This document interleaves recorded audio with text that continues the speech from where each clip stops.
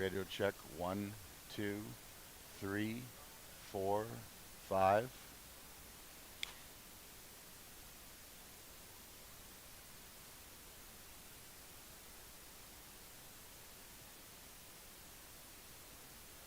Radio check. One, two, three, four, five. Radio check. One, two, three, four, five.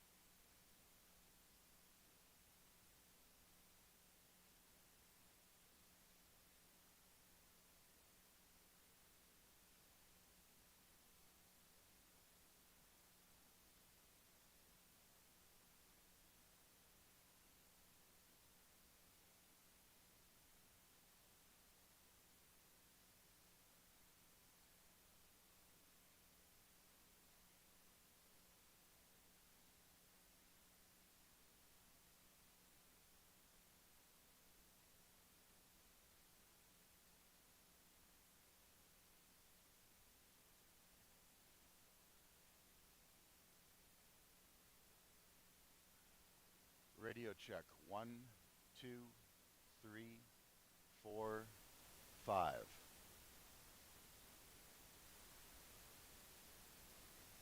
Radio check. 1, 2, 3, 4, 5.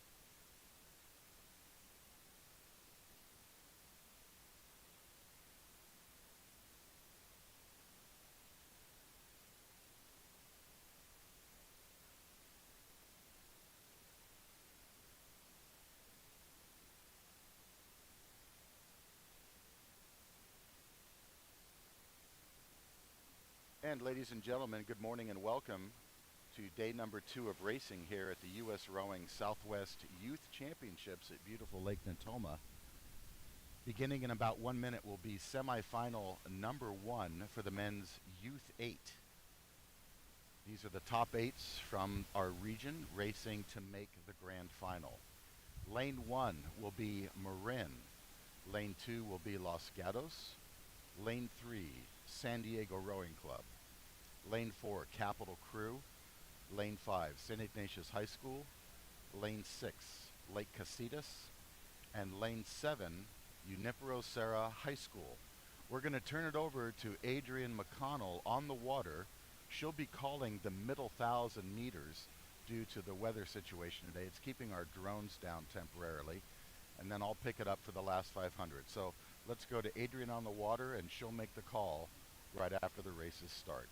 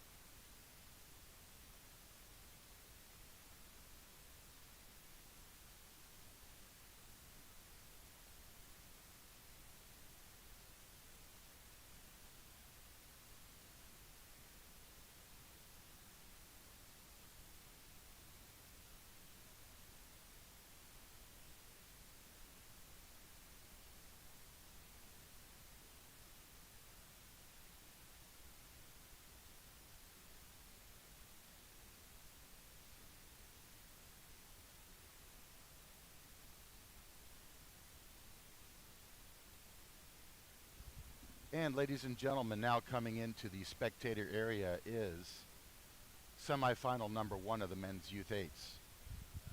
In the lead is lane 1, Marin. Top 3 boats go on to the grand final. In second place, we have Los Gatos in that second qualifying position. And in third place, lane 3, San Diego Rowing Club. These top 3 boats have open water between themselves and the remaining field from Capital, St. Ignatius, Lake Casitas, and Junipero Serra, with Junipero Serra in the trailing position.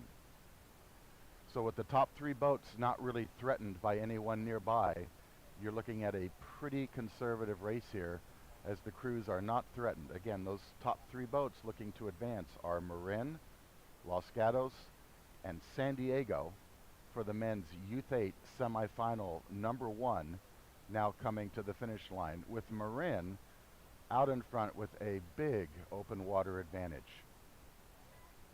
Los Gatos and San Diego side by side, pacing a little bit more closely. Trailing them, Capital Crew, the team from right here at Lake Natoma. Behind them, St. Ignatius, further back from them, Lake Casitas, and trailing Junipero Serra. And here comes that finish for semifinal number 1. Marin across the line first. And then pacing side by side, Los Gatos and San Diego Rowing Club.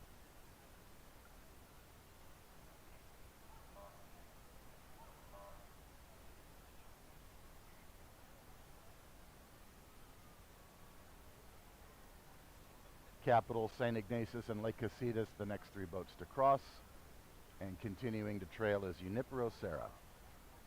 We'll turn our sights down the lake now as we try to pick up Adrian McConnell on the water for semifinal number 2 of the men's youth eights. Let me give you the lane assignments for that now. Lane 1 for semifinal number 2 in the men's youth eights will be Newport Aquatic Center. Lane 2, the Oakland Strokes. Lane 3, NorCal Juniors. Lane 4, Marina Aquatic Center. Lane 5, Long Beach Juniors. Lane 6, Berkeley High School. And Lane 7, Pacific Rowing Club. We are awaiting that start.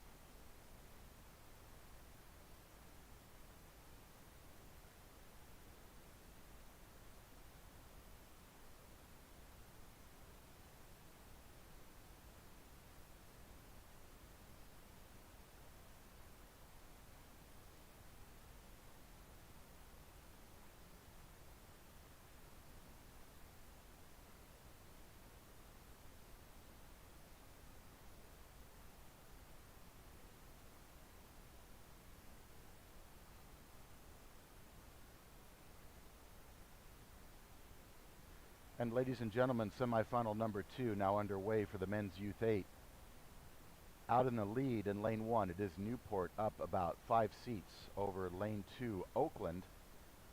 Lane 2, Oakland looking at NorCal right behind them. These top 3 boats now have created an open water advantage between themselves and the remaining teams from Marina, Long Beach, Berkeley, and Pacific. Now, the boat here that is moving up trying to challenge is lane 7, Pacific. They have moved up ahead of Berkeley High School and Long Beach. Long Beach trying to pace Pacific as they both chase Marina, but Marina's in 4th place. So again, top 3 boats go to the grand final. Those top 3 right now are Newport, Oakland, and NorCal, with an open water advantage that's quite sizable between them and the trailing 4 boats. So we're going to keep an eye on Pacific, we're going to keep an eye on Marina as those 2 boats are chasing the top 3 as we cross the halfway markers now at Lake Natoma.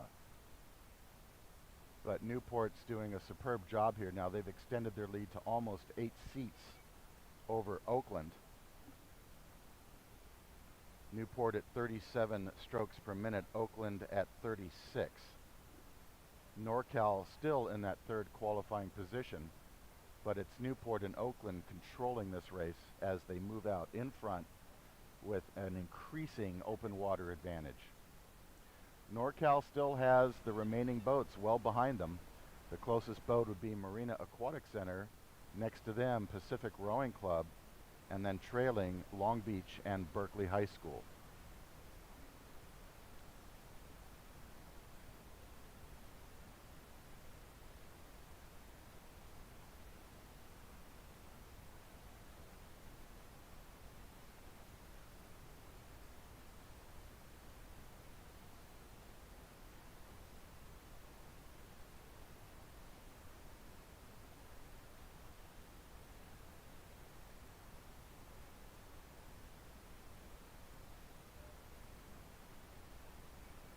And we're now coming into the last 500 meters for semifinal number 2 of the men's Youth 8s. These are the fastest 8s in the Southwest region. Top 3 boats go to the grand final. It's still Newport, Oakland, and NorCal, with Marina Aquatic Center and Pacific chasing. A good race going on between Berkeley High School and Long Beach. Berkeley in 7th place right now, Long Beach in 6th. But again, all these crews are trying to catch the 3 leaders from Newport, Oakland, and NorCal. Newport was coming down the course at 37.5 strokes per minute, trying to race for good lane assignments here in the grand final. Oakland Strokes doing a good job pacing and hanging with Newport. NorCal about 3 seats open water back behind Oakland, but still in a very comfortable qualifying position. Well, it's looking good for NorCal, looking good for Newport and Oakland.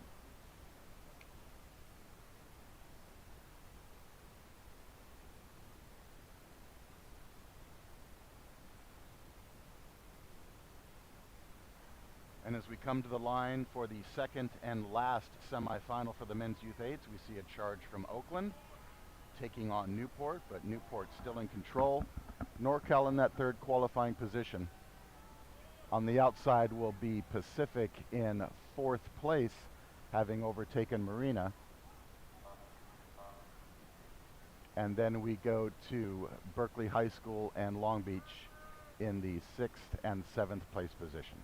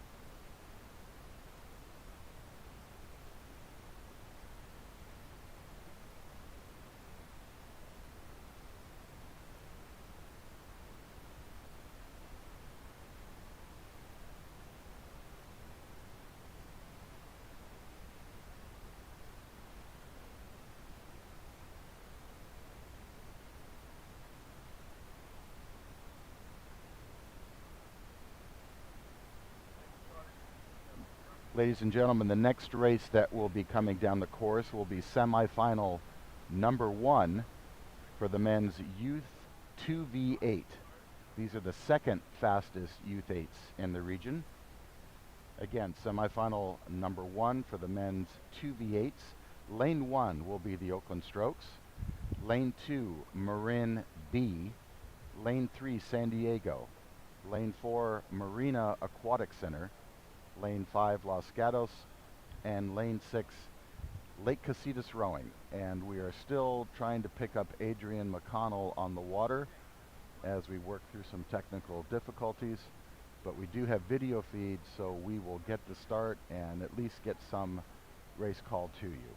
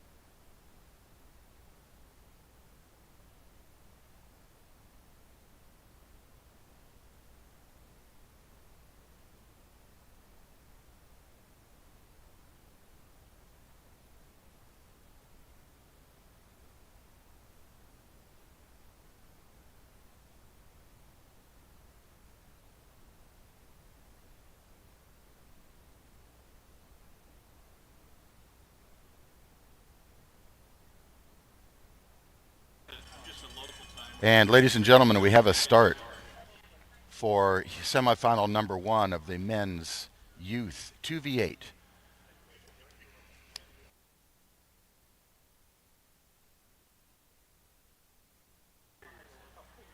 Lane 1, Oakland Strokes. Lane 2, Marin B. Lane 3, San Diego Rowing Club. Lane 4, Marina Aquatic Center. Lane 5, Los Gatos. And Lane 6, Lake Casitas. Top three boats go on to the grand finals tomorrow on Sunday. So again, we're going to let Adrian try to get on the air here as we watch the video feed for the first 500 meters. But it does appear to be the Oakland Strokes out in the lead, followed closely by Marin B as we approach the 500-meter line.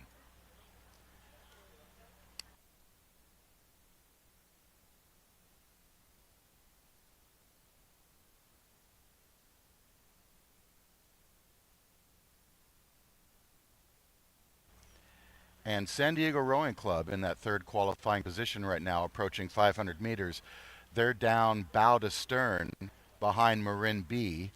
Marin B is pacing the Oakland Strokes in lane one. Marin B down about 3 or 4 seats from Oakland, but again in a good qualifying position. Both Marin B and Oakland now have open water over third place San Diego.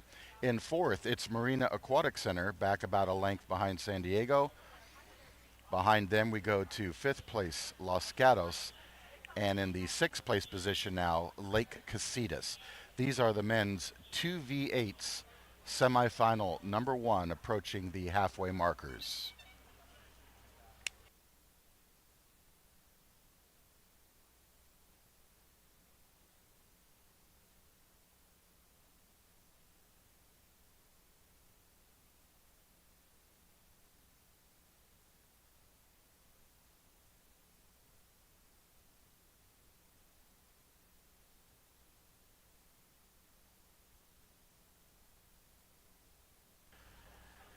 Oakland continues in the lead. Oakland at 38.5 strokes per minute, followed by a slightly lower stroke rate out of Marin at 36. So Marin keeping pace here at a slightly lower stroke rate. Oakland at 38.5, Marin at 36.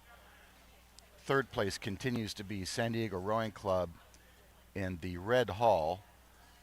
Fourth place, Marina chasing. So again, at the halfway markers with 3 boats going on to the grand final, it's Marina Aquatic Center we're really paying attention to see if they can move up and take a third place position away from San Diego.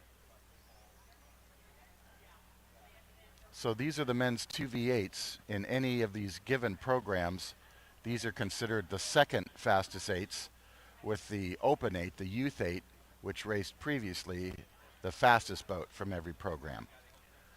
Now San Diego in the view right now looking really good here, holding on to that third place position. They have an open water advantage over Marina Aquatic Center now at 1,250 meters. So Marina in a tough spot here. If they want to go on to the grand final, they've got to make up quite a bit of open water with only 750 meters to go. Los Gatos continues in fifth, with Lake Casitas in sixth as we approach 1,500 meters.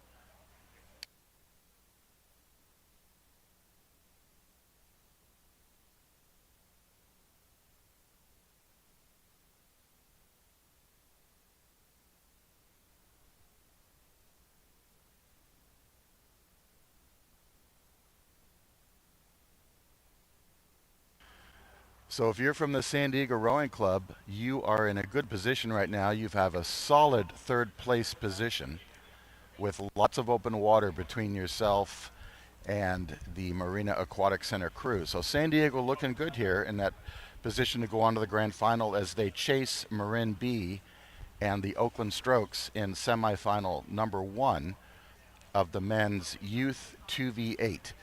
Now in the spectator area. So we'll let you watch the race here as it concludes, and we'll call the finish as they come across the line. But that is the Oakland Strokes in the lead.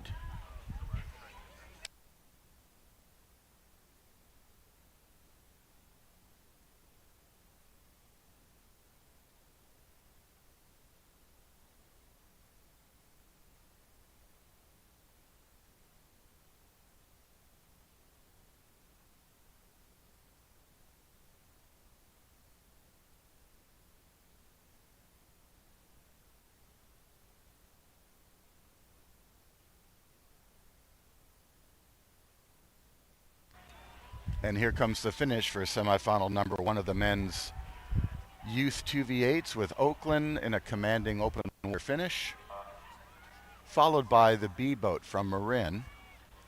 And in that third qualifying position, San Diego Rowing Club in the Red Hudson. Further behind them in fourth, Marina, then Los Gatos in fifth, followed by sixth place, Lake Casitas.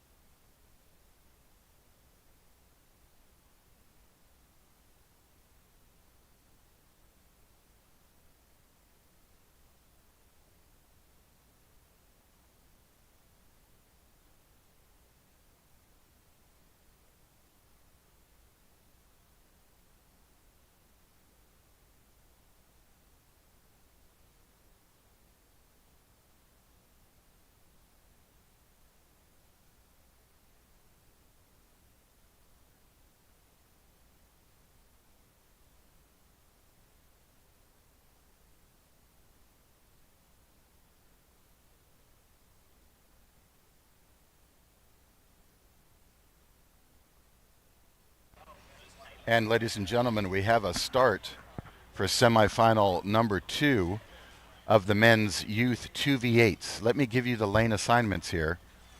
Lane 1, Marin. Lane 2, Newport Aquatic Center. Lane 3, Newport Aquatic Center B boat. Lane 4, NorCal. Lane 5, Pacific. And Lane 6, St. Ignatius High School. All boats are out of the starting blocks, rowing cleanly.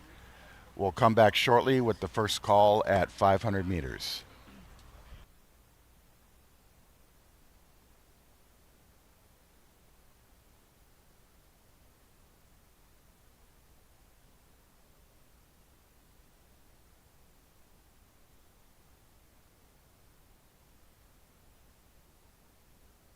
And as we approach 500 meters, the early leader is lane 2, Newport, up about 3 seats over lane 1, Marin. And then we have a very tight pack as we go back to the remaining crews from Newport B, NorCal, Pacific, and St. Ignatius. The 2 leaders from Newport A and Marin already have a full boat length of open water between themselves and the remaining field. Going into that third and critical qualifying position, just now past 500 meters, it appears to be Newport B in lane 3, but we're going to double check here in just a second as we pan back and look at those crews. Chasing hard is Pacific and NorCal. They are pacing each other here, trying to match the speed of Newport B, and now Pacific actually moving up even with Newport B. So it's Pacific and NorCal potentially equaling the speed of Newport B and moving into that third place position. So that's going to be a real fight here as we watch Pacific, NorCal, and Newport B chase the 2 leaders from Marin and Newport A. The boats are now approaching the halfway markers, and because the top 3 advance, the real race is not out in front but back behind the 2 leaders. So as we look back here to Pacific, NorCal, and Newport B, it's now Newport B moving out to a 4-seat advantage, but NorCal and Pacific still in contact with Newport B as they try to reel them in and move on. NorCal moving up slightly ahead by 1 seat over Pacific now as we approach the halfway markers. But Newport B has moved into the lead for the 3rd place position, that critical 3rd place position that goes on to the grand final. NorCal in 4th, Pacific 5th, and St. Ignatius in 6th.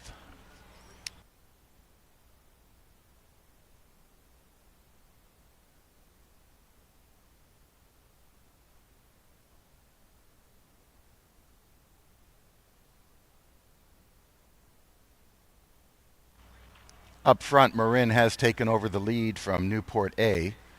But again, Newport A and Marin A are both in a very comfortable, big open water advantage position to go on to the grand final. Newport B in that 3rd qualifying position with NorCal and Pacific still chasing them, but Newport B is slowly pushing away from them, 1 stroke at a time here as we hit the 3rd 500. The 3rd 500 meters is critical. That's where a lot of crews either excel or basically run out of gas. And what we're seeing here is Newport's got a full gas tank, and they are coming down the course in fine form here in that 3rd qualifying position.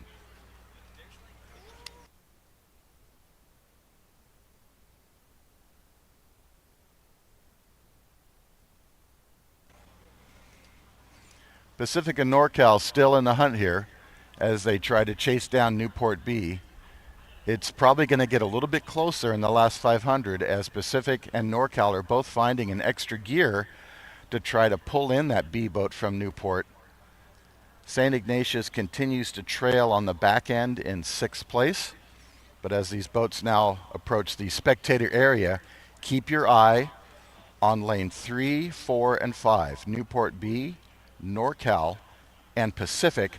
Between those 3 crews, one of them will advance to 3rd place and the grand final.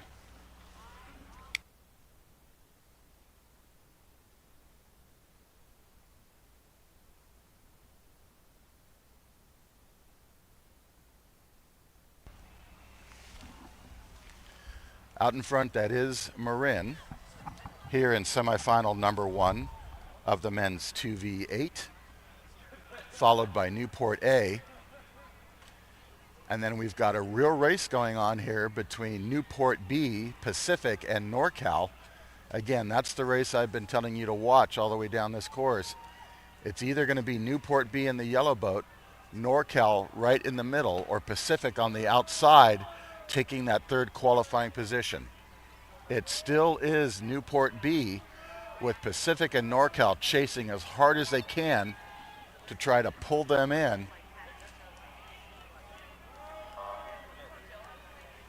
Race is getting tighter at the line. This is going to be potentially a photo finish as Pacific, NorCal both charging. Newport still with a seat or two. It's still Newport B. It's still Newport B. And Newport B will bring it to the line first for that third qualifying position, followed by NorCal, Pacific, and then St. Ignatius.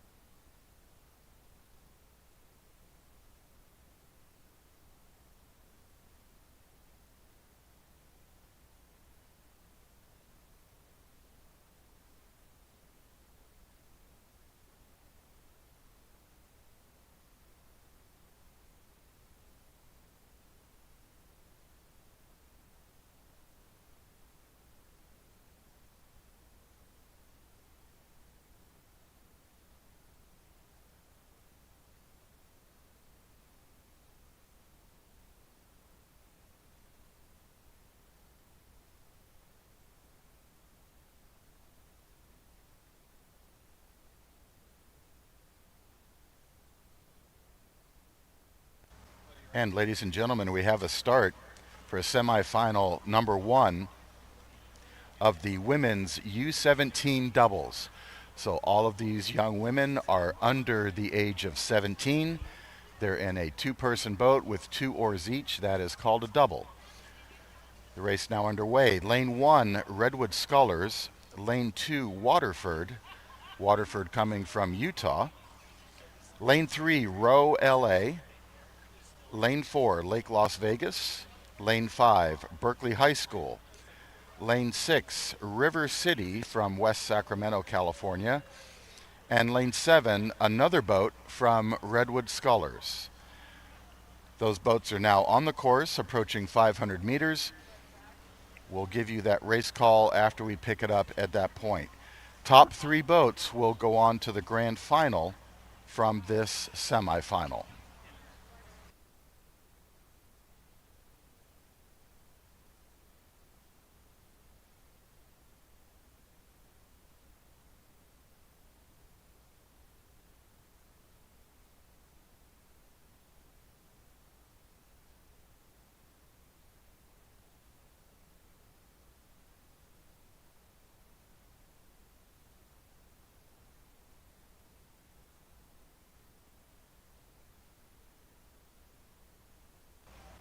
And the top 3 leaders at this point as we approach 500 meters. Lane 1, Redwood Scholars, followed by Waterford in lane 2, and then Row LA in lane 3. So with 3 boats advancing to the grand final, those 3 crews looking pretty good right now, but it's early in the race, only 500 meters down, 1,500 to go. Anything could happen here. On the outside lanes, lanes 6 and 7, River City and Redwood Scholars, they're pacing each other side by side as they chase lane 6, Berkeley. Lane 4, Lake Las Vegas, all by themselves with open water in the front and behind them as they chase lane 3, Row LA. Row LA in that third qualifying position. So the top 3 boats now have spread out. Redwood Scholars with about a boat length of open water over Waterford. Waterford in second place with a boat length of open water over third place, Row LA. Row LA with about 2 boat lengths of open water between themselves and fourth place, Lake Las Vegas. So with 3 boats going to the grand final, looking good right now for Redwood Scholars, Waterford, and Row LA. These are the women's U17 doubles, semifinal number 1, now approaching the halfway markers.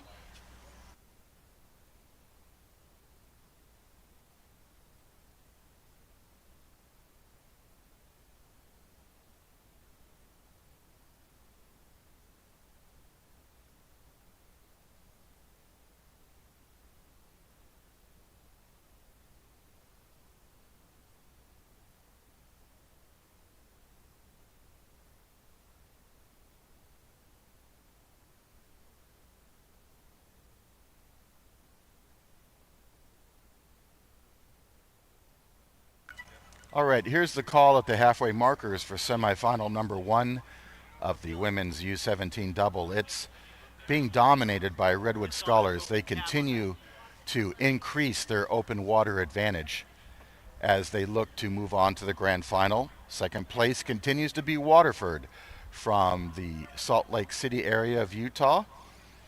And then in third place, it's still Row LA from Los Angeles in that third qualifying position. Lake Las Vegas continues in fourth, again, kind of on their own out there in the field. Chasing them hard are the Scholars in lane 7 from Redwood Scholars, Berkeley High School, and River City. So those 3 trailing boats working hard against each other, but none of them yet in a position to challenge for third place. So keep your eye on Row LA and Lake Las Vegas. Lake Las Vegas in fourth, trying to catch third place, Row LA. Row LA in lane 3, looking good here as they pace lane 2, Waterford. In the women's U17 double semifinal number 1, now approaching the 1,250 meter line as they come towards the spectators.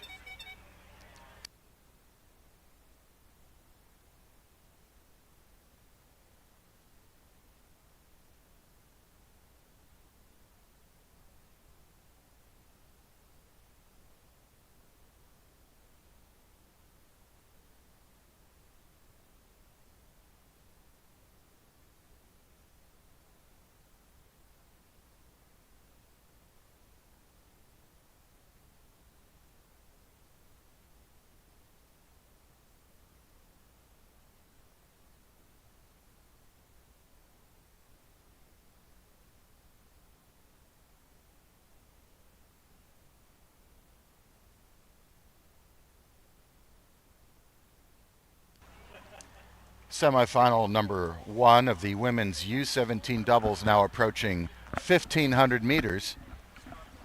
With 500 meters to go, we're still paying close attention to Lake Las Vegas in 4th place as they continue to chase that 3rd place crew from Row LA. Top 3 boats go to the grand final. Row LA is still right there in 3rd. Lake Las Vegas backed by open water. So with 500 meters to go, it's do or die time if you want to make the grand final. Out in front in lane 1, they're going to be closest to the tents here. That's Redwood Scholars, easily in command of this semifinal. Redwood Scholars actually has 3 boats entered over 2 semifinals here, so a lot of depth in their program. As they come to the line here, you'll see their boat rowing cleanly with lots of open water between themselves and the remaining field. Waterford looking great too. Waterford from the Salt Lake City area. This is a big trip for them. And right now they're looking solid in 2nd place to go on to the grand final. Followed by Row LA with Lake Las Vegas chasing. Along with Berkeley High School. On the outside, Redwood Scholars B boat and River City. Now that Redwood Scholars B boat on the outside lane, lane 7, they're trying so hard to catch that Row LA crew, but with 2:50 to go, it's looking pretty tough here. So, but Redwood's A boat doing a fine job as they come to the line, looking really good. Along with Waterford and Row LA. So big shout out to those crews here as they're looking to go on to the grand final from semifinal number 1 of the women's U17 doubles.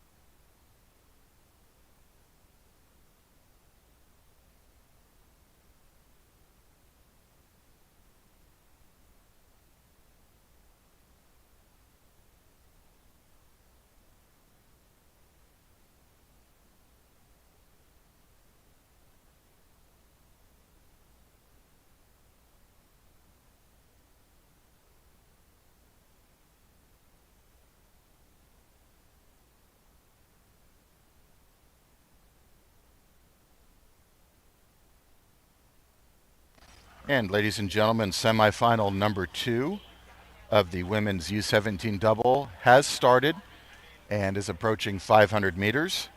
Let me give you the lane assignments for this semifinal. Lane 1, Artemis. Lane 2, Long Beach Juniors. Lane 3, Redwood Scholars. Lane 4, NorCal Juniors. Lane 5, North Bay. Lane 6, Channel Islands. That's a team from Oxnard, California. And Lane 7, River City Rowing Club from West Sacramento, California. 7-boat race, top 3 go to the grand final.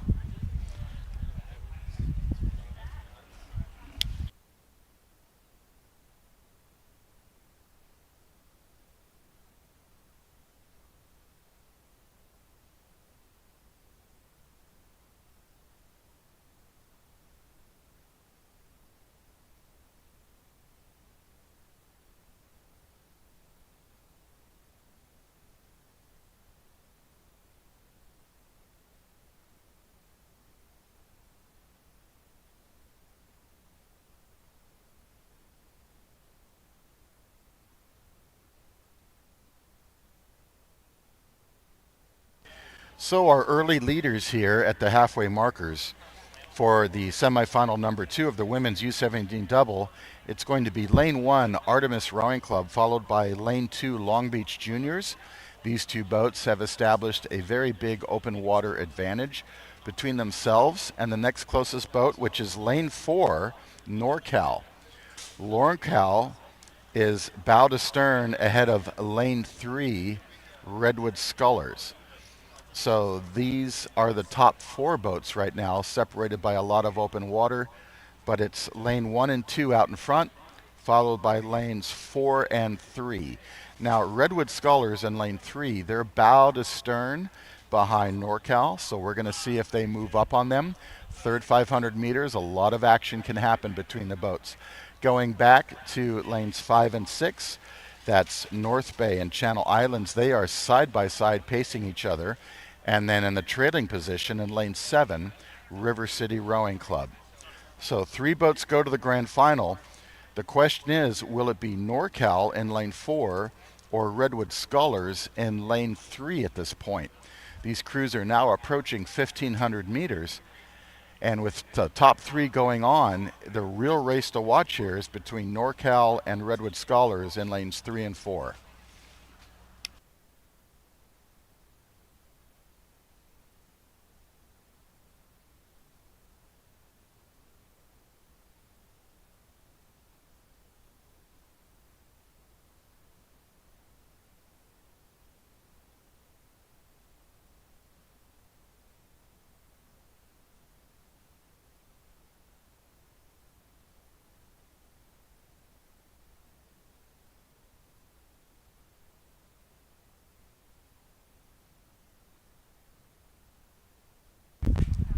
So coming into the last 500 meters, semifinal number 2 of the women's U17 doubles. Lane 1 Artemis, lane 2 Long Beach still in the lead to go on to the grand final.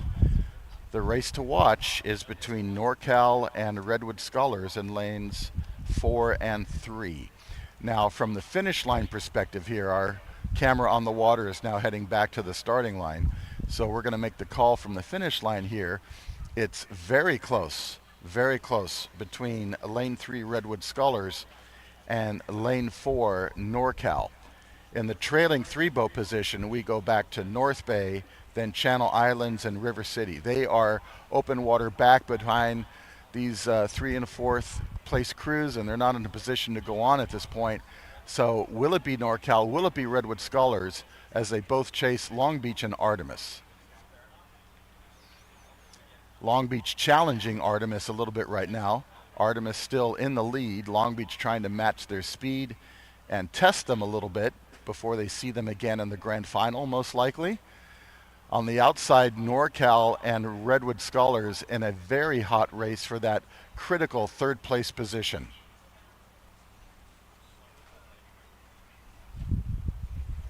This is semifinal number 2 of the women's U17 doubles coming to the line. It's Artemis, Long Beach, and right now too close to call between Redwood Scullers and NorCal. Redwood Scullers looking a little bit longer. NorCal's had the advantage most of the race, but this may be a photo finish for 3rd place. Still too close to call between NorCal and Redwood Scullers. Now Redwood Scullers moving into that 3rd place position. It is Redwood Scullers. It's Redwood Scullers by 2 seats, now 3 seats. And lane 3, Redwood Scullers, unofficially getting that 3rd place finish and going on to the grand final. NorCal in 4th. And then looking across the lake, we have Channel Islands, then North Bay and River City finishing.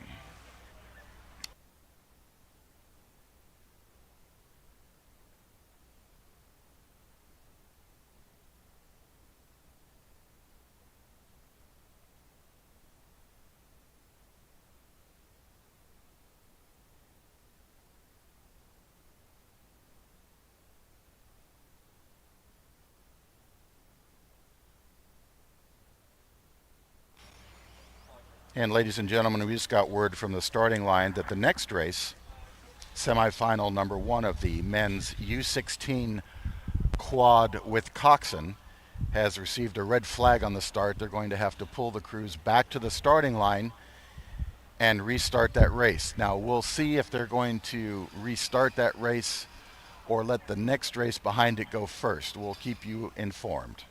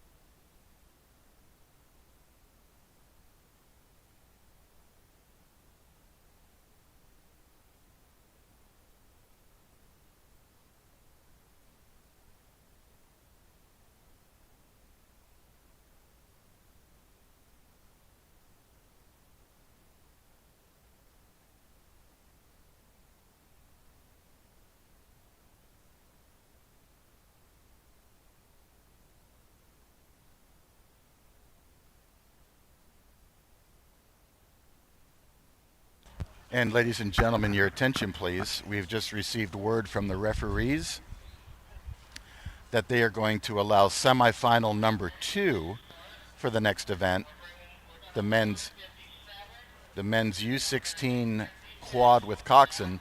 That will start first. So they're going to run semifinal number 2 first and then regroup semifinal number 1 and start them second.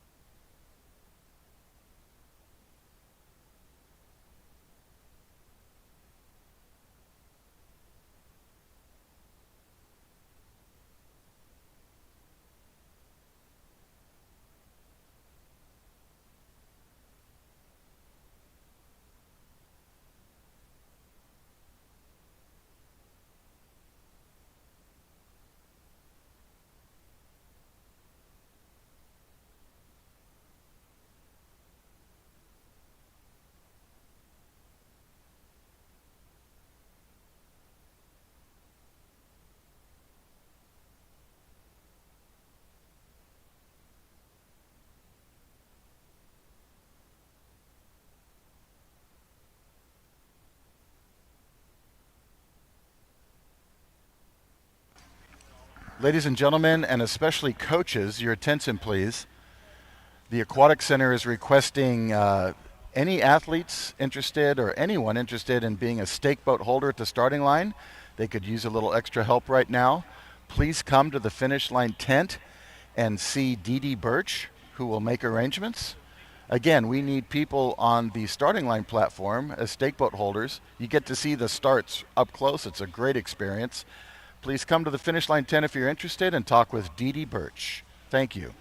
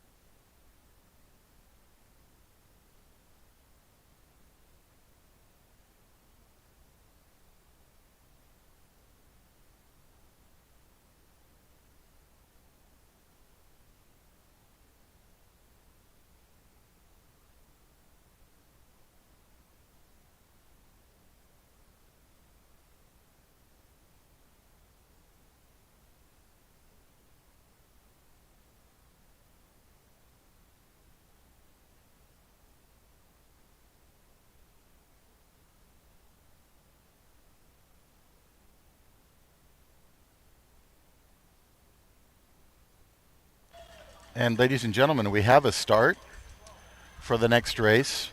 Again, this is semifinal number 2, not number 1, but semifinal number 2 of the men's U16 quad with coxswain. A quad is a 4-person shell, 2 oars per person, with a coxswain.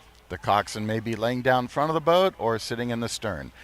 Typically, these are the younger crews, so it's a U16 boat. They're underway. Let me give you the lane assignments. Lane 1, Long Beach. Lane 2, NorCal B. Lane 3, Newport Sea Base. Lane 4, North Bay. Lane 5, Redwood Scholars. Lane 6, Brophy from Arizona. And Lane 7, NorCal C. So there are 2 NorCal boats in this semifinal. We'll pick up the call at 500 meters, but right now we have a clean start. All boats on the course. And as they hit 500 meters, we'll give you that call. Now the top 3 boats go on to the grand final. So as we hit 500, we'll give you those top 3, but we expect this to be a pretty hard-fought race, as these younger crews tend to be pretty scrappy. Even if they make mistakes, they tend to bounce back pretty quickly and keep fighting. So let's see what happens here when we pick it up at 500 meters.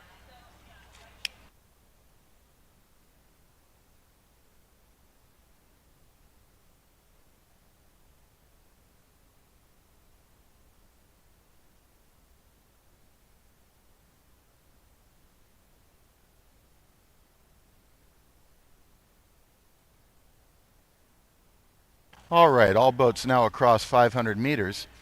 As the camera pans back to the front of the pack, it appears to be Long Beach and NorCal B in the lead. Those 2 crews in lanes 1 and 2 have separated themselves by open water over the 3rd place team from appears to be lane 4, North Bay. So North Bay moving into that 3rd place position in lane 4. Right behind him is lane 3, Newport Sea Base. Newport Sea Base down about 4 seats from North Bay. So that's going to be a close race to watch. Will it be North Bay or Newport Sea Base moving up to challenge and take that 3rd qualifying position? Continues to be lane 4 here as we approach the halfway markers, but now sneaking up on the outside, lane 5, Redwood Scholars. So Redwood Scholars now has their bow in contact with both Newport Sea Base and North Bay as we approach the halfway markers. This could turn into a 3-boat race for 3rd place. On the outside, we go to Brophy and NorCal C in the 2 trailing positions. This is semifinal number 2 of the men's U16 quad with coxswain.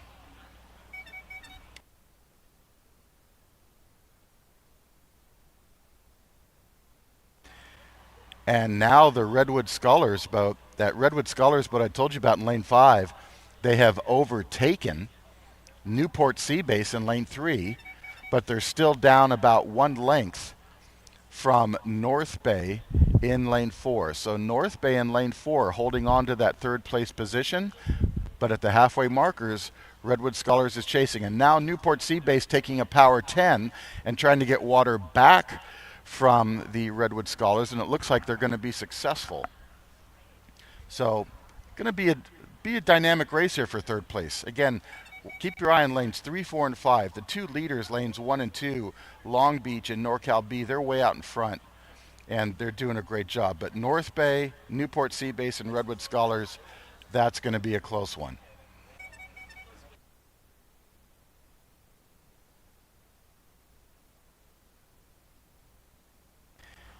And now North Bay extending their lead. They got tired of that close racing between themselves, Redwood Scholars, and Newport Sea Base. North Bay now pushing out to an open water advantage for 3rd place to move on to the grand final at 1,250 meters. So the leaders are Long Beach, NorCal, and 3rd place North Bay, with Newport Sea Base in 4th, Redwood Scholars in 5th, and then back to Brophy and NorCal C. These boats do have a coxswain, so the coxswains are able to pay attention to the field and let their rowers in the boat know what's going on. That's very helpful information for the rowers. And as these crews come down the course, the other very important job for the coxswains is steer a straight line. A straight line is a fast line, and I've seen some coxswains go all over the place, but these coxswains are doing a great job so far.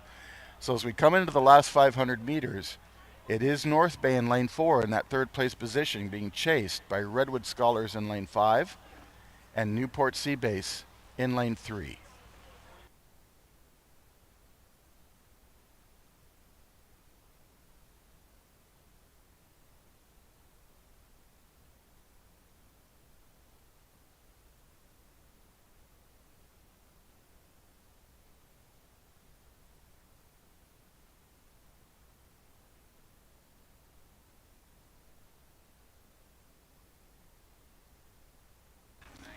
All right, semifinal number 2 now coming into the last 300 meters.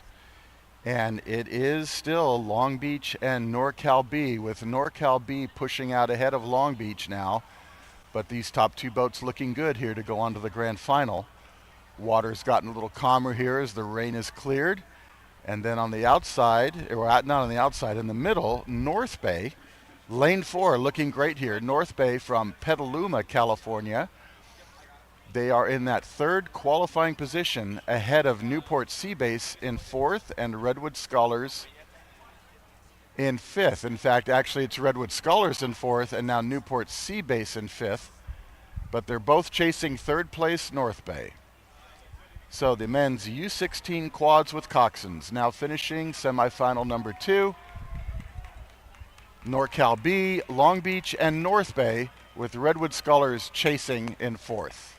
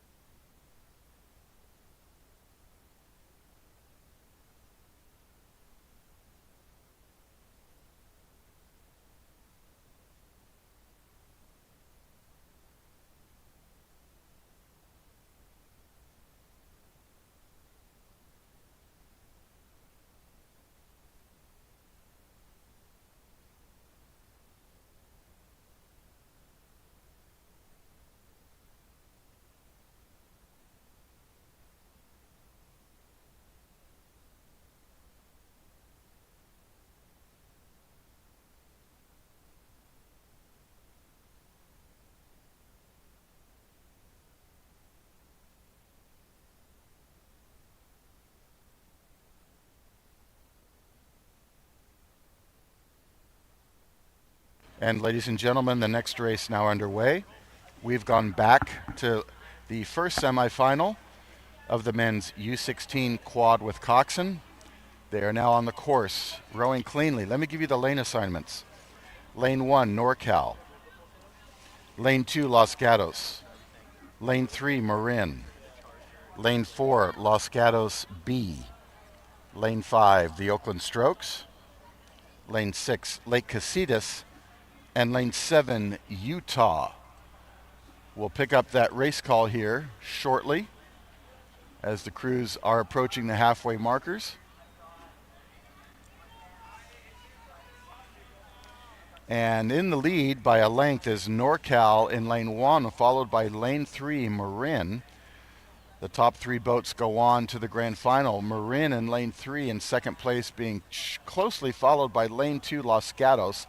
So right now, those are your top 3 crews out in front with an open water advantage over the remaining field, and that's the call at the halfway markers.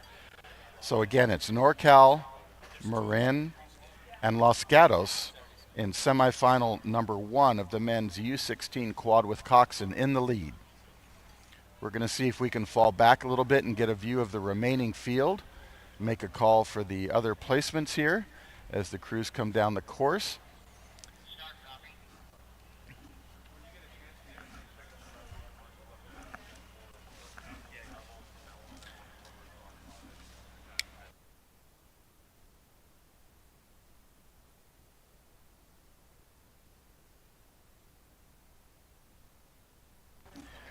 In fourth place, it appears to be lane 4, the B boat from Los Gatos. They are being paced by the Oakland Strokes, back about 4 seats behind them. In the 2 trailing positions, it appears to be Lake Casitas and Utah here in semifinal number 1 of the men's U16 quad with coxswain. But again, the early leaders remain unchanged. Those teams are NorCal, Marin, and Los Gatos A. Now that 4th place boat in lane 4, Los Gatos B, they're back at this point 4 boat lengths of open water from the 3rd place crew from Los Gatos A. So even though they're from the same team, they're unfortunately not looking like they're both going to go on to the grand final. But Los Gatos B doing a good job in 4th place, holding off the Oakland Strokes. Lake Casitas and Utah on the trailing end of this race, also in a good fight as they come down the course, almost side by side, but they're considerably off the pace here in the outside lanes. So 3 boats to the grand final. It's still NorCal, Marin, and Los Gatos A, with Los Gatos B in 4th at 500 meters to go.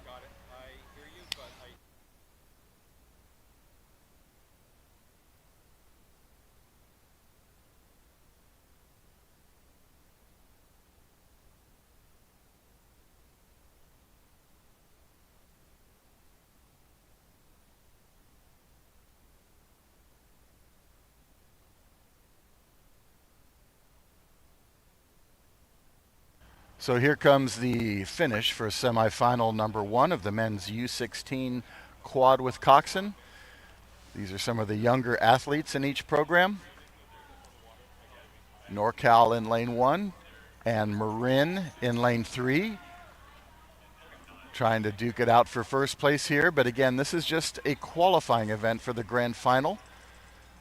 So those 2 crews look good. 3rd place, Los Gatos, also looking good. They've got to keep an eye a little bit on Oakland Strokes and the other team from Los Gatos B, but Los Gatos A looking pretty comfortable here. They still have an open water advantage as they come to the finish line as semifinal number 1 of the men's U16 quad with coxswain finishes.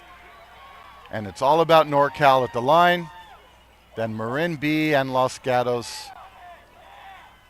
Then Marin and Los Gatos.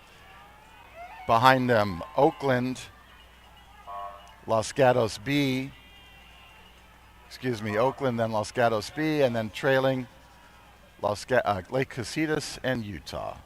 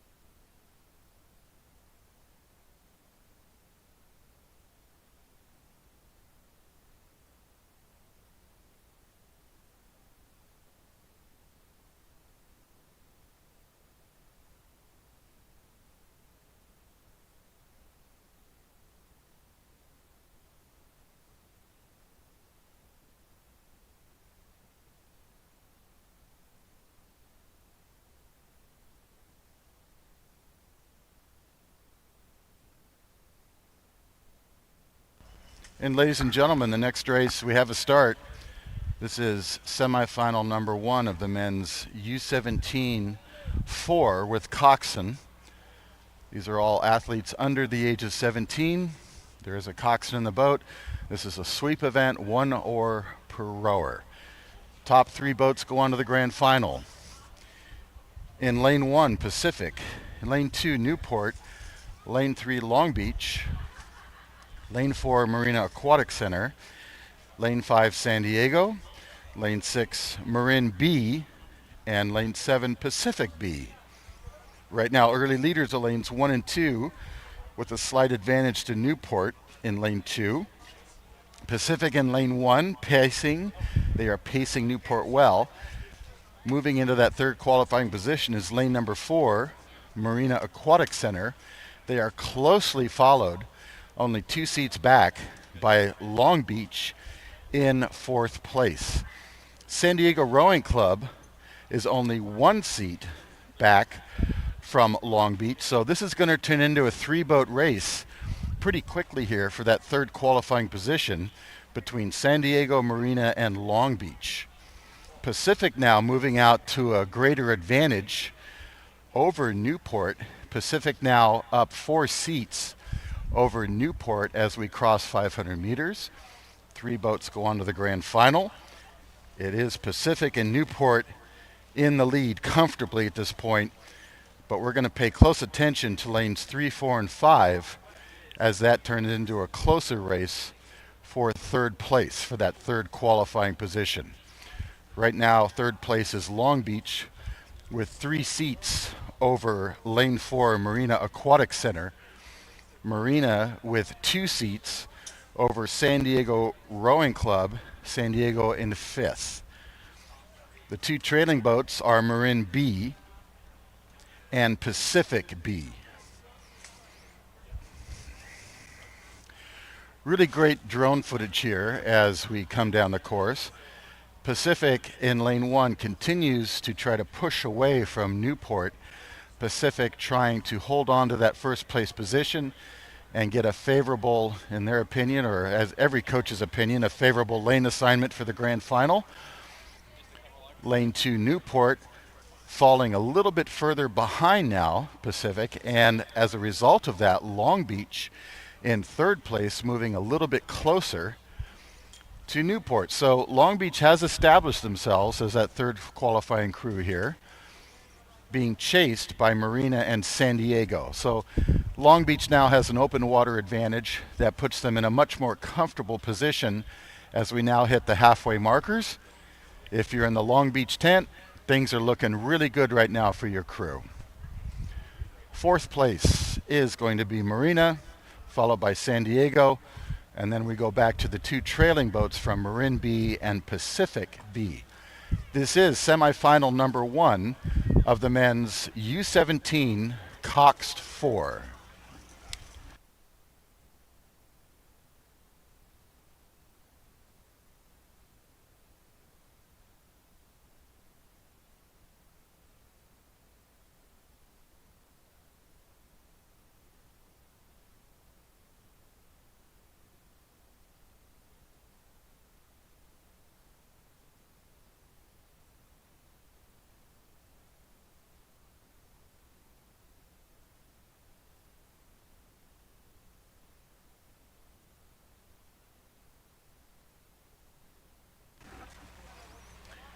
As we approach the 1,500 meter line, it continues to be Pacific Rowing Club moving away from the field. So Pacific in first now with 2 seats open water over 2nd place Newport. Newport with 4 seats over 3rd place Long Beach. Long Beach with open water, a growing amount of open water between themselves and 4th place Marina Aquatic Center. Marina in contact with 5th place San Diego, and the 2 trailing boats continue to be lane 6 and 7 all the way across the course. The B boats from Marin and Pacific, but Pacific's A boat in lane 1 looking fantastic here as they come down the course in 1st place.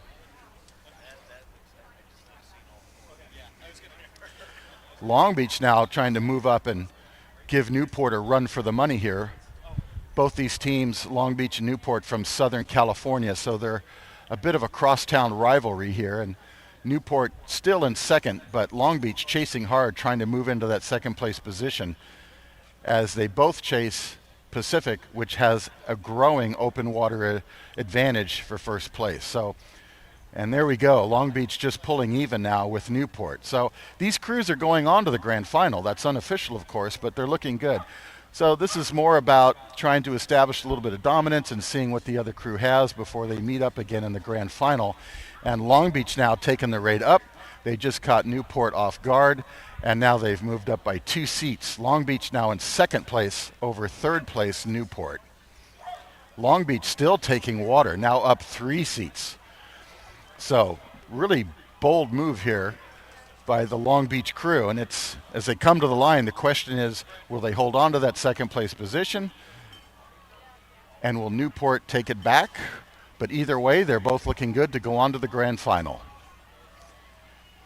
This is semifinal number 1 of the men's U17-4 with Coxon now finishing, and it's all about Pacific Rowing Club in the lead, then Long Beach and Newport with the Marina Aquatic Center chasing.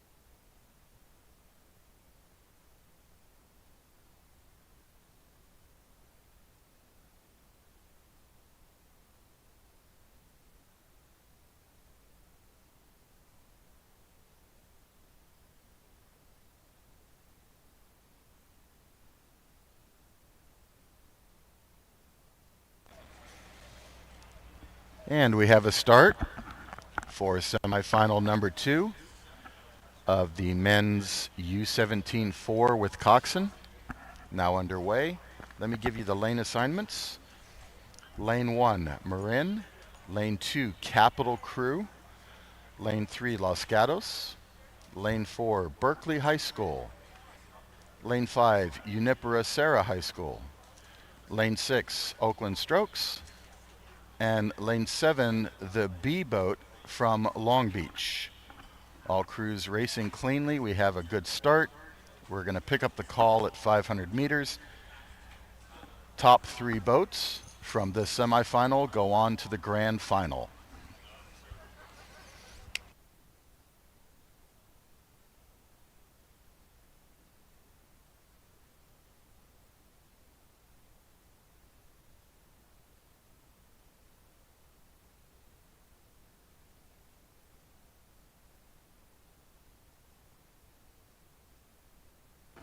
And the early call here for semifinal number 2 of the men's U17-4 with Coxon. Top 3 boats are going to be lanes 1, 2, and 3, Marin, Capital, and Los Gatos in that order. But they are bunched together pretty closely, so that finish order could change a little bit. But again, as long as you're top 3, you go to the grand final. So Los Gatos and Capital are both chasing first place Marin in lane 1.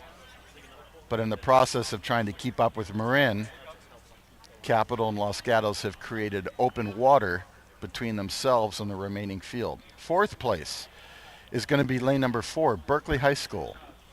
Berkeley with the bright yellow blades with the red B on them. Really easy to see as they come into the spectator area. And then we have the remaining pack of crews from Junipero Serra, Oakland Strokes, and Long Beach. Long Beach doing a good job on the outside. Long Beach really trying to move up here and try to take some water away from those crews, but they're down by a significant amount of open water at this point if they want to go on to the grand final. Berkeley's the closest boat to third. They're in fourth right now, and if Berkeley can take on Los Gatos, they could go to the grand final, and Berkeley right now is actually trying to do that. They're getting closer to Los Gatos as we hit the halfway markers. So this may happen for Berkeley here. We're going to pay close attention to them here as we hit the halfway markers. It is Marin, followed by Capital, and it's still Los Gatos in third place, with Berkeley chasing very hard in fourth.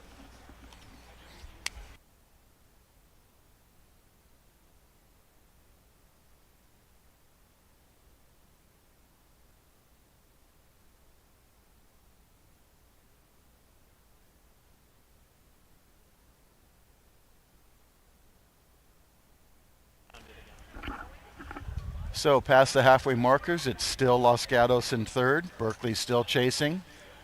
The Los Gatos crew has really bumped up their stroke rate. Let me get a stroke rate on them because they're really pushing the rate here as they try to stay ahead of Berkeley.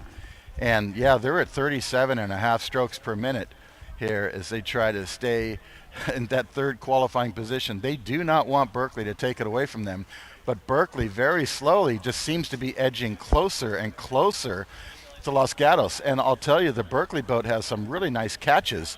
So they're looking really efficient through the catch and the drive. And that may be what it takes for them to overtake Los Gatos and go into third place. But it's still a third place position for Los Gatos as we hit 1,250 meters.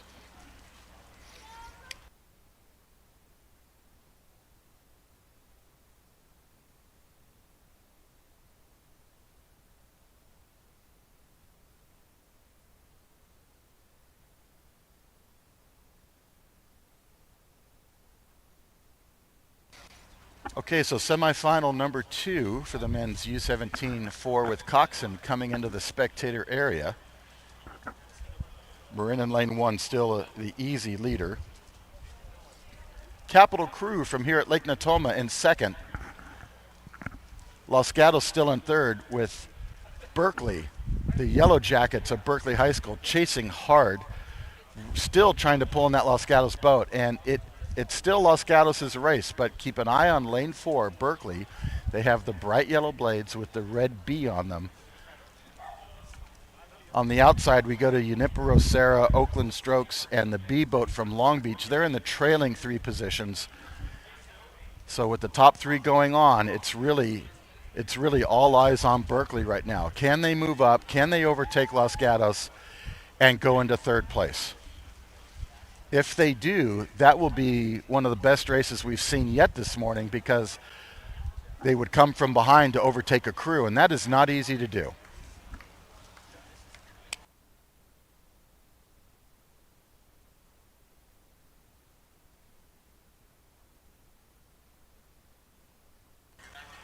Oh, and Los Gatos just suffered a crab, and there goes Berkeley into third place. What a tough break for Los Gatos. It's Berkeley now in third. So it's Marin, Capital, and now Berkeley in third. Berkeley was moving up and was almost even with Los Gatos anyways, but that is a tough break for Los Gatos as they have to come back now. It's Berkeley for the last 200 meters here. They're in that third place position. They were looking good anyways coming down the course, so what a turnaround, what a big turnaround in this race. It's Marin across first, and then it's going to be Capital Crew from Lake Natoma.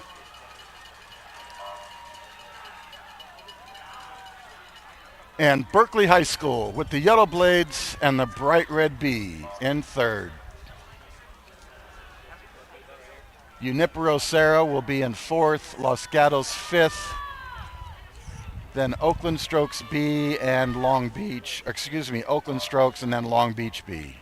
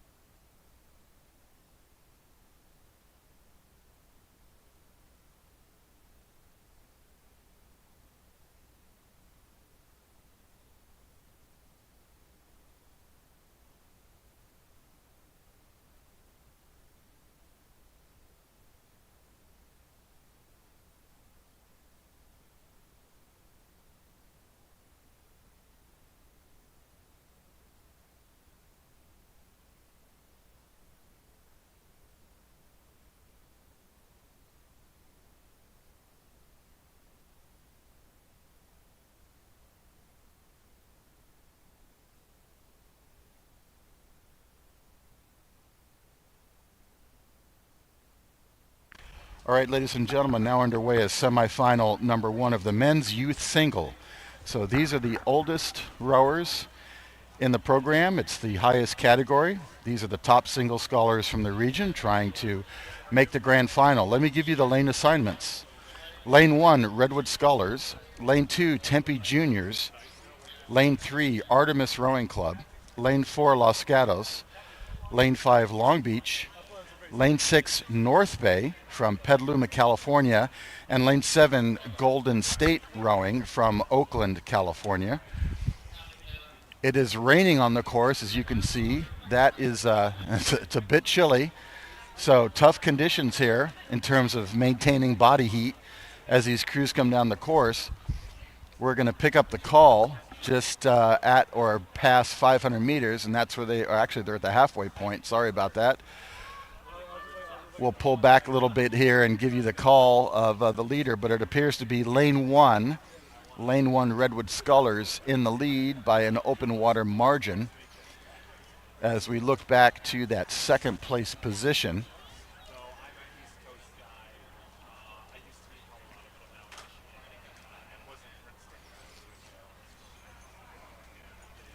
Lane 1 Redwood Scholars here rowing comfortably at a fairly lower rate, nothing too high, just comfortable. No need to push it if you have, as you can see, a huge open water advantage. Lane 2, Tempe Juniors in that second qualifying position. 3 boats will go on to the grand final.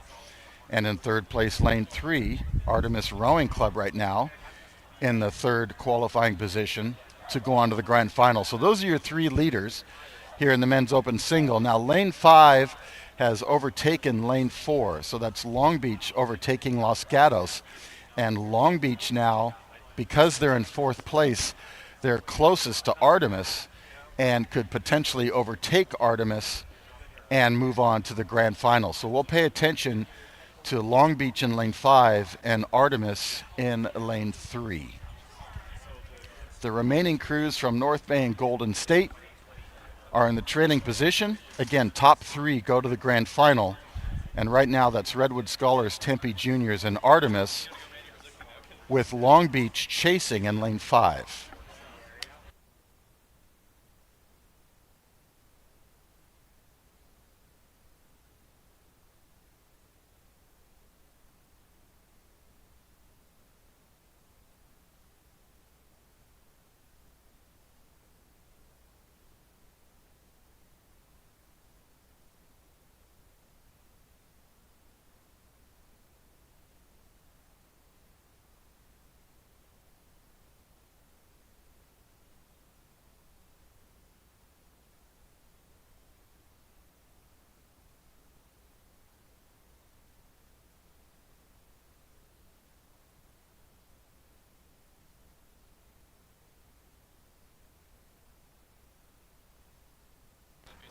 All right, now coming into the spectator area, we have the men's youth singles semifinal number 1. Lane 1 has been leading all the way down the course. That's the scholar from Redwood Scholars, comfortably in the lead. Second place, Tempe Juniors from Arizona. Tempe Juniors being paced now by Artemis in lane 3. So those are still your top 3 scholars here. And Artemis is being chased on the outside by Long Beach. Now remember, I told you, keep an eye on lane 5. Now lane 5 is still down by a little bit of open water from Artemis. But these singles don't move as fast, and with the amount of water left, anything could happen. So it's still Artemis for that third qualifying position, with Long Beach chasing in 4th, and then back to Los Gatos in 5th. And then it appears to be either Golden State or North Bay. Apparently we had a scratch in this event. I have to find out which crew has scratched. But as we come to the finish, it's Redwood Scholars looking good, easily in control, followed by second place Tempe Juniors, also looking really sharp here with the blade work. And third place, Artemis Rowing Club, holding off that challenge from Long Beach. So Artemis looking to go on to the grand final, taking third. Then Long Beach and Los Gatos. And then the final crew will be, the final rower will be from Golden State Rowing Club in Oakland. They will be 6th.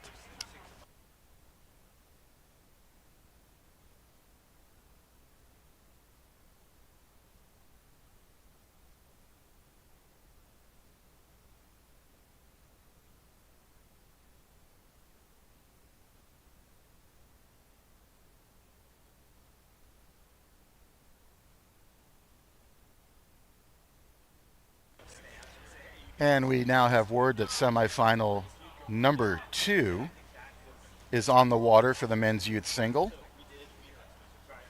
Let me give you the lane assignments for that, folks.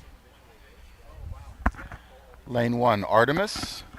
Lane 2, Brophy. Lane 3, Newport Seabase. Lane 4, Berkeley. Lane 5, Pacific. Lane 6, California Yacht Club from the Marina Del Rey area. And lane 7, Lake Las Vegas. So these scholars now on the water past 500 meters. And we are looking for the top 3 boats. We have 4 boats out in front. So lane 1 Artemis, lane 2 Brophy, lane 4 Berkeley, and lane 3 Newport Seabase looking to be in the top 4 positions, but this could be a tougher race here as we come in the last 1,000 because 3 boats advance to the grand final. So lane 4, that is Berkeley High School, in that third qualifying position, holding off lane 3 Newport Seabase by about half a boat length at this point at the halfway markers. Lane 1 Artemis continues in the lead by a bow to stern advantage over Brophy in lane 2. Lane 3 Berkeley still holding on, Berkeley in lane 4. Berkeley holding on to a almost now 3/4 boat length position over a lane 3 Newport Seabase.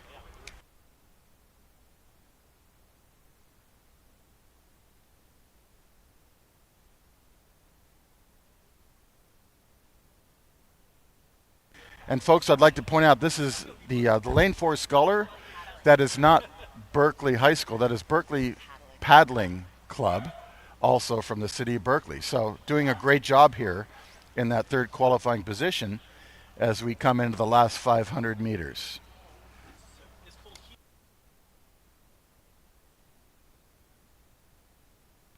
And Berkeley Paddling Club now a full bow to stern advantage over 4th place Newport Seabase. So Berkeley Paddling in a good commanding position here for that third qualifying position to go on to the grand final.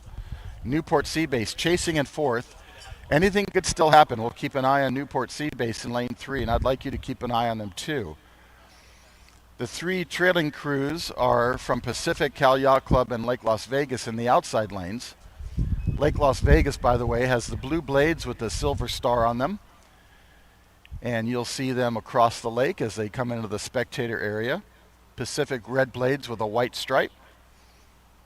Cal Yacht Club blue blades with a white diagonal chevron on it. So let's pay attention to lanes 1, 2, 3, and 4. Lane 4 in 3rd.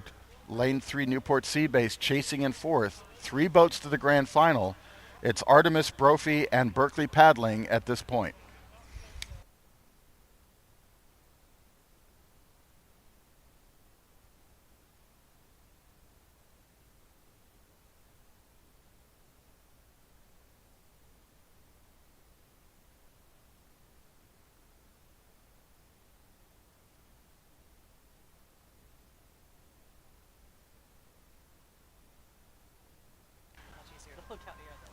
So as we come into the spectator area along the shore, lane 1, that is Artemis Rowing Club in the lead.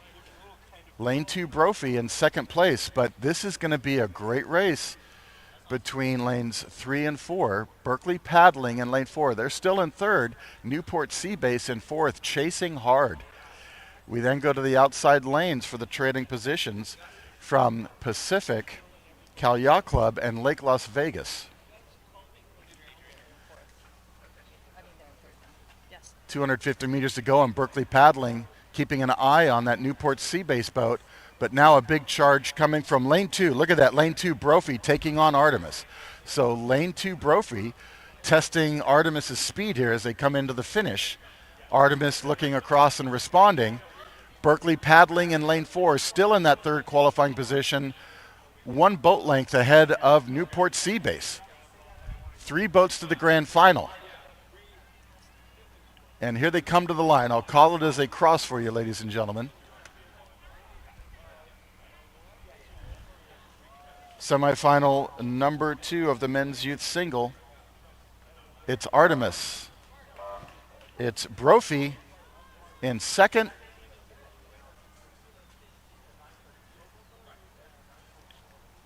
And Berkeley Paddling for 3rd. Unofficially looking to move on to the grand final with Newport Seabase in 4th. Followed by the remaining crews from Pacific, Lake Las Vegas, and Cal Yacht Club. Excuse me, Cal Yacht Club in 6th, Lake Las Vegas in 7th.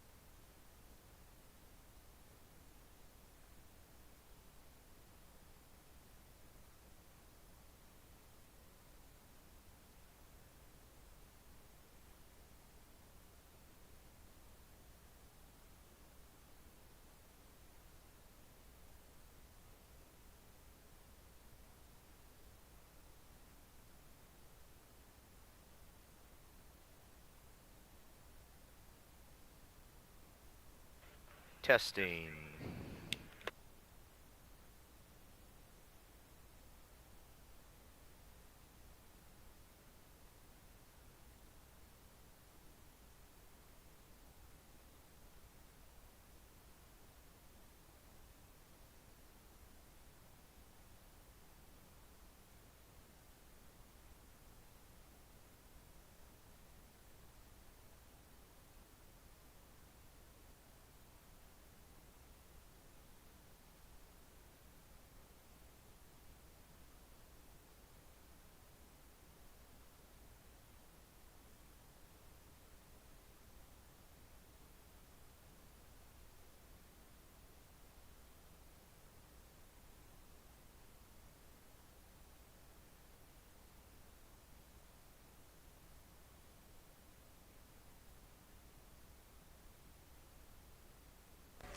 And ladies and gentlemen, semifinal number 1 of the women's Youth 8 now underway.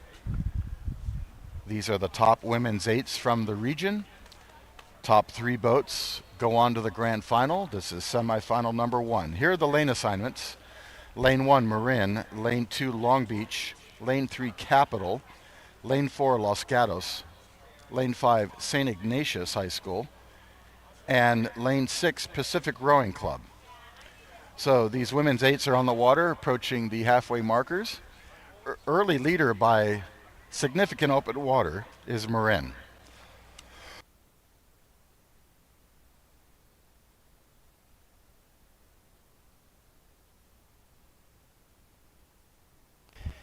In the second place position appears to be Capital Crew in lane 3 in that second qualifying position. Then we go back to Long Beach in lane 2, but Long Beach is looking at a challenge from lane 4, Los Gatos. So as the camera will pan back here, we'll get a better view on that. But Capital Crew in lane 3 ahead of lane number 2, Long Beach.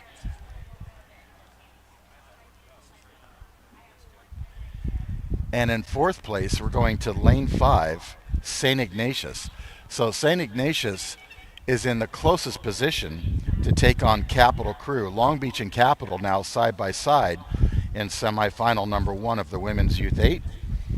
It's a situation where if St. Ignatius can overcome 8 seats in the last 1,000 meters, they could go on to the grand final. Marin continues to pull away from the entire field out in front.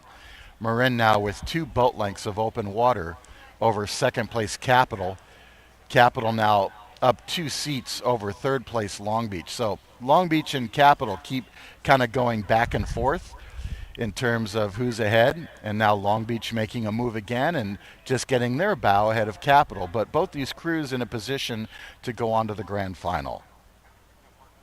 St. Ignatius in lane 5 trying to move up and overtake Capital and take that third place position, but as I told you, they've got 8 seats they have to make up to do that.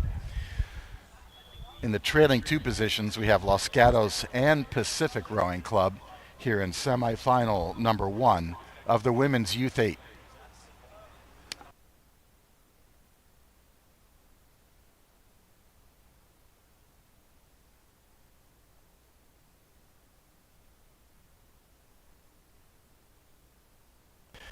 St. Ignatius now has their bow in contact. They have their bow at 5 seat of the Los Gatos boat, or excuse me, that Long Beach boat. So this is going to get interesting here as we come down the course. Long Beach and Capital, they are continuing to pace one another.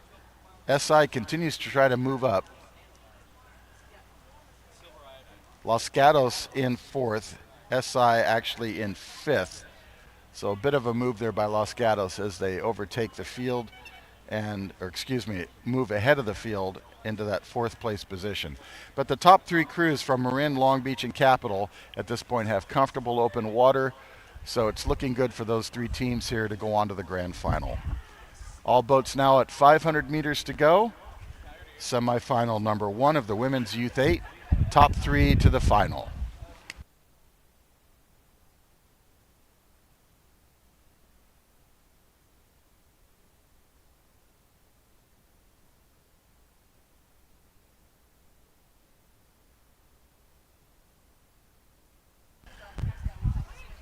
So here they come into the spectator area along the shore with the red and white blades. That will be Marin. Marin has been fast all year, coached by Sandy Armstrong. And once again, they are looking very, very fast here and also very composed. This is not a grand final. They just have to qualify, and they have that easily in their pocket at this point.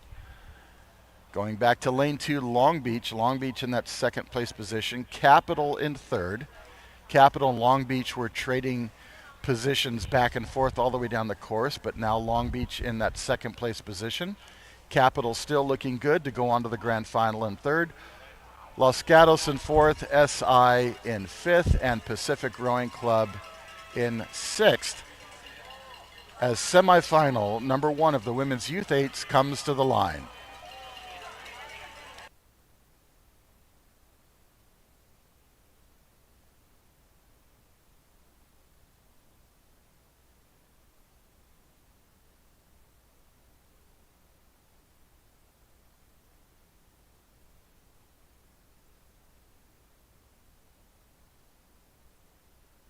And that's Marin, followed by Long Beach. Then Capital Crew in third, followed by fourth place, Los Gatos, San Ignatius, and Pacific.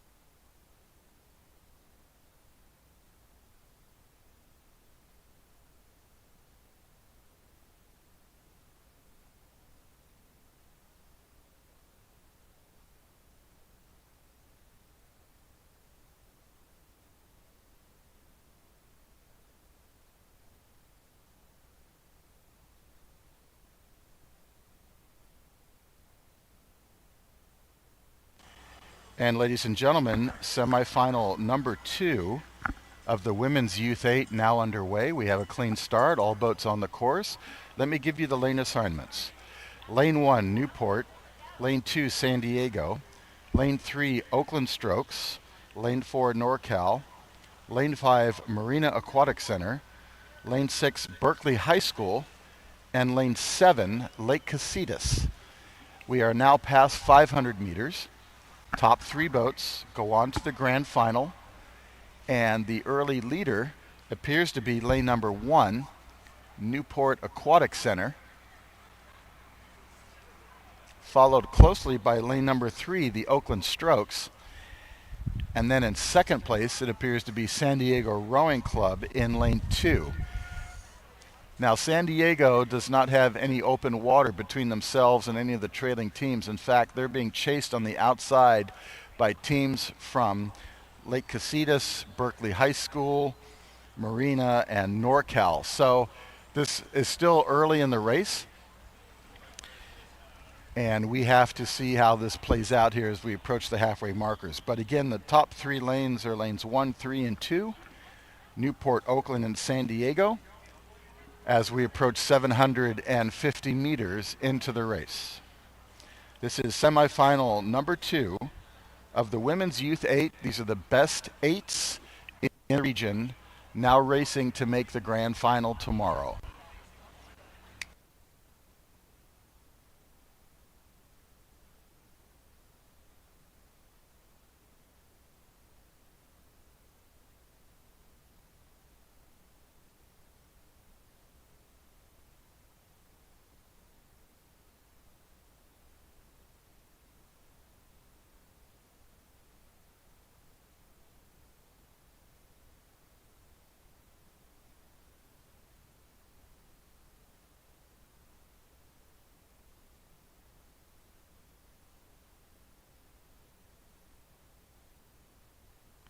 So we've lost our side-by-side, oh, there it is again. Okay, so we're back. So lane 1 continues to be Newport. And then lane 4, NorCal, continues to be the crew chasing hard to try to catch the other leaders from Oakland and San Diego. So Oakland in second, San Diego still in third, but NorCal in lane 4 chasing, trying desperately to get into that third qualifying position as we approach the 1,500 meter mark. So Newport's been the leader all the way down. They're looking very composed. Lots of good reach, good catches, a lot of length in that boat, and that's really important for rowing. Oakland also doing a good job in lane 3. They're in second place as they continue to hold off San Diego. So Oakland also looking nice and long, very well composed, as they keep hunting down the leader from Newport. So as we come into the spectator area, keep your eye on lane 4, NorCal.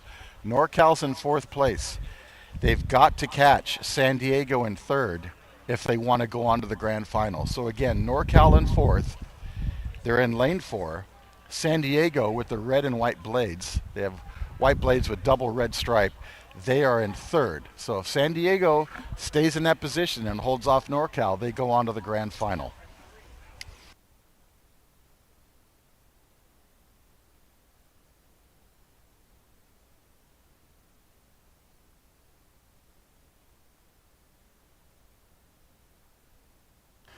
Still looking really good for San Diego here as we come into the spectator area.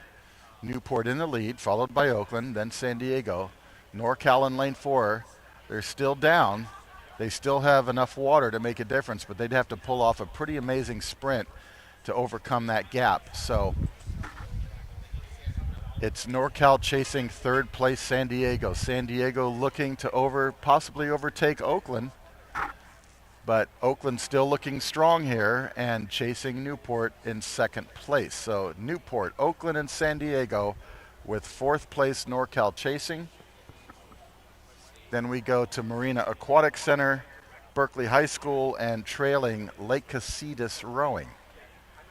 3 boats to the grand final. We'll call it here as they come to the line.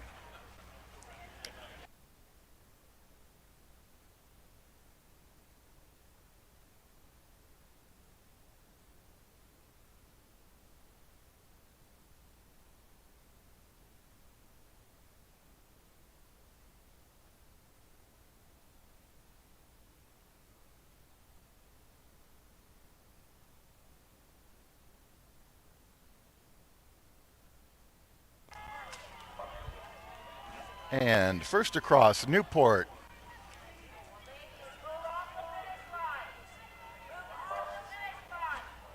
Then Oakland Strokes. And San Diego for third, with NorCal in fourth. followed by Marina Aquatic Center, Berkeley High School, and Lake Casitas. And that wraps up semifinal number 2 of the women's Youth 8.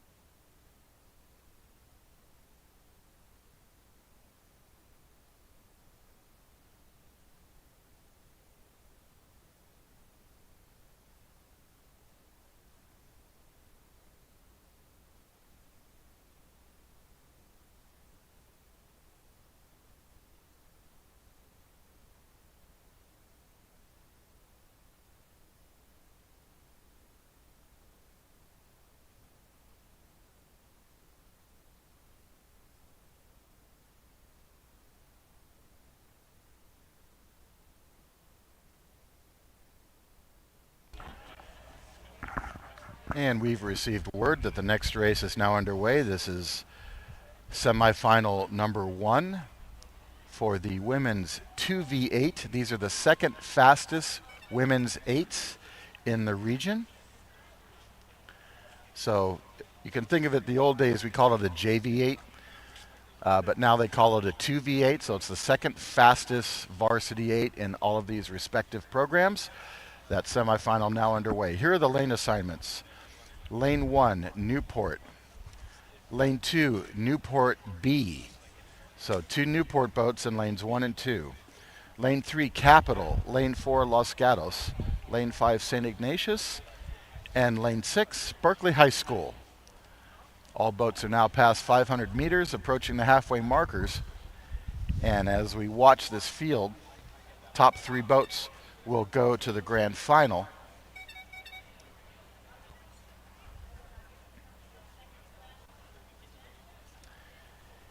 And the top 2 boats are coming out of lanes 1, 3, and 2. So Newport A in the lead, followed by Capital Crew in second, and then Newport B in second place.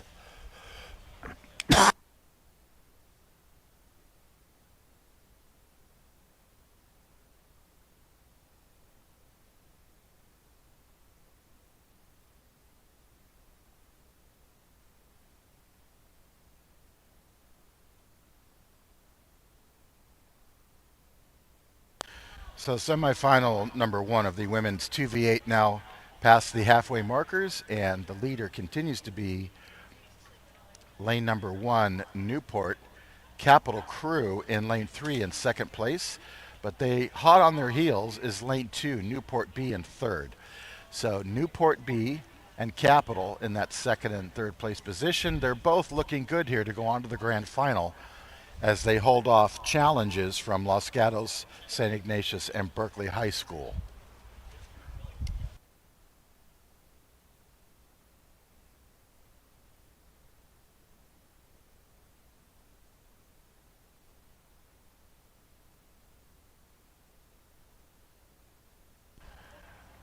So the outside lanes here, lanes 4 and 5, are side by side here pacing as they try to catch that third place crew from Newport B. But Newport B and Capital are almost side by themselves. So with these women's 2v8s coming down the course, at this point, it's still a pretty comfortable race. So if you're a coach from Newport or Capital, you're looking good right now. If you're from Los Gatos, SI, or Berkeley, got to keep an eye on things for you, and it's Los Gatos in the closest position to possibly move up and overtake for third, but they have to overcome an open water deficit with 750 meters to go.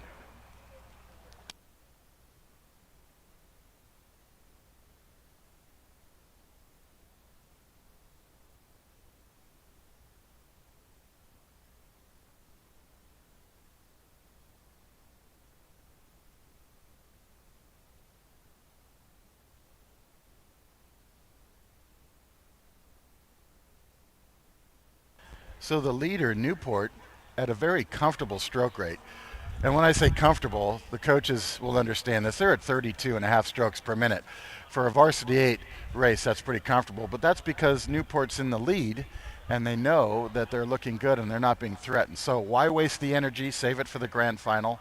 And Newport's doing that. They have a good race pace going, but they're certainly not redlining it or going all out at this point. They've got a really good position to go on to the grand final, and they're keeping everybody behind them by open water. Second place continues to be that good race between Newport B and Capital, with Newport B now moving slightly ahead of Capital for that second place position, but Capital in a third place position to go on to the grand final. Now chasing on the outside, we have Los Gatos and St. Ignatius. So St. Ignatius is trying so hard to catch Capital, but they're still down about a full boat length, bow to stern, with 250 meters to go. This is semifinal number 1 of the women's 2v8 coming to the line, and I'll call it for you as they cross.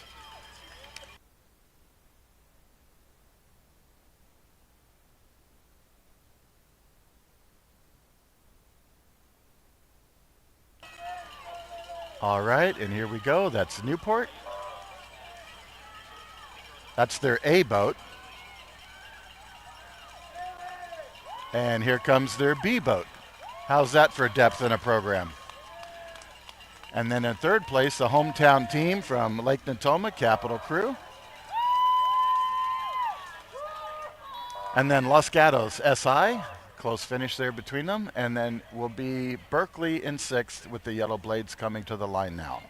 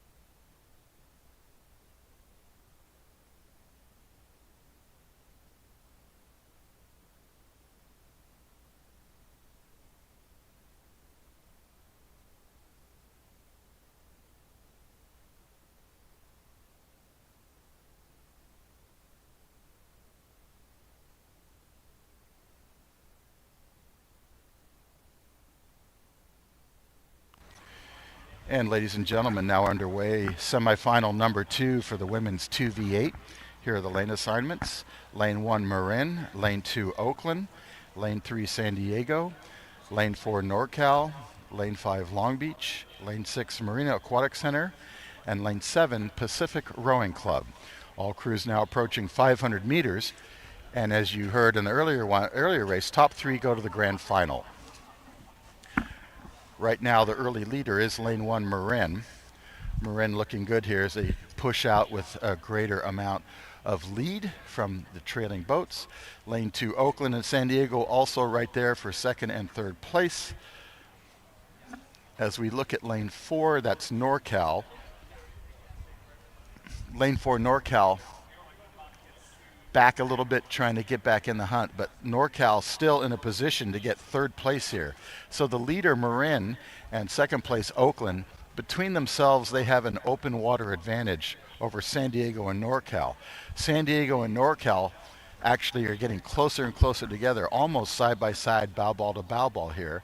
And that's very important. If you're watching this, between NorCal and San Diego, one of them will get the third place position, go on to the grand final. So it's too close to call right now for that third place position. The outside lanes from 5 through 7, Long Beach, Marina, and Pacific, rowing cleanly, just not matching the speed of the leaders up front at this point as we come into the last 1,000 meters.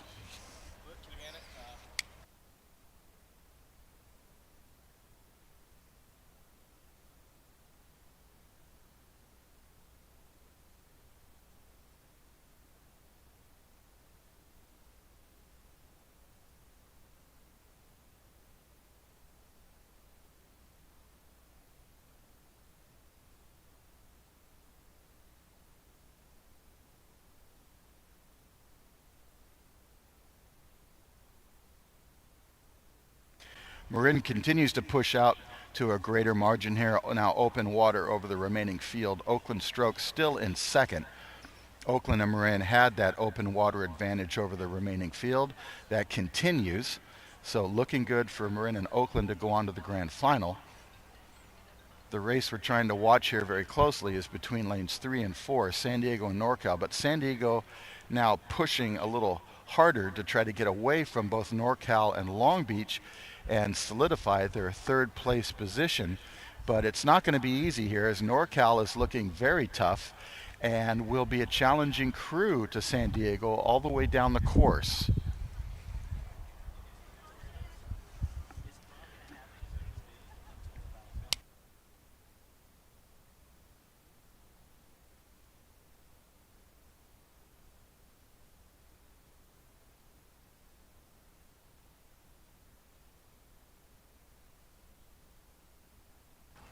All crews now approaching 1,500 meters. That leaves 500 meters left before we see who goes on to the grand final. It's still Marin and Oakland with a commanding lead. Lanes 3 and 4, San Diego and NorCal in a race for their lives as they now have open water behind them to the 3 trailing teams from Long Beach, Marina, and Pacific. So will it be NorCal or San Diego getting that third place position? That's lanes 3 and 4 in the middle of the race course, folks, as you look down the course.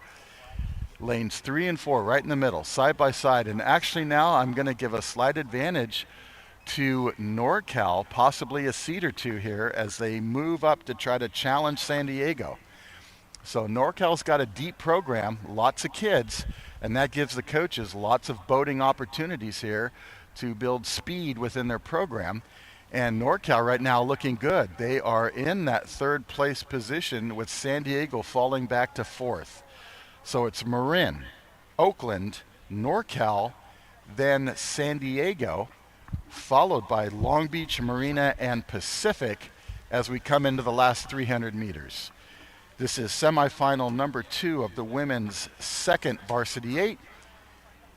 And NorCal has shown great racing strategy here. They were patient and they stayed long and they overtook San Diego to get that third place position here as they come into the last 200 meters. We'll give you the call at the finish line.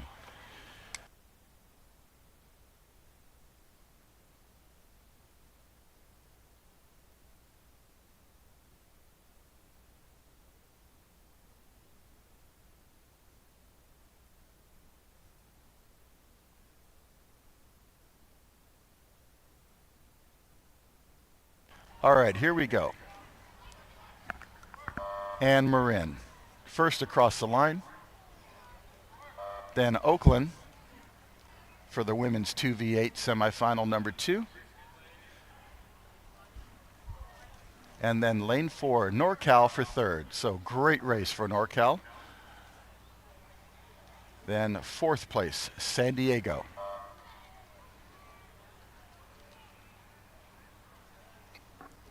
Fifth place, Marina.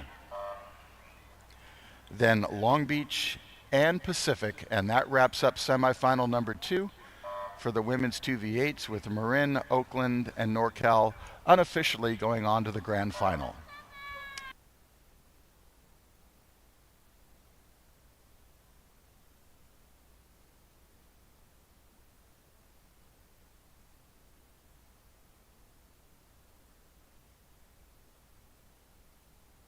Radio check, 1, 2, 3.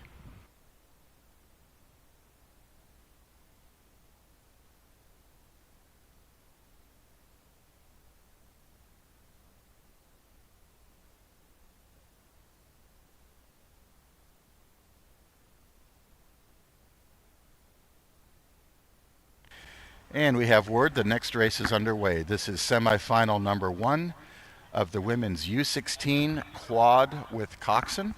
So all these girls are under the age of 16. They're in a boat of 4 people, 2 oars each, with a coxswain steering the boat. Coxswain could be lying down in front of the boat, just their little head sticking up above the bow deck, or sitting in the stern in a more traditional style. So underway, let me give you the lane assignments. Lane 1, Marina Aquatic Center. Lane 2, North Bay. Lane 3, Pacific. Lane 4, Marin. Lane 5, NorCal B. So 5 boats on the course. We'll pick it up at 500 meters. And we're just past 500 meters now. And the early leader is Lane 1, Marina Aquatic Center, bow to stern, over Lane 2, North Bay.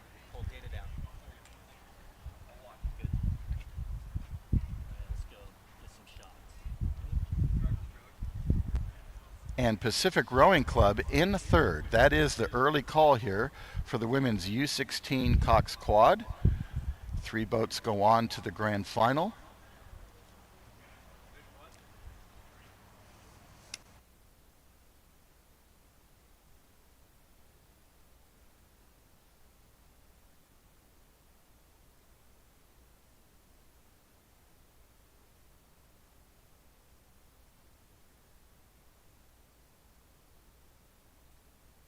So Marina is really walking away with this race. They have already 5 boat lengths of open water between themselves and second place North Bay.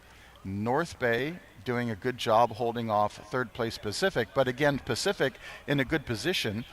As long as they stay in third, they go on to the grand final. Behind Pacific, we have the 2 remaining boats from Marin and the B boat from NorCal. So 5 boats coming down the course, 3 go to the grand final. As we approach the halfway marker, it's already Marina Aquatic Center across first, and their open water advantage continues to grow, followed by North Bay and Pacific.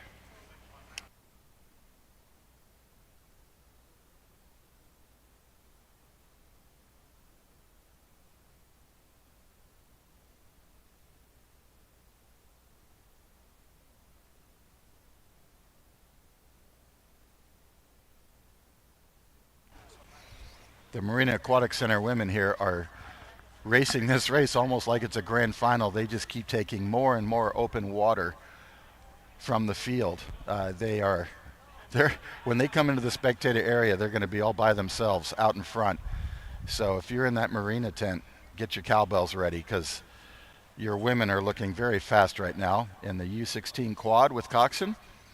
North Bay also doing a super job here as they continue in second, with Pacific in third. Marin and NorCal in the 2 trading positions.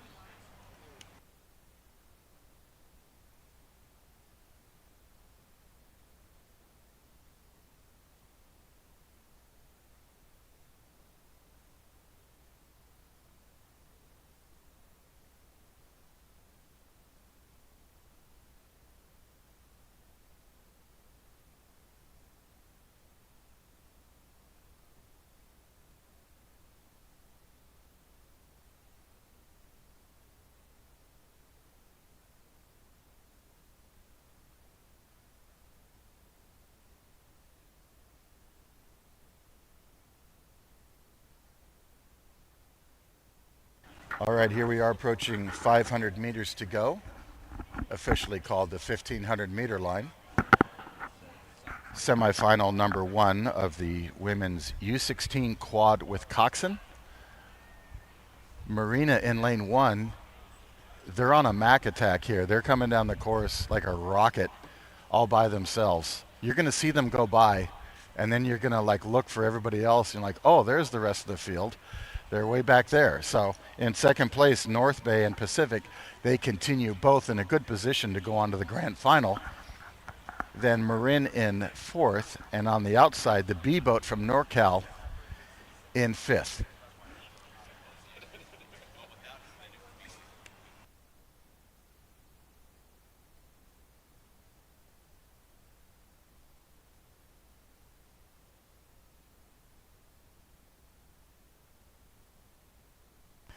Semifinal number 1 of the women's U16 quad with coxswain, now in the spectator area and coming to the line along the shore in lane 1, rowing as fast as ever and still gaining speed and taking water is Marina Aquatic Center.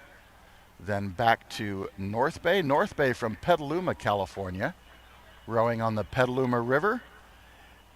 And right next to them, Pacific Rowing Club from Lake Merced in San Francisco.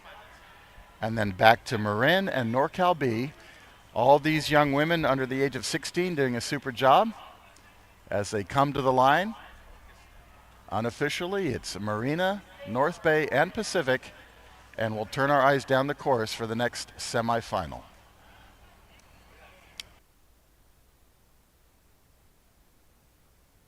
Radio check. 1, 2, 3.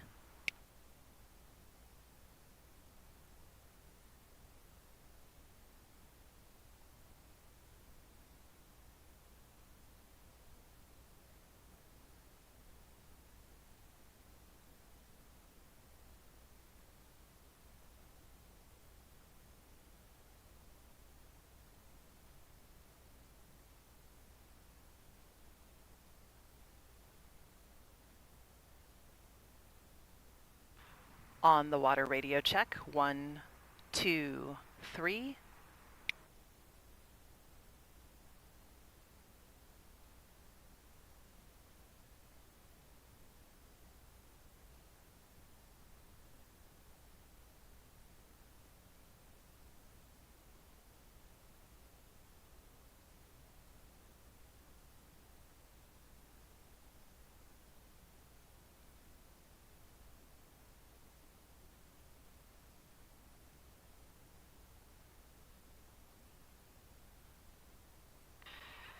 And good morning, ladies and gentlemen. From the water, we are going to pick this race up, already underway and approaching 500 meters gone. This is semifinal number 2 of the women's under 16 coxed quad.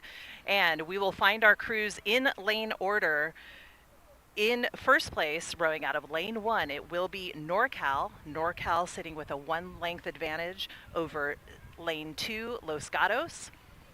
Back to Los Gatos by about a length of open water. It will be Berkeley High School. Berkeley High School sitting 4 seats over Los Gatos B. Los Gatos B rowing out of lane 4. Just behind Los Gatos B, it will be Long Beach. They are in lane 5.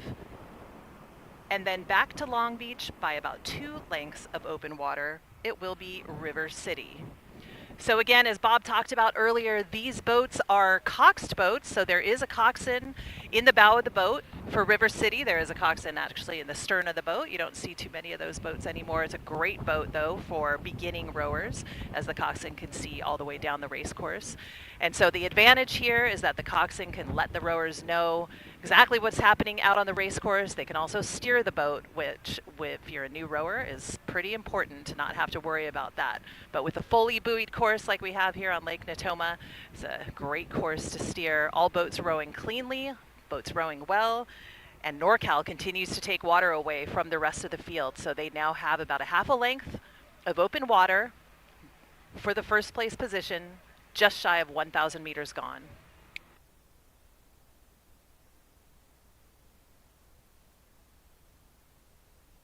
In second place, it will be Los Gatos rowing out of lane 2. Los Gatos now with open water both in front and behind them. They have a good amount of space between themselves and the third place crew, which is Berkeley High School.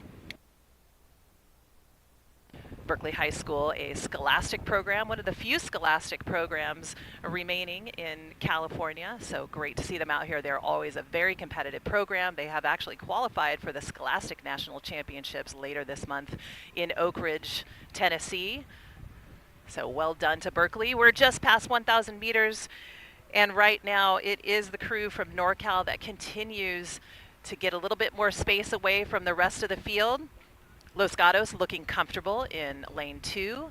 They have a good advantage here over Berkeley High School. So Berkeley High School also in a very good qualifying position. Only the top 3 will move on to the grand finals. And Berkeley High School looking very solid in lane 3 in that third place position. They are holding off both Los Gatos B and Long Beach Juniors. So Los Gatos here with 2 entries. The B boat is in lane 4. And the 5th place crew is Long Beach. A little bit of a technical error there for Long Beach. They've lost a little bit of ground. They had a little bit of a problem with some of the blade work, but they've gotten it back. They're taking a little bit of a power 10 and trying to gain back some ground. Continuing in the 6th place position, it will be River City. Rowing well, rowing cleanly, just not quite able to match the speed of the other crews. We'll turn it over to the finish line for the remainder of this race. This is semifinal number 2 of the women's under 16 Cox Quad.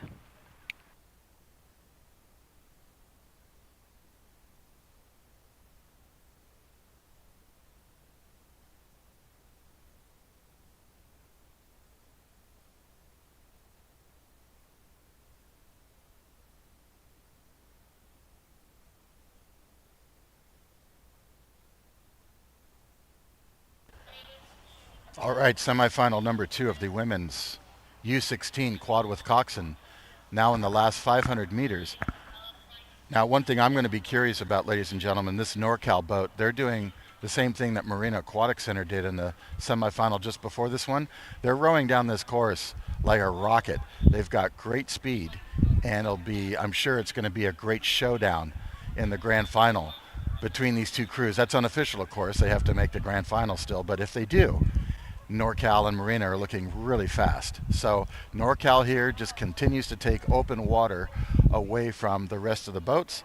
Los Gatos continues in second. And Berkeley High School with the bright yellow blades and the big red B on it, you can always see them very easily. They're doing a great job as well in third place and looking to go on to the grand final. Los Gatos B and Long Beach continue to trail in 4th and 5th place, with River City back even further in 6th place here in this semifinal number 2 for the women's quad with coxswain, U16 quad with coxswain. But NorCal doing a great job here. Here they come in the spectator area, hot on their heels, Los Gatos.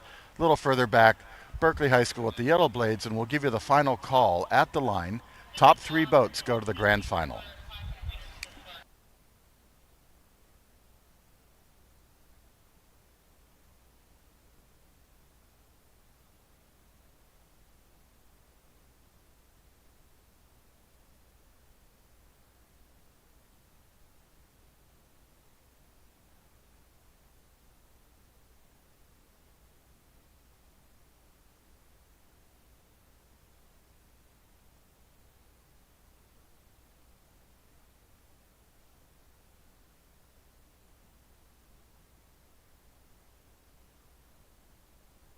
Okay, here comes the finish line call for the semifinal 2 of the women's U16 Cox Quad. NorCal fast all the way down the line, first across, followed by Los Gatos. Still in third place, Berkeley High School, doing a great job. A scholastic program, the oldest public high school rowing program west of the Mississippi River. And here they are.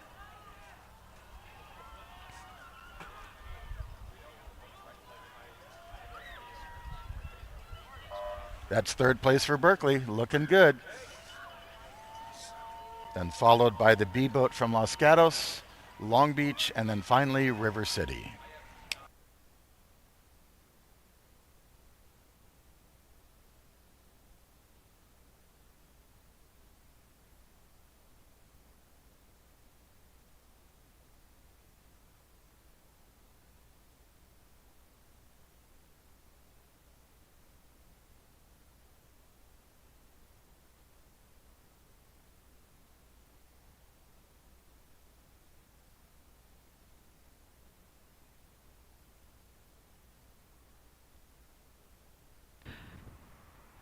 All right, and we will pick this race up. Currently underway is the women's under 17 4. So this is a Coxed boat.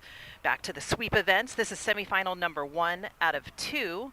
Top 3 boats will advance to the grand finals. In lane 1, Marin. Lane 2, Los Gatos. Lane 3, Pacific. Lane 4, River City. Lane 5, Marina Aquatic Center. Lane 6, Berkeley High School. And lane 7, Tempe Juniors. It does look like lane 7 is empty, so we will go with just these 6 crews.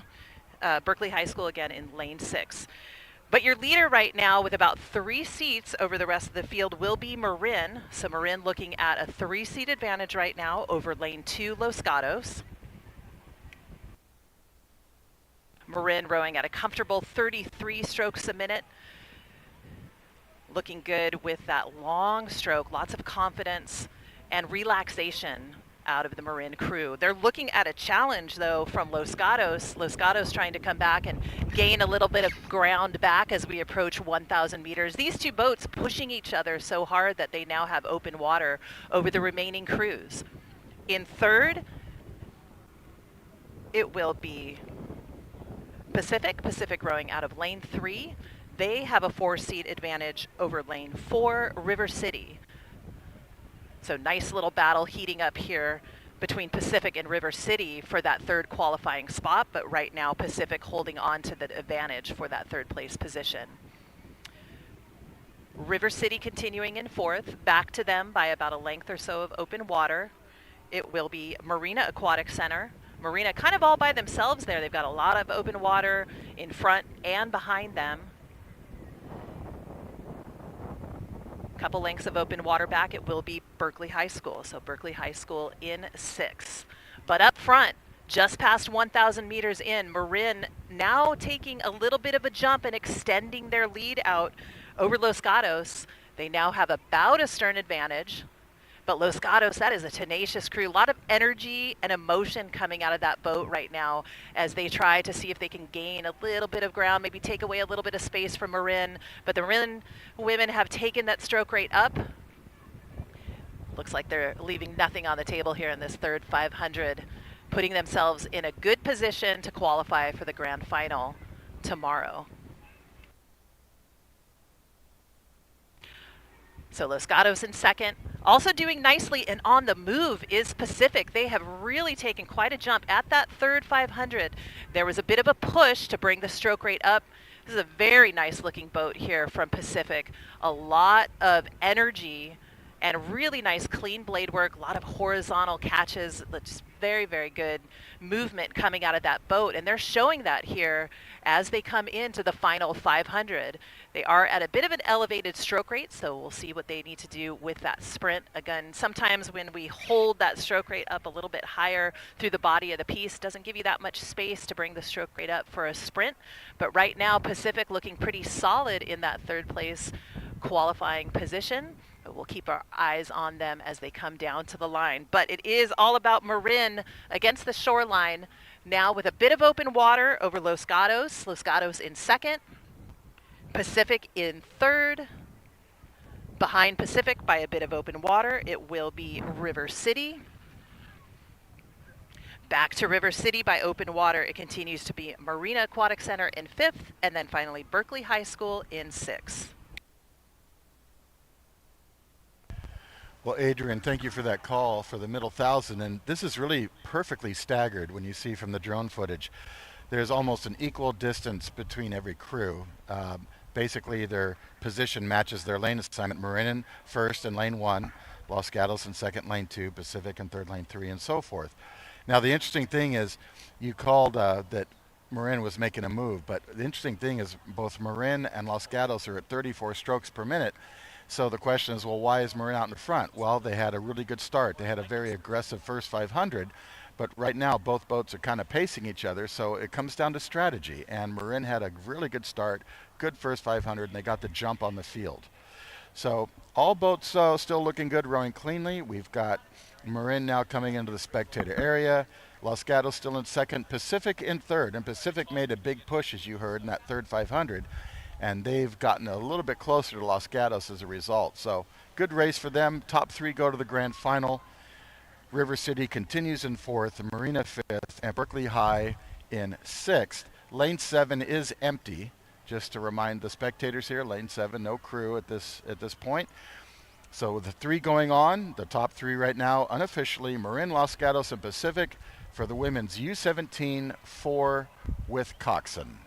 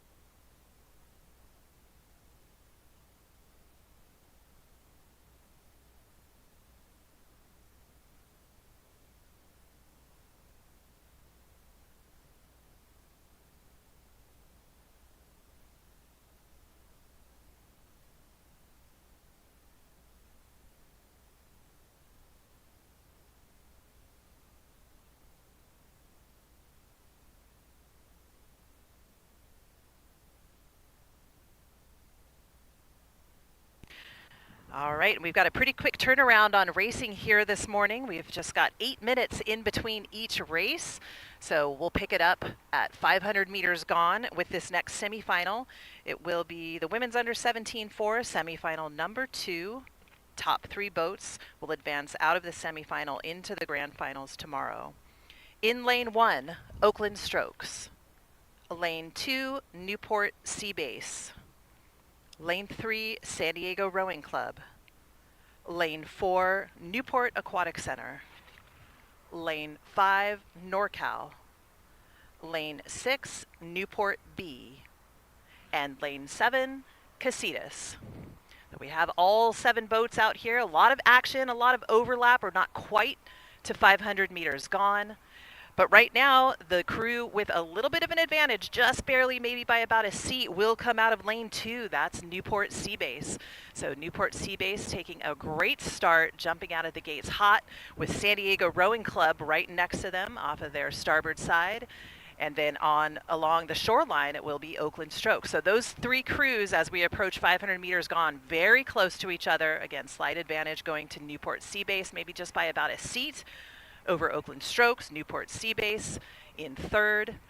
When I looked at the times coming out of the time trial, which again is a very different racing strategy, but looking at the overall times, the top 5 crews in this event were only separated from top to bottom by about 5 seconds. So we're going to see some really tight racing here coming out of these top 3 boats, Oakland Strokes, Newport Sea Base, and San Diego, as they vie for those top 3 positions for the grand final and good lane placement. That's also very important.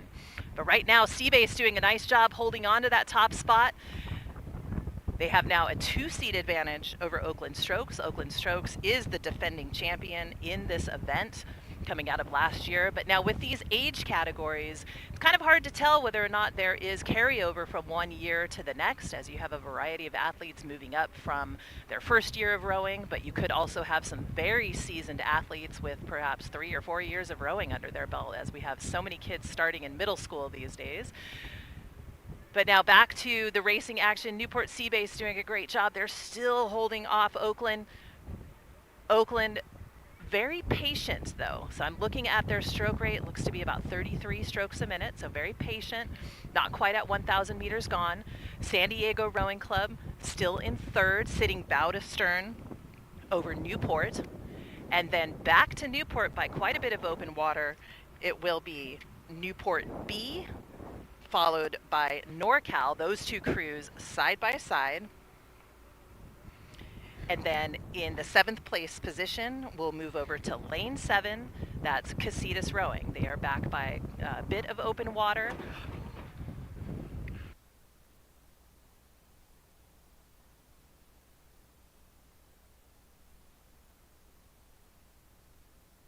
And at 1,000 meters gone, it is tightening up here between Oakland Strokes and Newport Seabase. San Diego and Newport also great racing here as San Diego in third tries to hold off a jump here by Newport. Newport seeing if they can maybe come up and get into one of those qualifying positions, but San Diego reacting, taking a little bit more power, maybe a little bit more spice behind the oar handle as they attempt to hold on to that 3rd place spot. And as they do that, San Diego has taken a little bit of space away from Newport Seabase. Newport now falling back to 2nd place. Oakland, really, really nice move here, just past the 1,000-meter line, took that stroke rate up a little bit, and they are now in the lead position. So Oakland in first, 3 seats for Oakland over Newport Seabase. Newport sitting just 3 seats over San Diego. San Diego sitting 4 seats over Newport Aquatic Center. NorCal continuing in 5th, followed by Newport B in 5th, followed by NorCal, and then Casitas in 7th. Bob, this is going to be a great race all the way to the line with these 4 crews. I'm looking at them in lane order, 1, 2, 3, and 4, but it is getting tight. And the boat that I'm watching right now is Newport. Newport trying to come up and challenging for that 3rd or even 2nd place position. What a move here by Newport. Final 500 meters coming up here for semifinal number 2 of the women's under 17-4. Well, absolutely, Adrian. This kind of racing is what makes the crowds go crazy and makes the coaches have heart attacks. And that's exactly what's happening here, because you're just trying to make it to the grand final, which alone by itself is very difficult in any region with all these top crews here. So we're going to pay close attention. As you said, lanes 1, 2, 3, 4. Oakland, Newport Seabase, San Diego, and Newport Aquatic Center. 4 boats racing for 3 qualifying positions. Behind them, we have 4 more boats. We have NorCal, Newport B, Casitas, and Tempe Junior Crew in lane 8. They're all the way out there across the lane in lane 8. So those trailing 4 boats not in the hunt right now. This is going to be a 4-boat race, folks. Get your cowbells ready, get your voices ready, because only 3 go to the grand final, and it's 4 boats across right now. Leader continues to be Oakland. Newport Seabase trying to match Oakland's speed, and that's critical because they look across their starboard oars. They've got San Diego and Newport hot on their heels right next to them. It's going to come down to the sprint. It's going to be how do these crews pull off their sprint, and that's going to determine that 3rd place qualifying position. Will it be Newport, San Diego, or Newport Seabase? Because they're all chasing Oakland. Oakland's looking good, but we need 2 more boats to go to the grand final. Who's it going to be? And now Newport out in lane 4 making a big move with them San Diego Rowing Club. Newport Seabase in lane 2 falling off the pace a little bit here as they come into the last 100 meters. We'll give you the call at the finish line. This is semifinal number 2 of the women's U17-4 with Coxon, and Newport still charging on fire. They might overtake Oakland.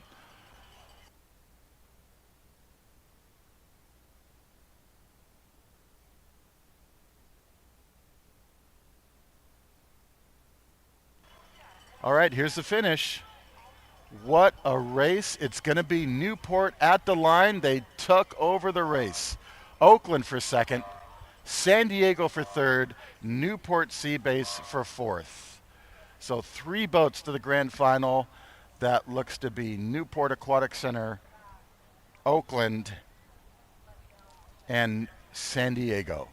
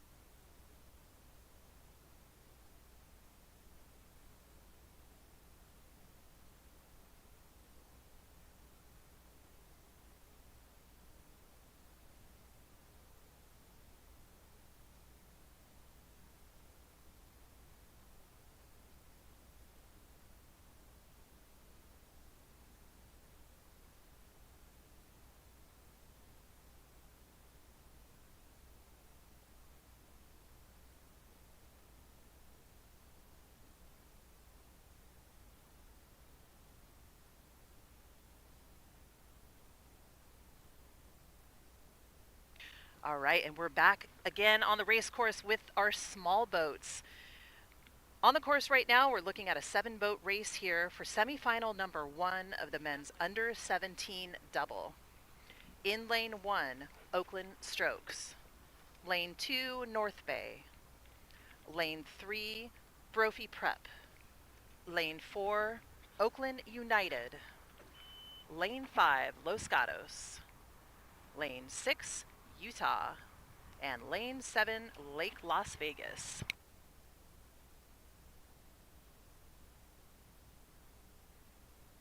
And just past 500 meters down, our first lane boat is Oakland Strokes. They are in the first place position, actually by quite a bit. This is still early on, but it looks like they have really decided that they're going to take this race from start and try and hold off. So great start here by Oakland Strokes along the shoreline. Behind them in second place, it will be Brophy. Brophy with a very strong sculling program historically, so well done here to Brophy as they hold on to second.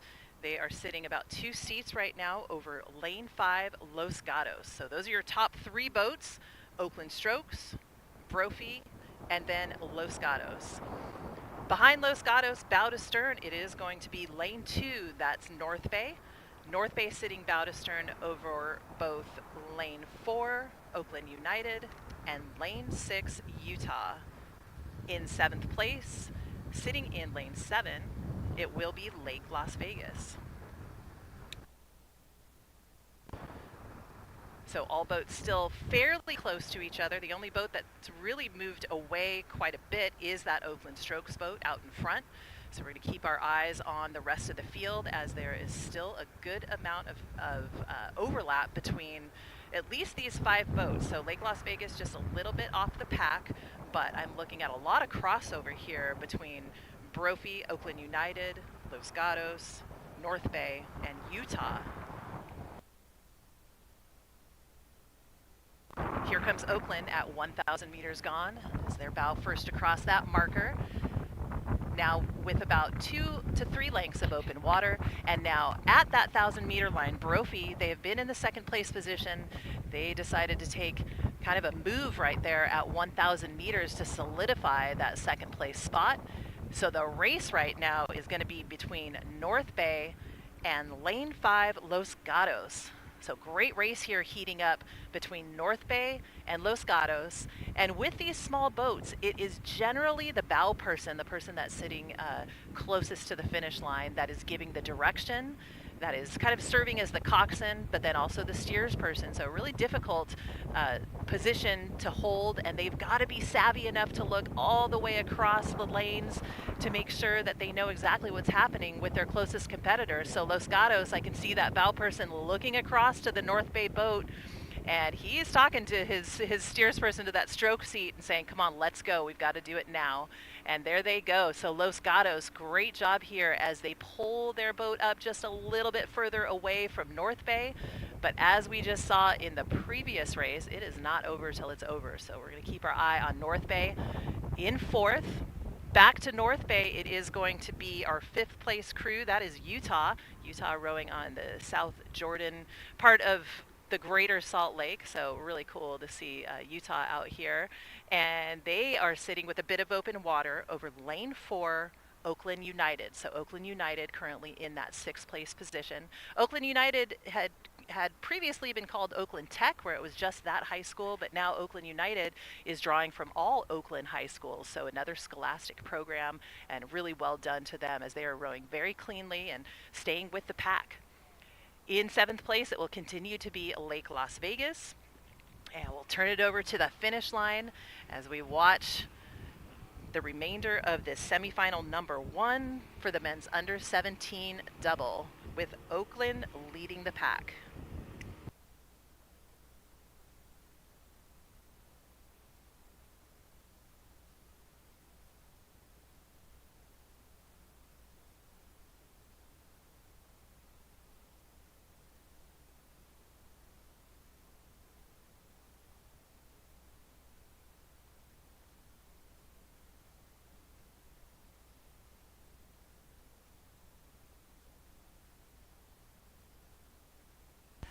And now coming to the finish line, semifinal number 1 of the men's U17 double.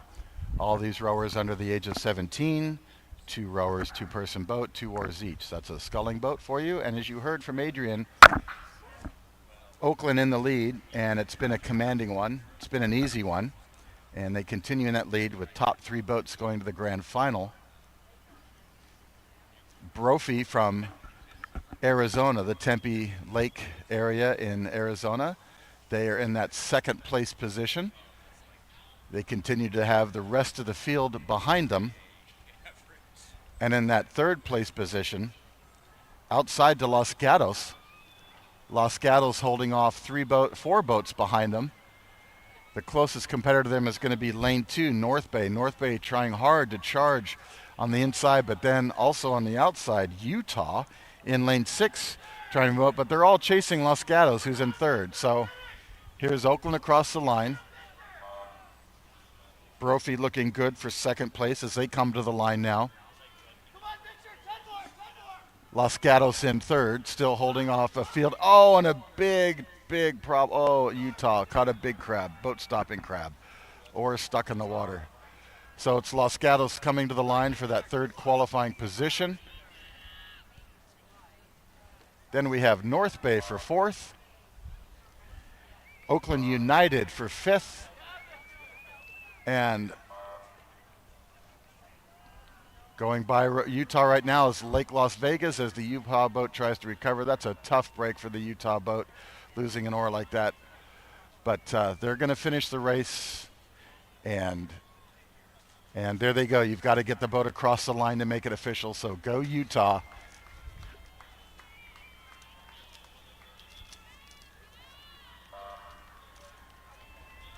Give that Utah stroke seat a big round of applause. He's going to get the boat there.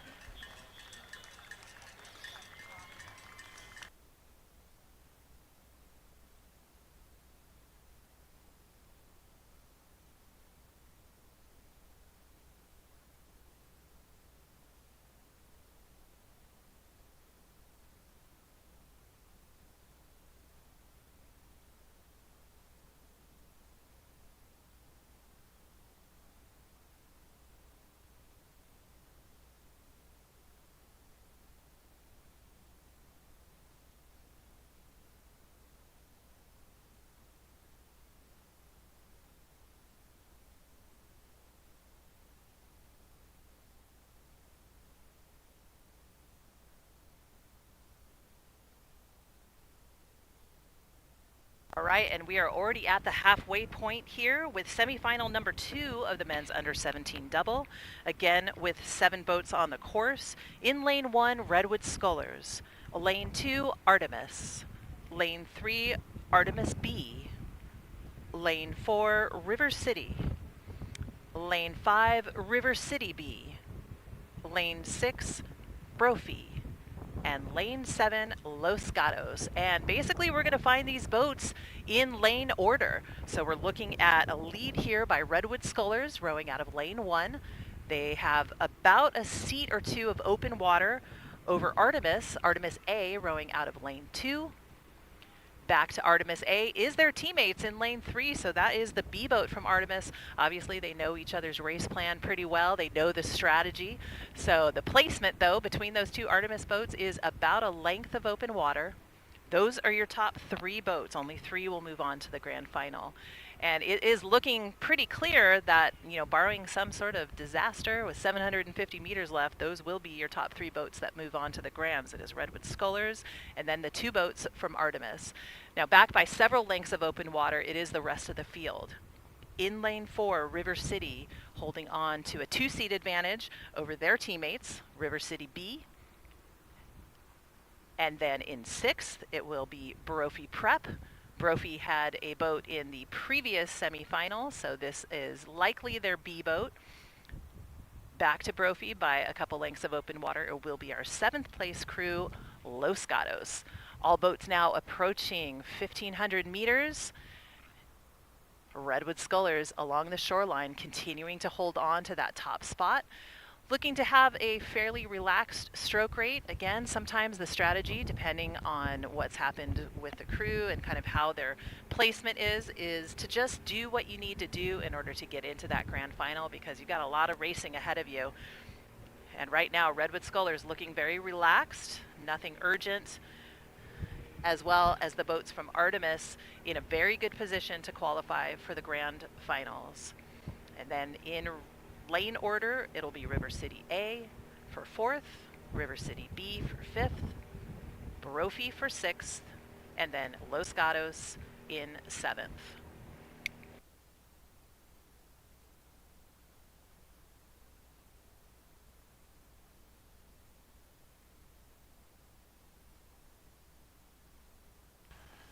And now in the spectator area, the finish for the men's U17 double semifinal number 2. As you just heard the call from Adrian on the water, it is Redwood Scullers in the lead. They're at a very comfortable stroke rate of about 31.5. Artemis at 32.5 in lane 2. And Artemis B in lane 3, matching that rate. So those are the top 3 boats looking to go on to the grand final. Behind them we have the remaining boats from River City. They have 2 boats in this race, as does Artemis. And then further back, Brophy and Los Gatos. So coming to the line, unofficially going on to the grand final, and I say that is unofficial till the referees confirm everything. It's Redwood Scullers easily in first, followed by 2 Artemis boats in second and third, and chasing in fourth, River City A.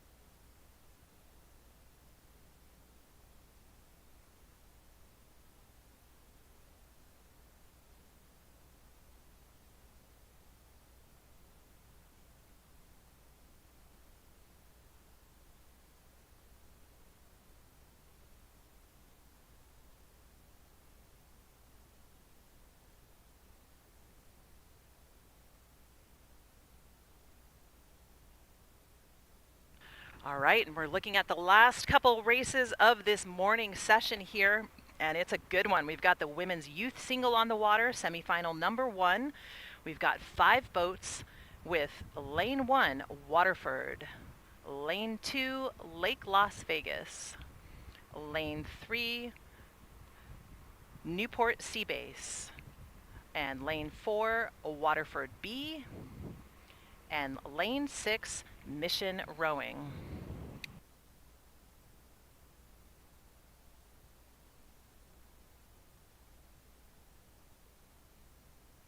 Your leader is going to come out of lane 1. That is Waterford. They did pull the fastest time of the day coming out of the time trials, actually by quite a bit. So they're showing that right here past the 1,000 meter line, that dominance in the time trial was no fluke. So they are out in front by about 2 lengths of open water. That's Anna Holtley of Waterford. Waterford, a private school in Utah, also rowing on the Great Salt Lake, similar to Utah crew. So Waterford with Anna doing a great job, well out in front, taking a little bit of a bump up with her rating right now as she approaches the final 750 meters. Behind her, it will be lane 3, Newport Seabase. They're in that second place position, just holding off Lake Las Vegas. Ella Gusick, Ella doing a nice job here with a little bit more relaxed stroke rating, and holding her positioning just behind Alexandra Pearson of Newport Seabase. So as we progress down the race course, one of the things that we look at is the spacing between boats.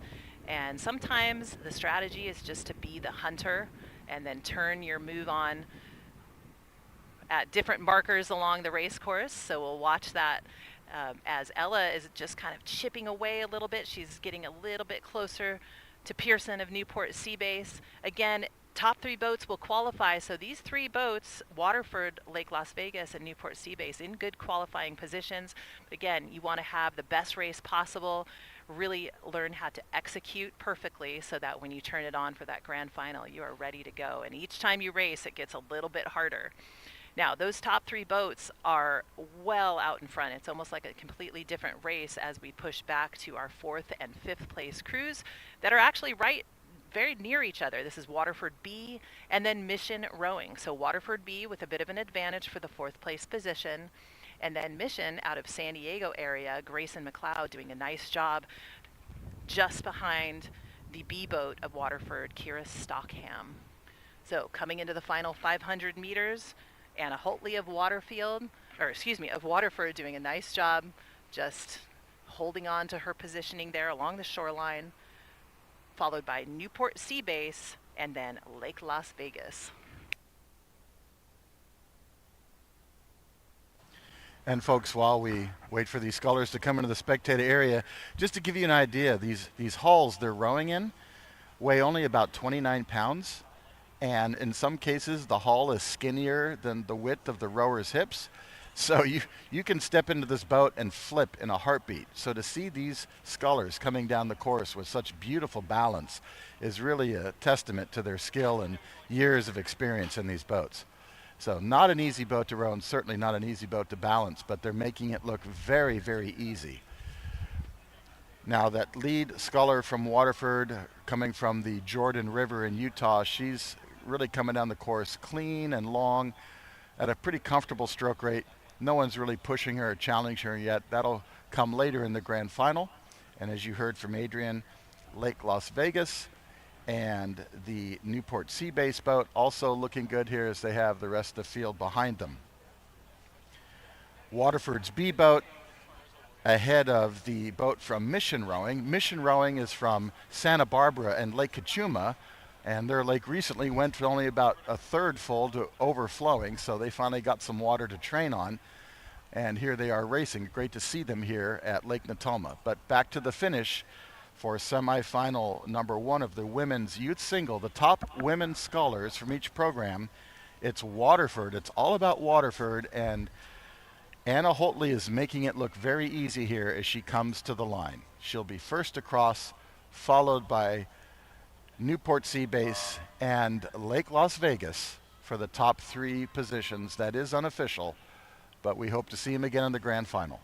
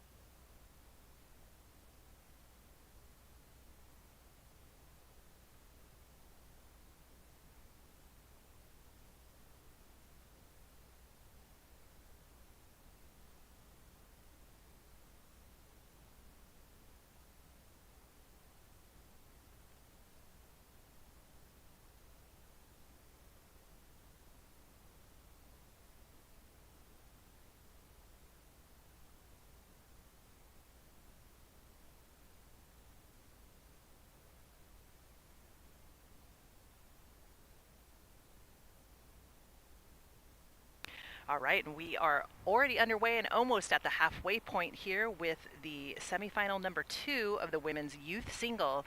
Again, this is for athletes that are more experienced, maybe a little bit older, 18, seniors, those that are perhaps at the top of their game on their team.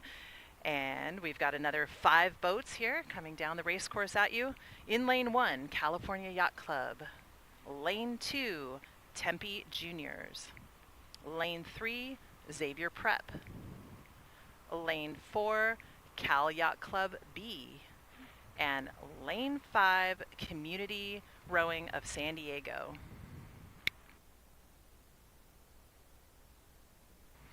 And at the halfway point, it will be lane 2. That's Eliana Rosenfeld of Tempe Juniors. She was actually the top finisher in 2022 in this event, so she's a carryover from previous years. She came in second in 2022, so she's showing some dominance here and seasoned racing behind her as she holds on to that top spot, sitting with a bit of open water over Alexandra Baugh from California Yacht Club in lane 1. So we've got 2 Cal Yacht Club entries in this semifinal. But the A boat, Alexandra Baugh against the Shoreline, is in second place. And then well back by a bit of open by quite a bit of open water will be the B entry from California Yacht Club. That is Coco Morgan. So Coco Morgan looking at about a length and a half of open water over our 4th place crew from Xavier Prep. That's Kara Schillinger. And then back by also a considerable amount of water, it will be Kay Hagler of Community Rowing out of San Diego, a true community club, fairly new program. They work hard to do a lot of outreach to different athletes across the greater San Diego area and are doing a really nice job. They did the majority of their fundraising in order to get here to this regional championship was by working at San Diego Crew Classic. So well done to them, doing a nice job here, making it into the semifinal and contesting for a spot in the grand final. But right now, it looks like those top 3 spots will go to Tempe Juniors. That's Rosenfeld of Tempe Juniors. Against the Shoreline in second place, it will be Alexandra Baugh of California Yacht Club. And then in the 3rd place position will be lane 4, Coco Morgan of California Yacht Club. Xavier Prep in 4th, Community San Diego Rowing in 5th.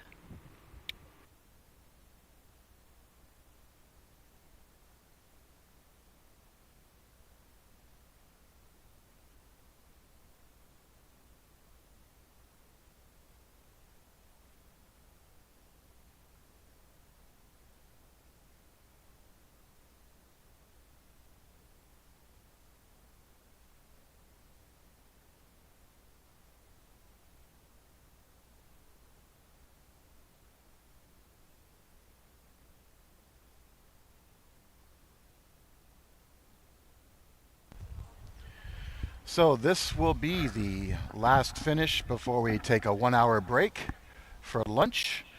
And now coming into the spectator area, the finish for semifinal number 2 of the women's youth single. These are the top women scholars from each program racing in these singles. And as you heard Adrian call on the water, it's a good race going on between lane 2, Eliana Rosenfeld from Tempe Junior Crew, and lane 1, Alexandra Baugh from Cal Yacht Club. Cal Yacht Club is a sailing yacht club, but they have a rowing program. So kudos to them for getting more kids on the water in different ways. And Cal Yacht Club always has great scholars competing at the regional and national level. So no surprise to see them here in a good qualifying position for the grand final. In that 3rd place position, it's gotten a little bit closer. We go outside to the Cal Yacht Club B boat and Xavier Prep. So Xavier Prep still in that 4th place position. Excuse me, Xavier Prep in 3rd place and Cal Yacht Club B chasing in 4th. So Xavier Prep, oh, a bit of a bobble right there. So stay balanced, finish the race, as that's going to be one of those boats is going to go on to the grand final. Will it be Xavier Prep or will it be the B boat from Cal Yacht Club? And that's, oh boy, bit of a nail biter here as they come to the line. And then in 5th place, further back, Community Rowing of San Diego, hailing from National City, just south of Mission Bay down in San Diego. So Xavier Prep with the big X, the big white X on the blade. She's holding on here and holding off the B boat from Cal Yacht Club. Cal Yacht Club, the B boat, 100 meters to go. We'll give you the call at the finish line to see which of these 2 scholars goes on to the grand final.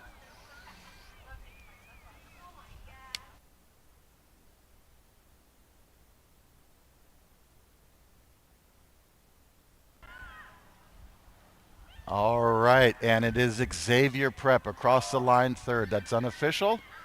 Bit of a nail biter there, I'm sure, for the Xavier Prep people and the coach.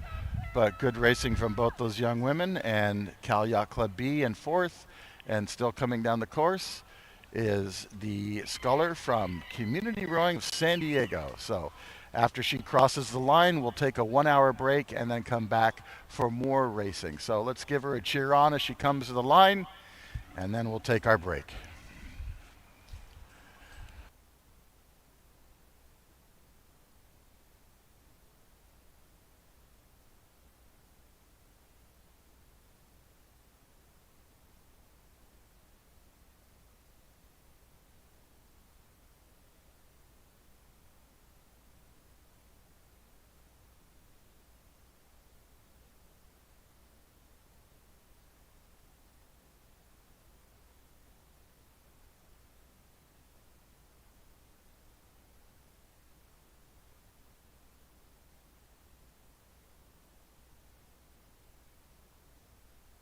Okay, and here comes Community Rowing of San Diego in the women's semifinal number 2, youth single. Clean race all the way down the course, and she's 3 strokes away from the finish. And there we go, it's official. And folks, we will see you in an hour. Enjoy your lunch break.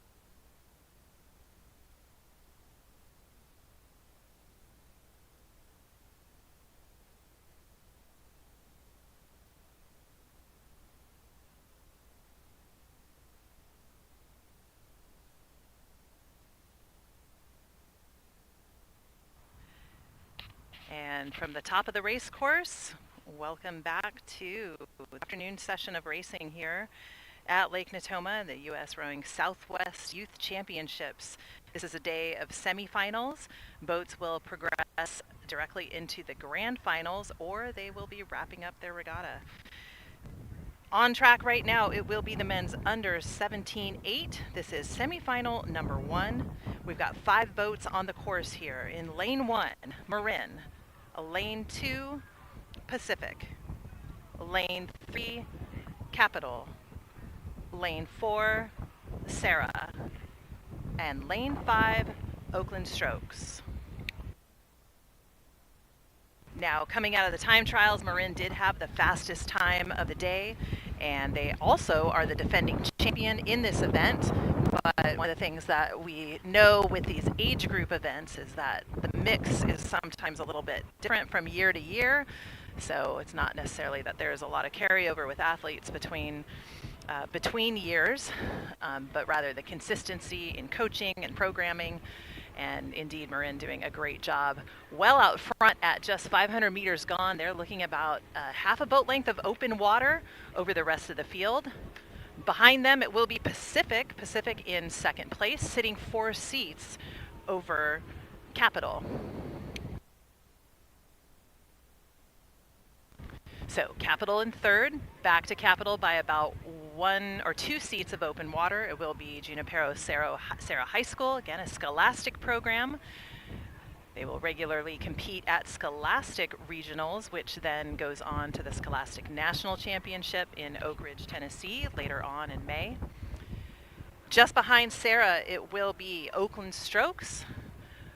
Oakland rowing out of lane 5. So we're finding our boats in lane order. And with 750 meters gone, Marin still sitting with about a half a boat length of open water. So really haven't taken too much of a jump away in terms of spacing. But we'll watch them as they progress down the race course. They're a very long and composed crew. So very good technique and rhythm that we're seeing coming out of that Marin boat in lane 1. Behind them, also doing really well here, just past 750 meters gone, is Pacific. Pacific looking at about a stern advantage now over our hometown team, Capital. Interesting, when I'm sitting out here on the water, one of the advantages is being able to really hear the coxswains and the emotion coming off of the water. You can see the excitement coming out of their bodies as they urge their crews down the race course and give them that strategy that they need to make sure that their mentality is where it needs to be at different parts of the race. So they really kind of take over the athlete's brain and feed them that information and that confidence that they need all the way down the race course. Marin now 1 length of open water for them. Just past 1,000 meters gone. Pacific now pulling just a little bit farther away from Capital Crew. Those are your top 3 boats right there. Back to Capital Crew by 1 length of open water. Continues to be Sarah. Sarah High School trying to pull free of Oakland Strokes. Oakland sitting in 5th, rowing out of lane 5. Again, this is the men's under 17-8. The first of 2 semifinals. 3 boats will advance to the grand finals tomorrow.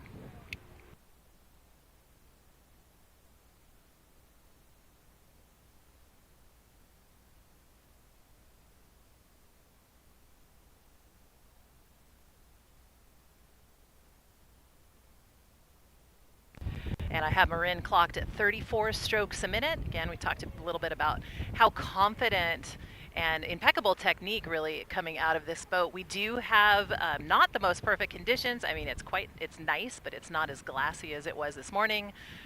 But a little bit of a ripple on the water, definitely nothing that these athletes can't handle. But good blade work, making sure that the blades clear the water, and any sort of movement in the water really is going to help that boat move much more efficiently. And Marin doing a nice job with that blade work. Behind them, Pacific continuing in second. They continue to hold off Capital, but not by much. So Capital doing a nice job there in that 3rd place position, but they are holding on to the spacing between themselves and Pacific. But Capital still in 3rd, so we'll keep an eye on them as they come into the final 500 meters here, this under 17-8. Sarah continuing in 4th, followed by Oakland Strokes.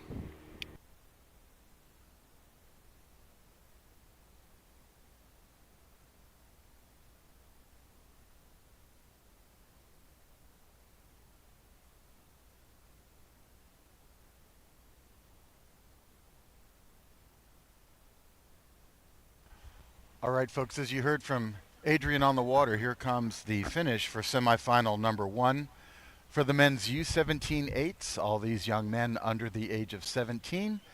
Marin in lane 1 in a comfortable lead with a sizable open water advantage over second place Pacific Rowing Club. Pacific in that second qualifying position, followed by Capital Crew from right here at Lake Natoma.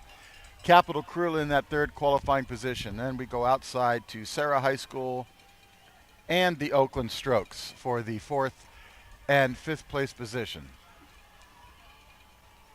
Top 3 to the grand final. We'll give you the final call at the finish line.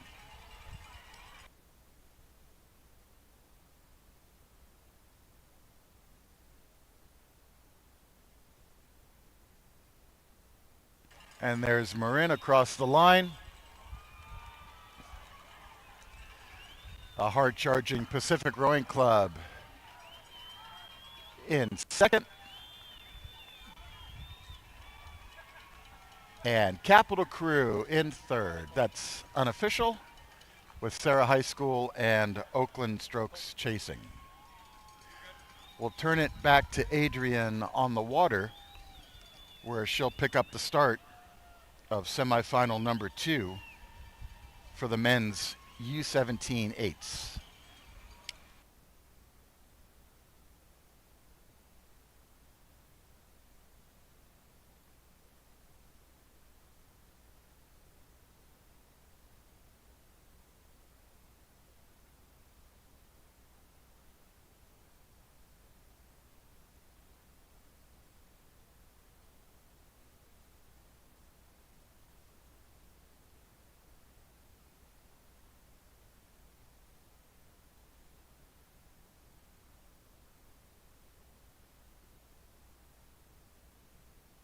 And thank you, Bob. We're back into the racing here in semifinal number 2 of the men's under 17-8. Top 3 will advance to the grand finals, and this time we have 6 boats on the course. In lane 1, NorCal. Lane 2, Newport Aquatic Center. Lane 3, Long Beach Junior Crew. Lane 4, San Diego Rowing Club. Lane 5, Marina Aquatic Center. Lane 6, St. Ignatius.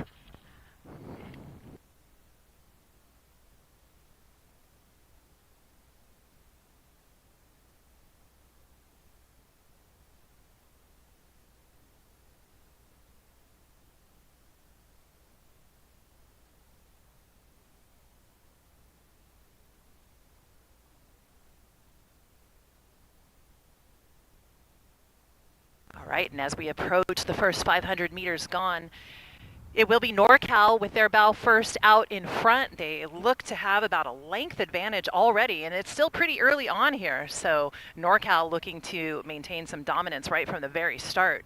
Behind them by about a seat of open water, it's going to be Newport. Newport Aquatic Center looking at a half a boat length of open water over Long Beach Juniors.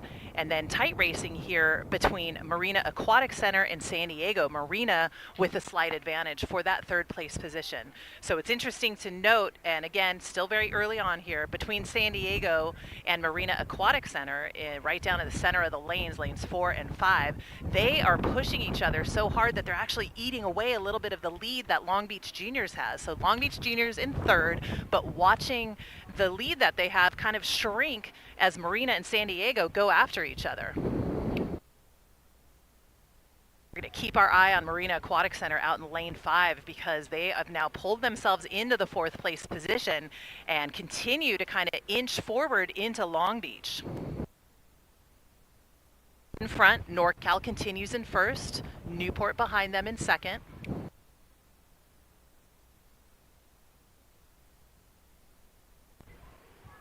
Long Beach Juniors, Coxon looking across at that Marina Aquatic Center boat in lane 5. She sees that they're making a move here, trying to kind of get her crews fired up as we come to the 1,000-meter line. But man, Marina Aquatic Center just on a tear here as they inch a little bit further into Long Beach's lead. So Marina's still in fourth, but they are on the hunt here. Behind them it is San Diego in fifth.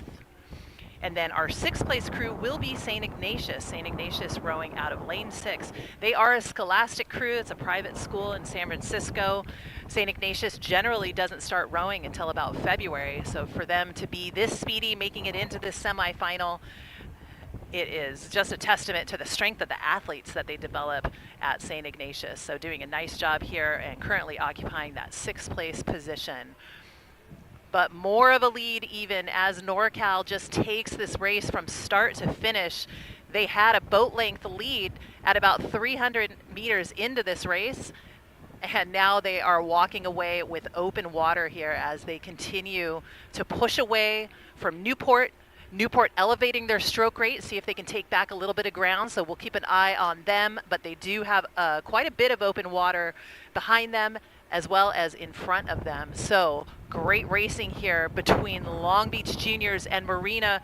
Marina advancing just like an inch every stroke. Long Beach still holding on to 3rd place, sitting about 4 seats over Marina Aquatic Center. Can Marina do it by the end? We'll see, because only 3 boats will move on to that grand final. Is it going to be Long Beach? Is it going to be Marina? We're going to keep our eye on those crews. San Diego continuing in 5th, St. Ignatius in 6th. Well, folks, as you heard, the race to watch here in semifinal number 2 of the men's U17-8s is Marina Aquatic Center trying to chase down Long Beach here as we come into the last 500 meters. So from the drone footage, you can see the Marina crew has a little bit more ratio, a little bit longer on the recovery. They just look a little bit more calm and poised. So with about 700 meters to go, that could work to their advantage as long as they keep their momentum. So we're going to pay really close attention to that crew from Marina Aquatic Center in lane 5.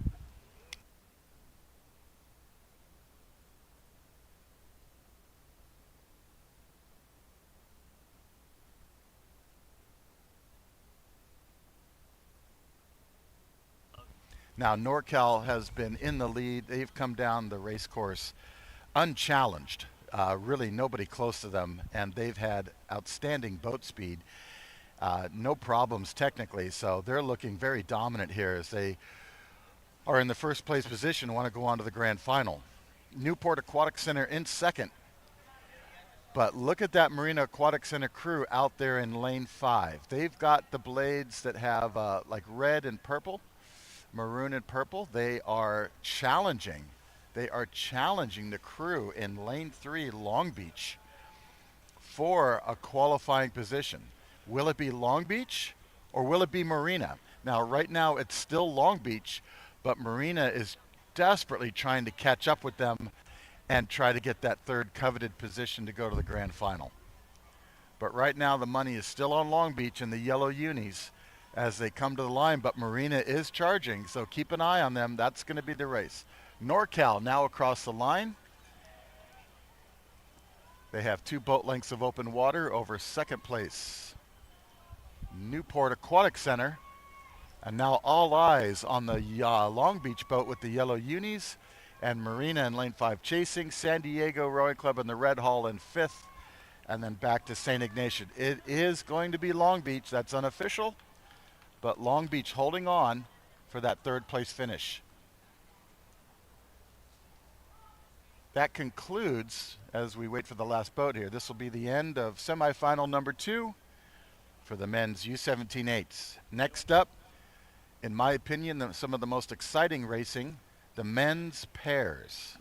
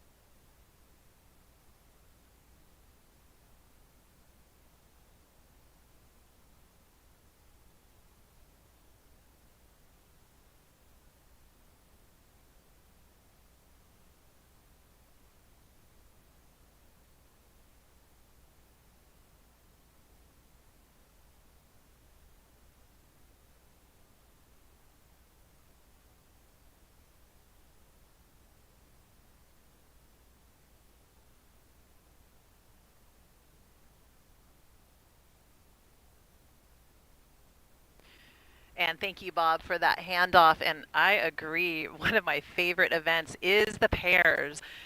The pair, for those of you who might be new to rowing, moms and dads, families, fans that are watching online and just trying to figure out what are all these boat categories all about. In the pair, it is two rowers. You've got either a port side oar or a starboard side oar. There's no coxswain. And so the steering comes from the power on the blade. So it's either by putting a little more pressure on the port side, a little more pressure on the starboard side. Some of the boats might have a steering mechanism, which is generally attached to the foot, which also sounds crazy, but it's not uncommon. So with a fully buoyed course that we have here at Lake Natoma, it is rather easy to keep a straight line, but these boats are so sensitive that we will often see a bit of steering help coming from the referee's launch. If you see the flag go up in one of the launches, or we hear a command coming from the launches, it is because they're telling the pair to get back into their lane, and we definitely are seeing actually some really great clean rowing here. No issues at all, nothing coming from the refs. But with 6 boats on the course, we'll go ahead and give you the lane assignments. In lane 1, Pacific. Lane 2, Newport Sea Base. Lane 3, Newport Aquatic Center. Lane 4, Los Gatos. Lane 5, Marina Aquatic Center. And lane 6, Golden State Rowing Club. And all boats just past 500 meters. Our leader is going to be lane 3, Newport. So Newport is the defending champion in this event. So we look to them to have a good history, legacy in these small boats. A lot of the programs use the pairs as part of their training as well as boat selection, because if you can move a pair or if you can move a single, those smaller boats, most definitely you can move the bigger boats like the 8. So here's Newport demonstrating that proficiency in the small boat as they are well out in front of the rest of the field, so right down the center of the race course. They didn't have the fastest time coming out of the time trial, but they didn't necessarily need to. They had to just do what they needed to do to get into the semifinals, and they're showing that true speed here in side-by-side racing. 750 meters gone, our second place crew is going to come out of lane 1. That's Pacific. So Pacific did have the fastest. Ladies and gentlemen, your attention please. We need one more volunteer at the finish line. It's a fun volunteer job. Get to see the finishes. They're exciting. We need one volunteer, just one of you.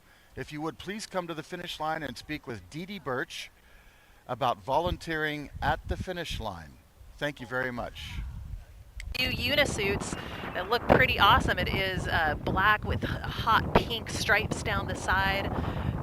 My understanding is that that is to call attention to breast cancer awareness. Marina Aquatic Center doing a nice job here in the 4th place position. And bow seat looking across at the boat from Newport Sea Base to see maybe we can eat a little bit into, excuse me, that would be Newport Sea Base, seeing if they can maybe take a little bit of that lead away, get into a qualifying position. So a lot can happen, and it happens most usually right here at the halfway point. So all crews coming across 1,000 meters. In 5th, it's going to be lane 4, Los Gatos. Los Gatos just off of the stern deck of the Marina Aquatic Center boat, and then back to Marina by a couple lengths of open water. Our 6th place crew rowing out of lane 6, Golden State Rowing Club. Golden State from the port of Oakland Estuary. So this third 500, this is where we really see the technique come into play, because the fitness is paramount, but technique is so important here as the body starts to tire. You've really got to be able to hold on to those boat moving skills and to that clean technique to power the boat down, because the body is starting to just run out of steam. But not for these Newport guys. They are so far out in front here coming into the final 500. What a display of athleticism for them. And then Pacific as well. What a great crew there along the shoreline, looking really strong. Like they've actually spent some time in that boat. For sure, they've got a little bit more elevated stroke rate. They're a little bit smaller than the Newport crew, but doing a nice job keeping that boat speed up and trying not to let Newport walk any farther away. Behind them continues to be Newport Sea Base. Newport Sea Base also just kind of by themselves, and they've really been keeping internal as they have kept about the same distance between themselves and Pacific. So those are your top 3 boats. Marina Aquatic Center continuing in 4th. Los Gatos sitting in that same position just off of the stern deck of Marina's boat in 5th, and then Golden State in 6th. Thank you, Adrian, for that call here. Folks, this is semifinal number 1 of the men's pairs. This is a sweep event, 1 oar per person, no coxswain in the boat to steer. And these boats are not easy to steer because of the offset oars. The bow seat always has a leverage advantage. So the coaches have to spend a lot of time to try to match these athletes up so they can row a good race and steer well. Some of the boats have a rudder system attached to the footboards. That's pretty tricky to use. You have to become quite skilled at it. Most of the time, they just steer the boat by pressure on the blades. As you see coming into the last 300 meters here, it's Newport out in front with lots of open water. Pacific in lane 1 along the shore, they're in 2nd place. They're also looking really good right now as they come into the last 250. Their stroke rate's a little bit higher. Newport's a little bit lower. And then Newport Sea Base down from Southern California. They're in that 3rd qualifying position, followed by Marina, Los Gatos, and Golden State Rowing.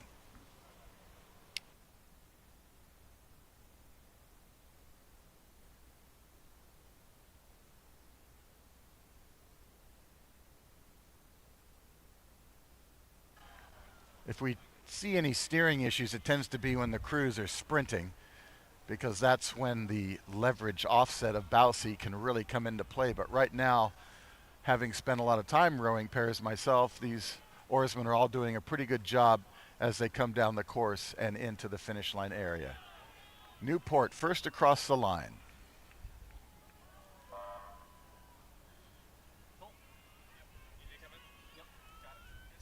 Followed by Pacific, and then Newport Sea Base. On the outside, a good race going on between Marina Aquatic Center and Los Gatos, with Los Gatos in 4th, but Marina right there for 5th. And Golden State Rowing trailing.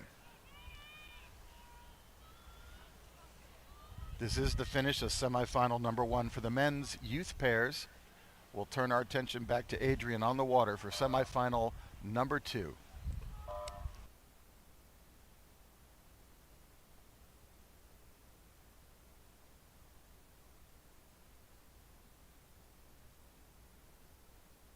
All right, and thank you so much, Bob, for that handoff, because we have already been had a start here in semifinal number 2 for the men's youth pair. We have 6 boats again on the course. In lane 1, Capital. Lane 2, Marina Aquatic Center. Lane 3, Long Beach Junior Crew. Lane 4, Marin. Lane 5, River City. And Lane 6, Pacific. So we've got 2 crews entered from Pacific. We saw the A boat in the previous semifinal. So this is the B boat that's here, and then also Marina Aquatic Center. So the Marina Aquatic Center boat that's rowing out of lane 2 in this semifinal is the A boat. So they had the 3rd fastest time of the morning coming out of the time trials. So we'll look to them to be one of the qualifiers in contention. And as I turn to look at the race course just past 500 meters, it is lanes 1 and 2 that are out in front. So Capital Crew and Marina Aquatic Center basically just pacing each other. So side by side as we come to 750 meters gone. Also in the mix, lane 4, Marin. Top 3 boats are really a lot of overlap here, so we'll watch them as there's very little separation between those 3 crews, Capital, Marina, and Marin. In 4th, we're going to look to the outside lane. That is Pacific. That's the Pacific B boat. They are in lane 6. Just behind them in 5th, it will be Long Beach Juniors. They're rowing out of lane 3. Long Beach looking to have about a length advantage over lane 5, River City. River City in 6th. But as we move back out front, our leader is Capital by 1 seat over Marina Aquatic Center. Marina now pulling themselves just a little bit farther away from Marin. Marin sitting now in third place, and Marina trying to pull clear of the bow of that Marin boat at the halfway point, and in fact that is just what they have done. Capital maybe a little bit more patient, a little bit lower stroke rating. They're a slightly larger boat. Sometimes what that means is that you've got a crew that can row at a lower stroke rate and really use their power and their leverage to their advantage, and that's what Capital is doing right here, but with a furious halfway point move by Marina to pull even, so that's going to be really fun to watch as they go down the race course.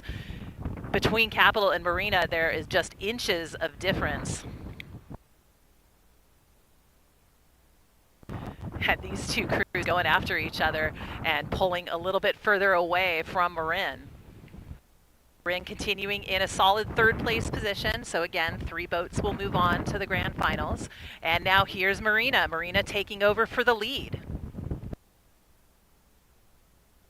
Really good push here. That power 10 that Marina took just after the halfway point was very, very effective as they lengthened that stroke out and really started to pour the power on. But man, that Capital crew, tenacious as they continue to try and just hold tight to either first or second place. Right now, it's just going back and forth between those two crews. Advantage right now is going to Marina, but it's just maybe by about a foot.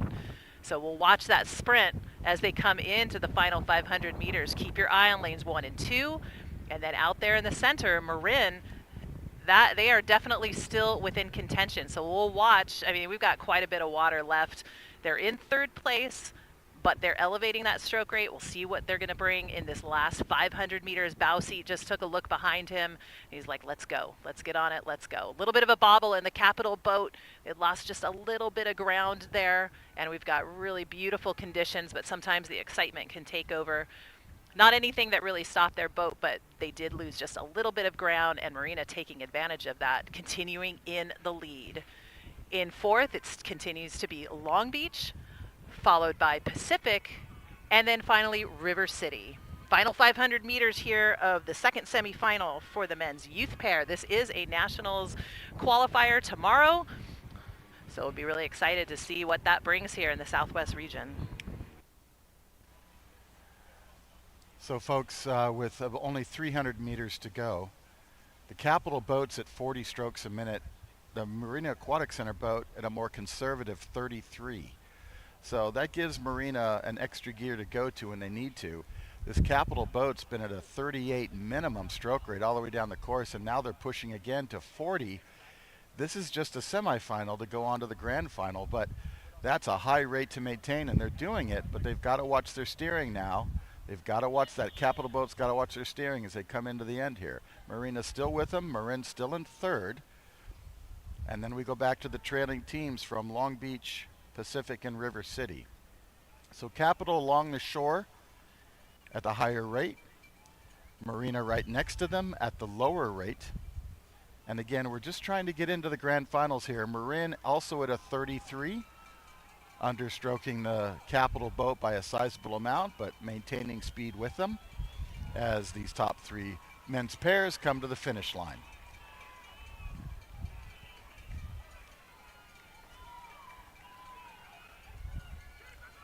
Capital holding on to the lead here. They're going to hit the line first, followed by Marina Aquatic Center and then Marin. And that's just the semifinal. How's that for a stroke rate coming down the course? Long Beach coming up to the line along with Pacific. Photo finish possibly. Too close to call. I would say Long Beach perhaps over Pacific, but neither boat in a qualifying position. And then finally River City.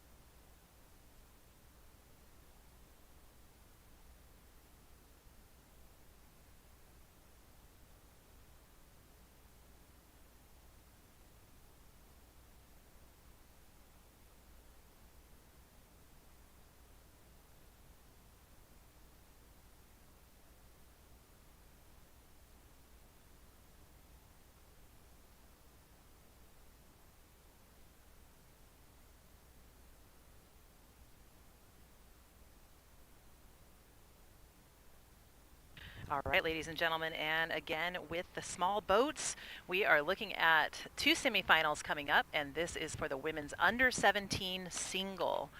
We've got 5 boats on the course right now. In lane 1, Redwood Scullers. Lane 2, Lake Las Vegas.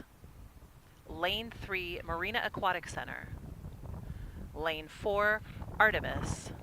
And lane 5, Newport Sea Base. And that's exactly the way that we will find them right now in their lane order. So again, these boats all coming out of the time trials. So generally they will be put into lanes based on their relative time. And speaking of relative time, Olivia Petrie out there in lane 1 is already at the halfway point and well ahead of the rest of the field. In the time trials, she had a 14-second lead over the next closest boat, and she is the defending champion in this event. So she's got a lot of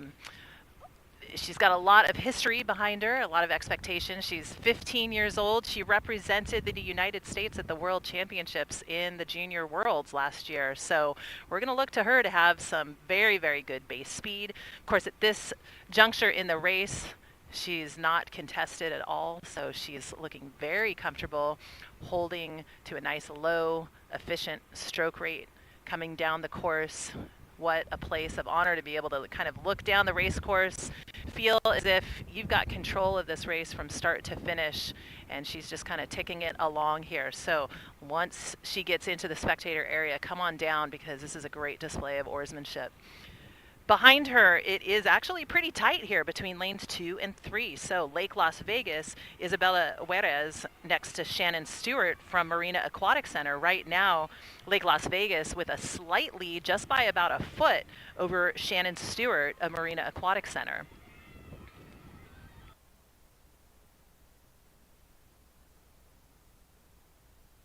Marina taking a bit of a push here, a little bit of a power play to come just past Lake Las Vegas, the Marina Aquatic Center. That is Shannon Stewart pushing herself into the second place position. Behind them, behind both Marina and Lake Las Vegas, it will be our 4th place crew. That is Eliana Haig from Artemis. Artemis is a small program that runs on the Oakland Estuary. Got a lot of programs now, a lot of junior programs out of the Oakland Estuary, and Artemis specializing in sculling and done quite well this regatta with these small boats. And we're showing a good level of performance here coming out of Eliana Haig from Artemis in lane 4. So she is in 4th place. Well behind her, it will be our 5th place crew. That's Newport Sea Base, Paige Ranney. Doing a nice job, just not quite able to match the speed of these top-end crews. And I don't think anyone's going to be able to match Olivia Petrie out there up front. She's already passed the 1,500-meter mark. She is well into her final strokes. And then behind her, Shannon Stewart of Marina Aquatic Center, looking very comfortable in 2nd place, now having pulled clear with a bit of open water over Isabella Juarez from Lake Las Vegas.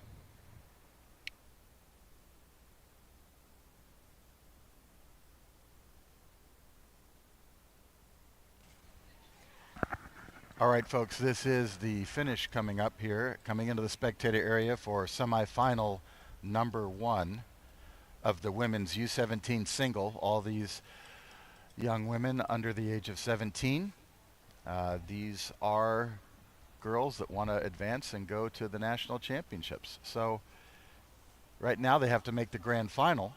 And as you see, Olivia Petrie from Redwood Scullers way out in front. She's at a very comfortable 29 to 30 on the stroke rate. No one is, she literally has like a 300-meter open water advantage. So no one challenging her at this point. And as you heard from Adrian, we then go back to Marina Aquatic Center and Lake Las Vegas as the other 2 young women in a position here to go on and qualify. 4th place is Artemis Rowing Club. 5th place, Newport Sea Base in the trailing position here as semifinal number 1 comes to the line. Pretty spread out, pretty easy to see. No close racing here really, except between 2nd and 3rd place. But again, they're both in a qualifying position.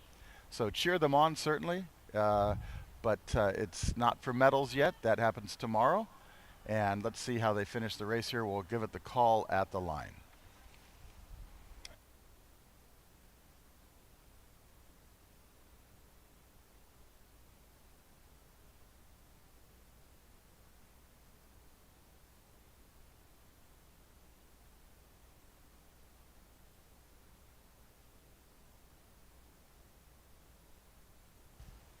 right, and here comes Redwood Scholars, first across the line for the women's U17 single. And the next two closest boats are like 200 meters away. That is a huge open water advantage. You don't see that too often. So lots of good training going on there at the Redwood Scholars program. The second place scholar to come across the line looks like it's going to be lane number 3, Shannon Stewart from Marina Aquatic Center. That's from Southern California, the Marina Del Rey area. She also looks very comfortable right now. No one really pushing her. She knows she's in a good position. Save the energy for the grand final. Just get to the finish line. And here's her finish. And then Isabella Jerez from Lake Las Vegas, also in a qualifying position as she comes to the line. And then we look back to the two trailing scholars from Artemis and Newport Sea Base. Let's turn it over to Adrian on the water. Semifinal number 2 is underway. Adrian, it's all yours.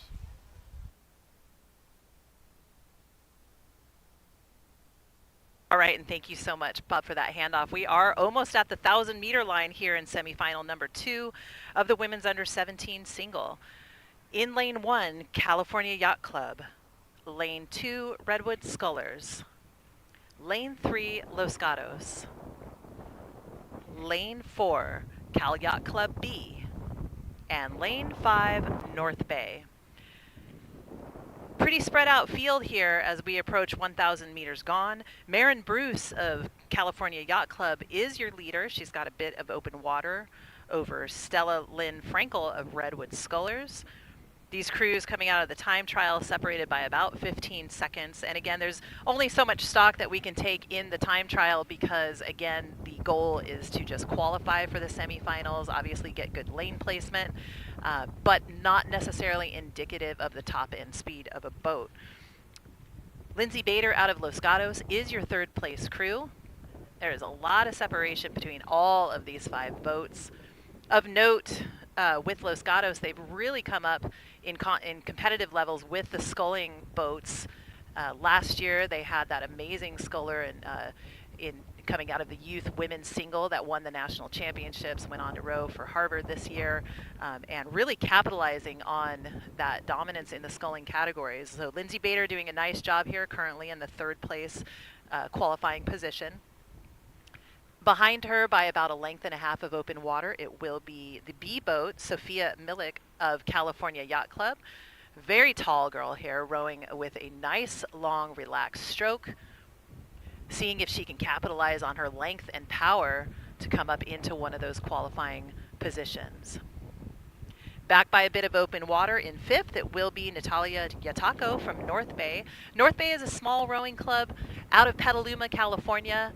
They row on the meandering Petaluma River, where there is a lot of agriculture in that area, kind of known as a cow town, but now home to a lot of artists and entrepreneurs, and a great rowing club out of North Bay. So very, very young crew. North Bay has been around for quite some time, but as we see with programs, they turn over athletes, and this is kind of a much younger crowd that we've got in North Bay. Most of the athletes on the team, between the men and the women, are freshmen or younger. So great to see them out here and being competitive in the small boats and building that program back up again. But out in front, already almost at 500 meters gone, it will be the A boat from California Yacht Club, Maren Bruce. Behind her, Stella Lynn Frankel from Redwood Scholars, just off of the stern deck of that Cal Yacht Club boat. So good racing between those two. And then well back in 3rd, so kind of by herself there, it will be Lindsay Bader of Los Gatos. So she's in 3rd and currently in one of the qualifying positions. Sophia Milik of California Yacht Club in 4th, and then finally Natalia Yatako of North Bay in 5th. And ladies and gentlemen, as these women's U17 scholars come into the spectator area, the wind, which is blowing from the southwest over the tents diagonally across the water, has been kind of pushing all the crews up against the buoy line. So we're just letting the coaches know when you talk to your athletes come in, just be aware of the wind and stay centered in your lane. There are rules of rowing. You don't want to interfere with another crew. None of that is happening here. Everything looks clean and clear, but the wind is definitely pushing these single sculls around a little bit up against the buoy line. So just be aware of that. Now, as we come into the last 250 spectator area, that is Cal Yacht Club out in front. Really long stroke, really long draw to the catch angle. In second place, only 14 years old, Stella Lynn from Redwood Scholars. That's a freshman competing here in the U17 event, and she's doing a super job. Followed by Los Gatos at lane 3. So, again, a pretty comfortable, spread out race. Nothing really too close to call. Everyone looking good. Cal Yacht Club B in the 4th place position, followed by North Bay in 5th as these scholars come to the line. We're going to turn it over to Adrian again to catch the next start as these women in the U17 singles finish. And again, top 3 are Cal Yacht Club, Redwood Scholars, and Los Gatos. And Adrian, it's all yours for the next race.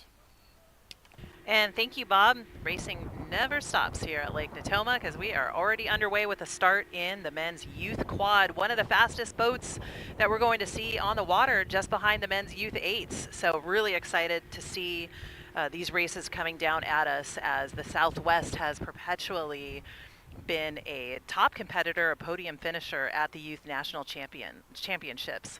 So we're going to see a few of these crews laying down some really amazing times and really quite competitive as we progress through this Southwest Youth Championship, trying to get one of those spots to go on to compete at Youth Nationals in June. In lane 1 for this first semifinal, it is Los Gatos. Lane 2, Redwood Scholars. Lane 3, California Yacht Club. Lane 4, North Bay. Lane 5, Los Gatos B. Lane 6, Tempe Junior Crew.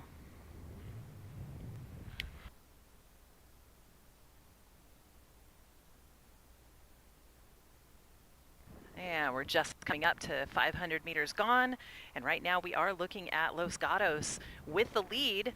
They are really just kind of shot out of that stake boats and took off. So we'll see from start to finish, but that is a clean looking crew, and indeed they have had a great season. So we're going to look to them to have quite a substantial performance here at this youth championship. So Los Gatos out in front. They look to have about a length and a half of open water. Behind them in second, it will be Redwood Scholars. Redwood Scholars, a very seasoned crew, a lot of older athletes. We saw the 3-seat in this boat dominating the men's single, and they're doing a great job here. At 750 meters gone, Redwood Scholars in second. Behind them, it will be California Yacht Club. California Yacht Club rowing out in Southern California. They're one of the oldest rowing programs in California, having been established in 1922. So they have, they're also a sailing club, so really all over water sports program, but with a very strong junior program specializing in the sculling events. So right now, California Yacht Club in third in one of those qualifying positions. Back behind them by open water, it will be Los Gatos B. Los Gatos B in lane 5, sitting in 4th. Just off of the stern deck of the Los Gatos B boat, it will be North Bay. We just talked about North Bay, small program from Petaluma, California, just north of Marin. So North Bay in 5th. And then finally in the 6th place, it will be Tempe Junior Crew rowing out of lane 6. But back to the leader. That is a sharp-looking crew there from Los Gatos. They really have spent some good time in that boat. Their blade work is exemplary, and they're really rowing cleanly at a pretty elevated stroke rate, actually. I'm going to try and get a stroke rate for you. Redwood at a lower stroke rate, looks to be about a 33, but let me get a stroke rate on Los Gatos.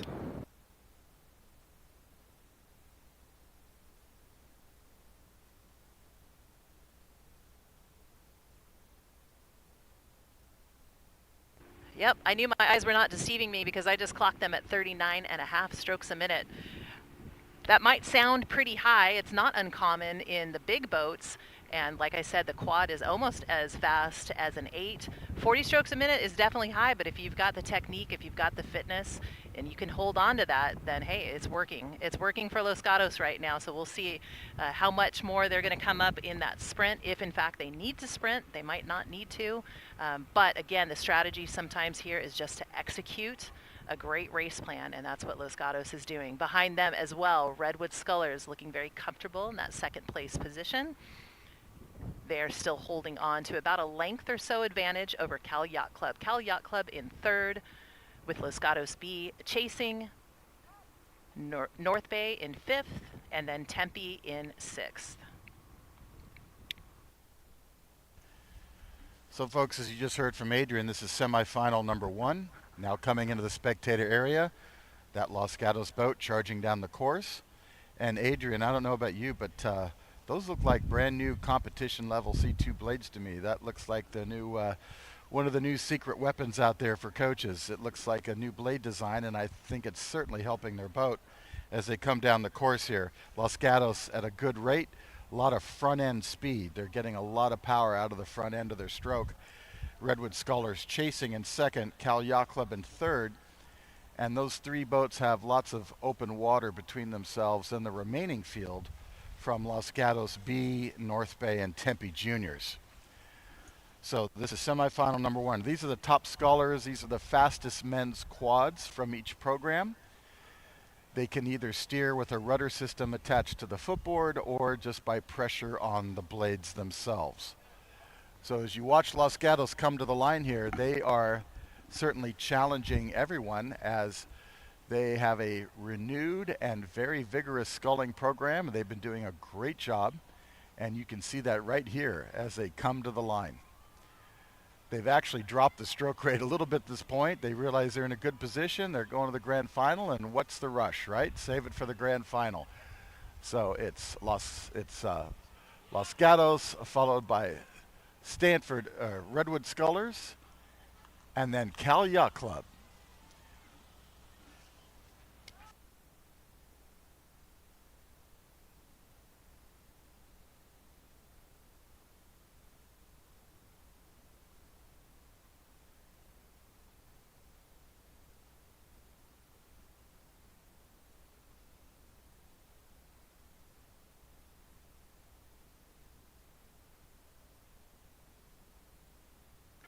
Three more boats still to cross the line here in semifinal number 1 of the men's quad. Next across will be Los Gatos.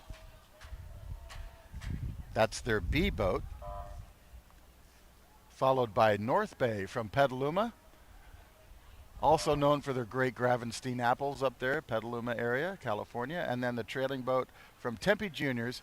With that, we turn it back over to Adrian as we look for the start of semifinal number 2 of the men's quads.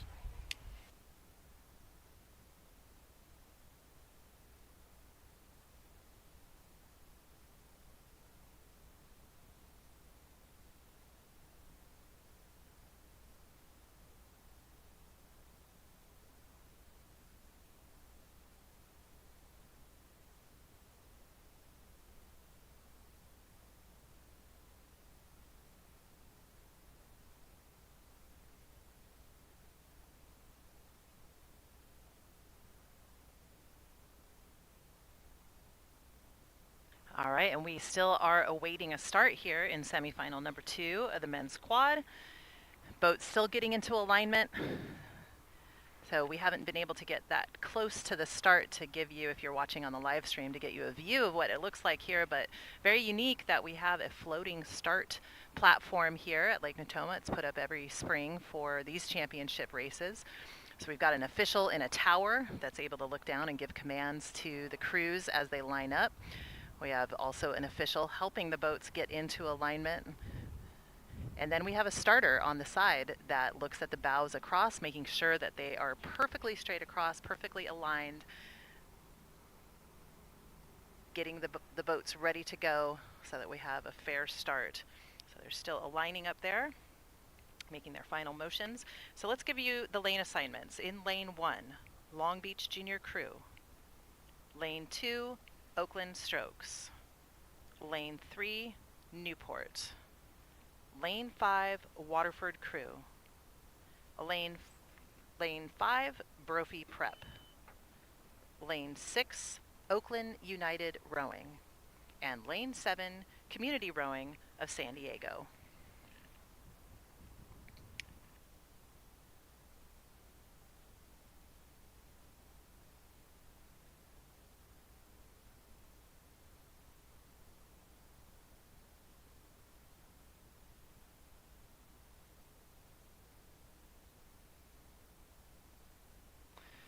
All right, and what we see sometimes is that we've got a little bit of trouble sometimes getting the boats up and running, especially with these 7-boat races. There's a lot of action out on the course, and we have in fact stopped this race, and we are going to have these guys pulled back into the starting block. So there was either some sort of I don't think there was any sort of interference. Boats look to be rowing cleanly, so could have been some sort of breakage in one of the boats.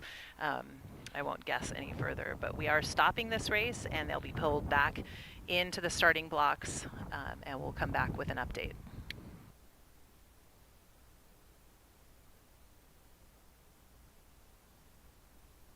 All right, ladies and gentlemen, as you just heard, the semifinal number 2 of the men's quad has been stopped. All boats have been stopped. We are waiting to hear from the referees if they are going to restart this race first or go to the next one. We will keep you updated with that information.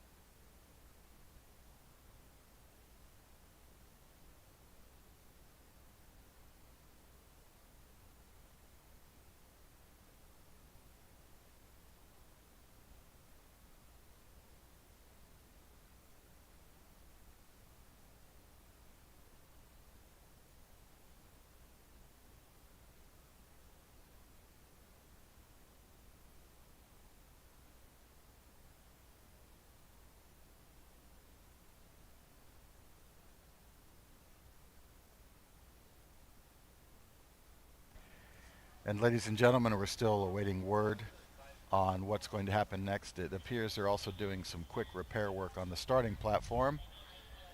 The quads are now moving behind, the quads that just started and were stopped are moving behind the starting platform. So we're just waiting to hear word from the referees about what will be happening next. We will keep you updated. But as of right now, everything is on hold.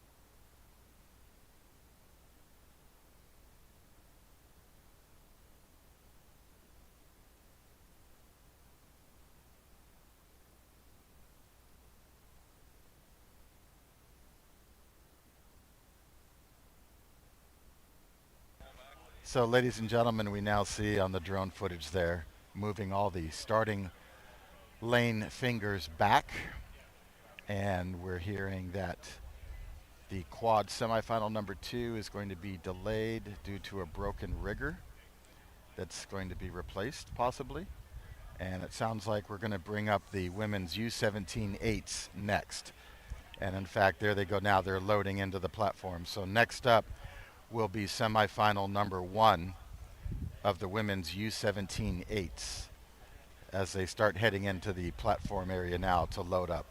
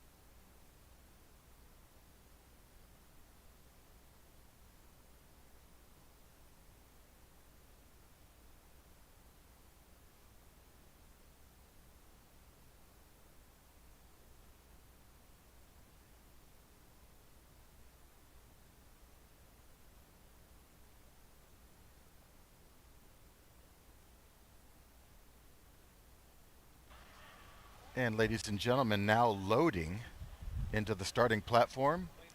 We're going to jump ahead a race to semifinal number 1 of the women's U17 8. So these will be young women under the age of 17 racing in the U17 8 category. Those boats are now loading into the starting platform. Once they're loaded, we'll turn it over to Adrian on the water for the first 1,000-meter race call.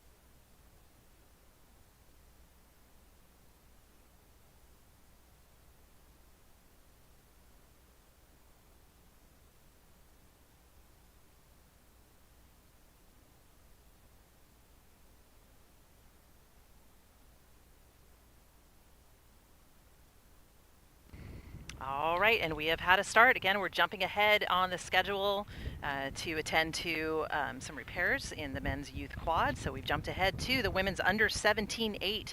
There are 2 semifinals coming up. And on the water and racing right now is semifinal number 1 with 5 boats on the course.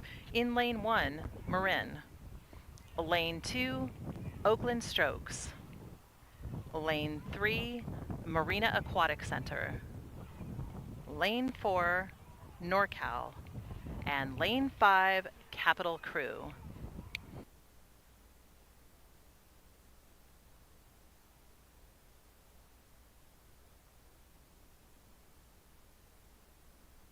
And all boats just very early in, past 250 meters, and we are going to find our boats in lane order with Marin out in front. So Marin, your leader, with a 7-seat lead over lane 2, Oakland Strokes. Oakland Strokes being paced by 3rd place Marina Aquatic Center. So Marina Aquatic Center very close to Oakland Strokes, just about a seat or so separating Oakland Strokes and Marina. Already a bit of open water between Marina Aquatic Center in 3rd and your 4th place crew, NorCal. NorCal sitting 3 seats over Capital Crew.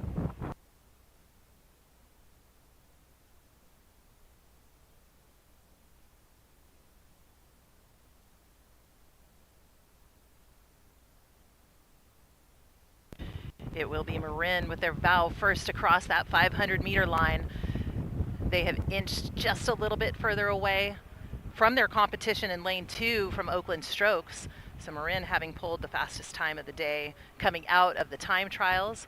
Again, top to bottom, this Marin women's program just having an amazing season. We can't speak more highly of that program and its dominance and excellence on the national level, but they're showing that here in these younger boats in this under 17-8. The maturity as well as the physical maturity is evident. So very well-trained athletes, high level of technical acuity. And that coxswain in the Marin boat looking across at the bow ball of Oakland Strokes, asking to pull clear. You can tell that's exactly what she wants by the halfway point. She's almost got it by 750 meters gone. And there they go, a little bit of open water now for Marin in the lead. Oakland Strokes just behind them in 2nd. 1 seat of open water for Oakland over Marina Aquatic Center. Marina rowing on the same body of water as UCLA, great collegiate program in the United States. So they've got some good role models there to look up to. And Marina also a perpetually excellent program. And definitely in these younger boats, showing a lot of maturity and speed coming out of this program. So Marina Aquatic Center doing a nice job in that 3rd place position, so they are in a qualifying spot. Coming up to the halfway point, Marin still holding on to that lead. Oakland and Marina chasing them. Behind by about a length and a half of open water will be your 4th place crew, NorCal. So NorCal, a program that rows in the port of Redwood City, same body of water as Redwood Scullers, same body of water as Stanford University.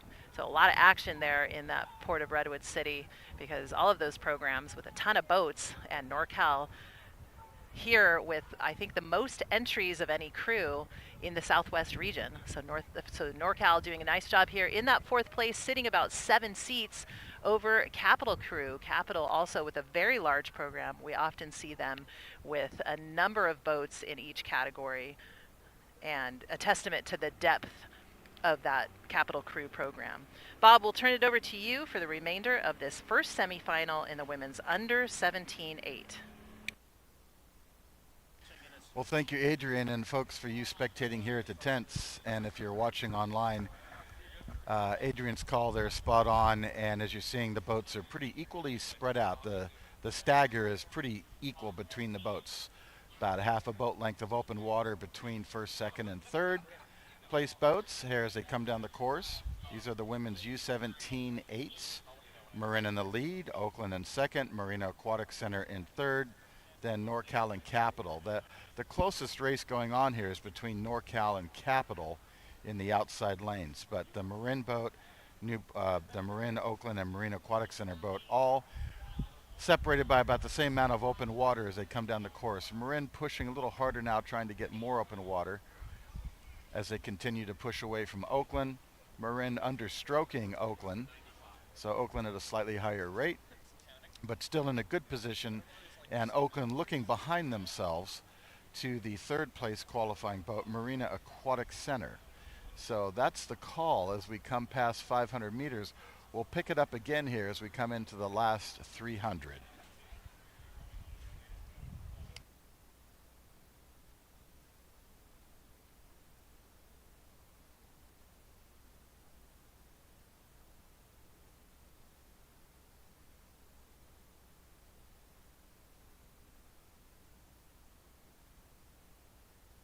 The wind is freshening a little bit, but that's one of the benefits of having a coxswain here. The coxswain's doing a great job staying centered in their lanes. A little harder for the smaller boats that don't have a coxswain, as we saw earlier today. But right now, going into the spectator area, that is Marin along the shore with the red and white blades, easily under control and in command of this race.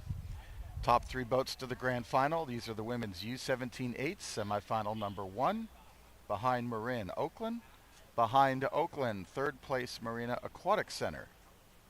And as you can see, the closest race here does remain between lanes 4 and 5, NorCal and Capital, with the advantage going to NorCal for fourth, but neither NorCal nor Capital in a position to challenge for a grand final position at this point. They're racing for pride and just trying to have a good finish here to their semifinal.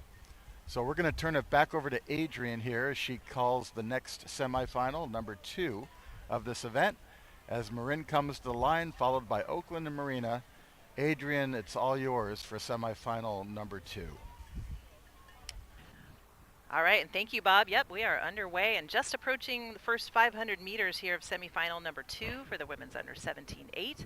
This time with just 4 boats on the course. In lane 1, Newport Seabase. Next to them in lane 2 is Newport Aquatic Center. Lane 3 is Pacific. And lane 4 is Long Beach Junior Crew. So you'll find quite a bit of overlap in the top 3 boats between Newport Seabase, Newport, and Pacific. There's a lot of contact, but Newport Seabase with the lead here. So they're bow first across that marker at 500 meters gone. They are sitting with a bow to stern advantage over Newport Aquatic Center. So Newport Seabase with the dark boat, got a black boat with black unisuits and white blades. Newport Aquatic Center next to them with that beautiful white hull and the big NAC lettering on the side and white blades. And then next to them in third will be Pacific Rowing Club. Pacific rows on Lake Merced in San Francisco, South San Francisco. It's a small lake, but with a lot of history of excellence in the sport of rowing for juniors. The program has been around for quite a while, and so always a team to watch. Behind them by about 2 lengths of open water, it will be Long Beach Junior Crew.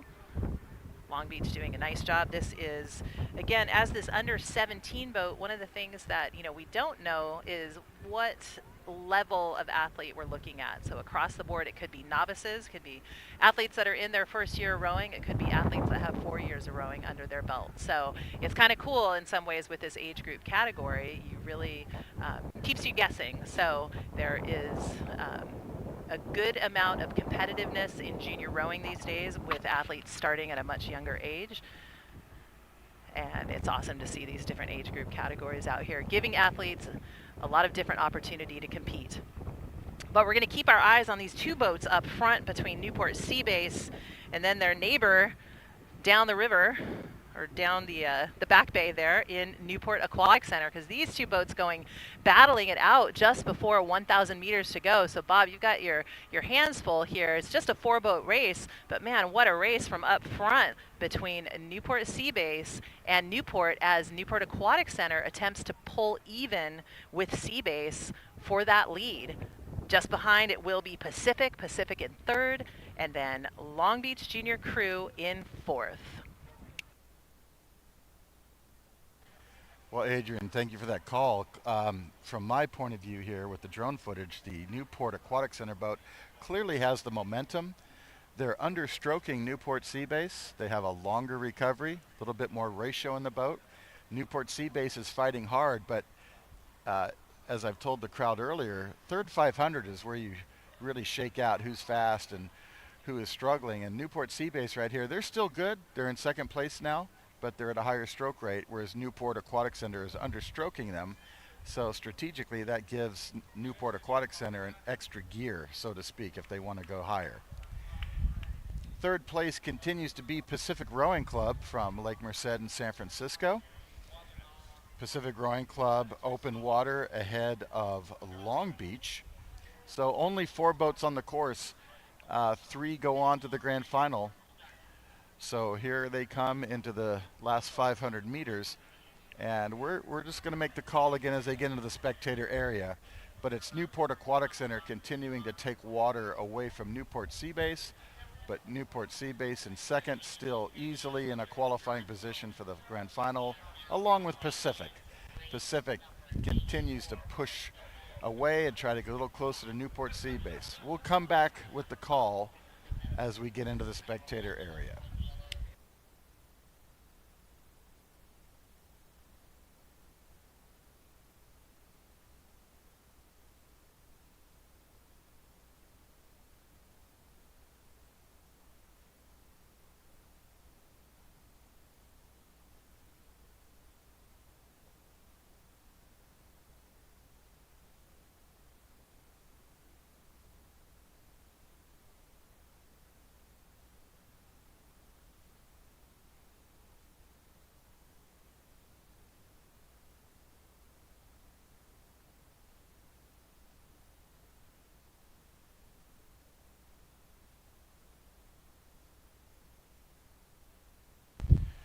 So as we come into the last 500 meters,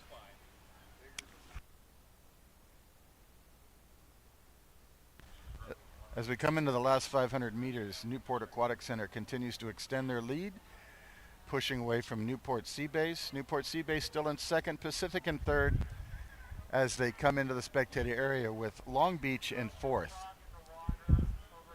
And before these crews come to the finish line, folks, are going to let you know it looks like they're loading up the quads now for that semifinal number 2 that was delayed. So it appears those boats are loading. We'll be coming back to that most likely. But now finishing semifinal number 2 of the women's U17 quad with Newport Aquatic Center in the lead, Newport Seabase in second, and Pacific Rowing Club in third with Long Beach chasing.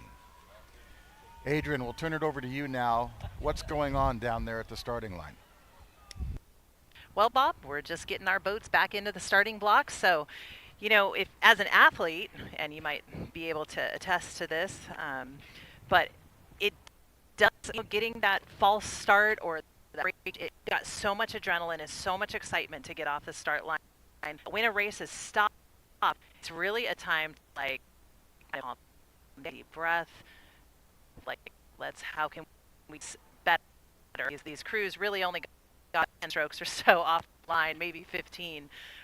But maybe it's a time for them to think about, you know, what can we do, or how can we be more prepared? Because now that they've got the jitters out of the way, they're going to be ready to go, maybe a little bit more focused. Hopefully this is, you know, with these quads, they've got quite a bit of experience under these are the men's youth quads, so the older athletes generally in the program, or the more mature athletes. So quite a bit of experience. So what we're seeing is that they are pulling back into the starting blocks.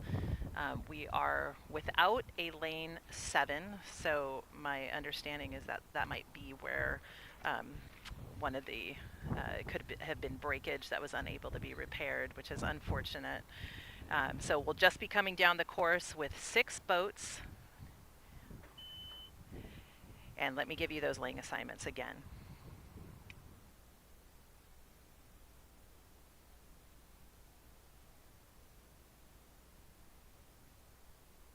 All right, the lane assignments are a Long Beach Junior crew in lane 1. In lane 2, lane 3, lane 4, Waterford crew. Lane 5, Brophy Prep. and lane 6, Oakland United Rowing.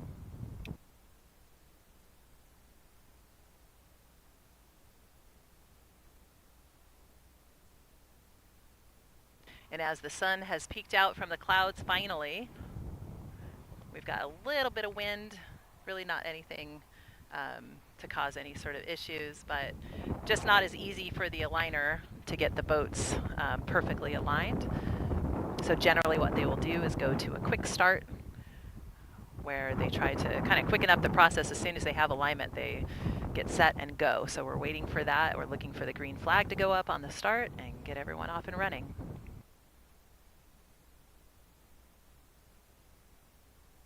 And Adrian, trivia question here, and I'm sure some people are wondering, we've had an amazing winter and there's a lot of snow coming off the mountains.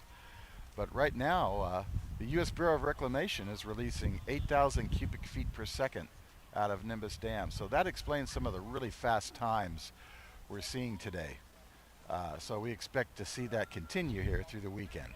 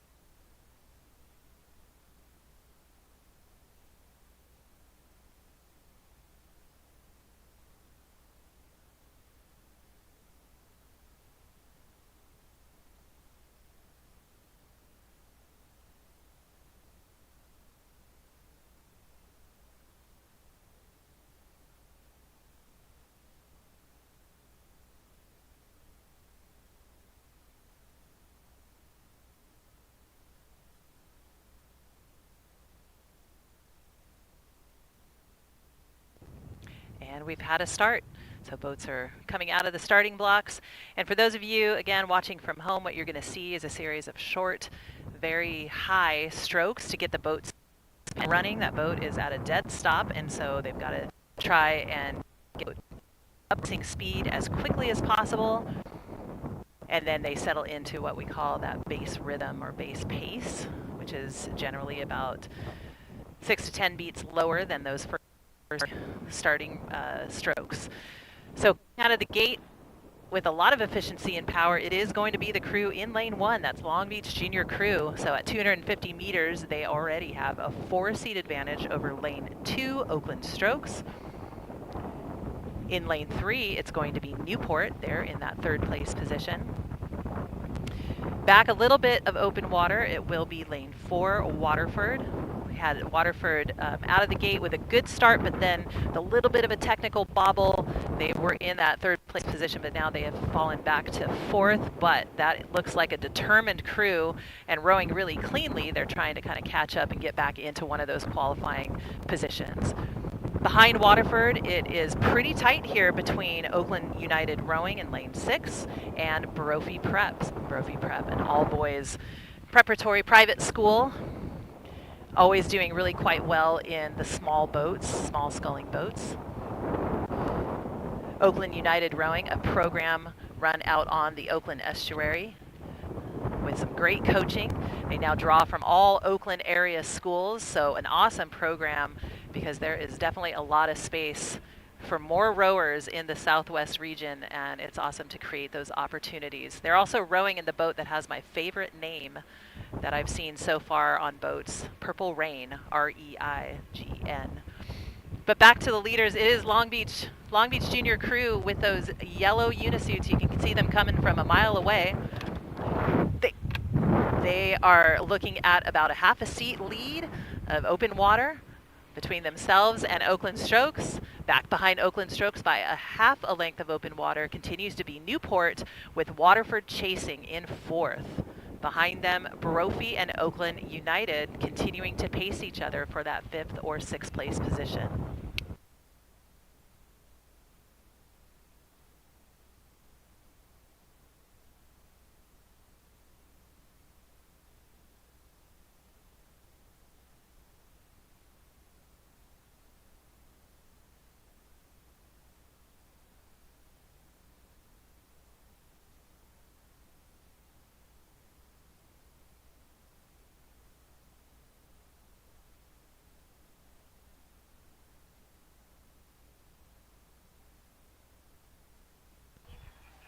And semifinal number 2. Now at the halfway markers, ladies and gentlemen, Long Beach in the lead, followed by the Oakland Strokes, and then Newport Aquatic Center with Waterford chasing. Now Waterford had, as you heard Adrian mention, they had a bit of a bobble, bit of a crab off the start that hurt them. They're trying desperately to come back and catch Newport Aquatic Center as they want to move into that third qualifying position and go to the grand final. They have about a boat length of open water they have to make up before they get in contact with Newport if they want to move on and challenge for that third place position. Now another thing I've noticed here, the Long Beach Junior crew in lane 1, they've got those brand new, looks like those brand new Concept 2 blades that are the competition blades. It's a front end blade, a lot of power on the front end. And Long Beach is using them really to their advantage. They are just taking off like a rocket here down the course, using those blades to great advantage here. So as we come down the course, let's pay attention here to Long Beach. They might try to row the fastest time of the semis here as they come in. The Los Gatos boat that took first in the earlier semifinal had the similar blades, and they were first with a really good time. So Oakland at a lower stroke rate. They're a little bit more comfortable looking. A lot of good upright poise and swing. Definitely looking more like they're saving their energy for the grand final as they keep Newport Aquatic Center behind them, with Waterford still chasing in fourth, and then Brophy and Oakland United rowing on the tail end.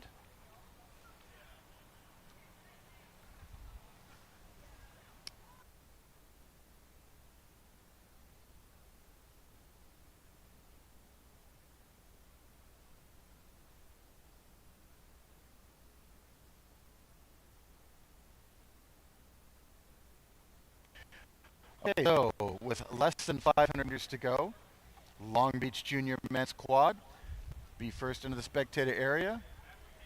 The Oakland Strokes, rowing at a slightly lower rate, are matching their speed. Long Beach just had a more aggressive start and got the jump on everyone.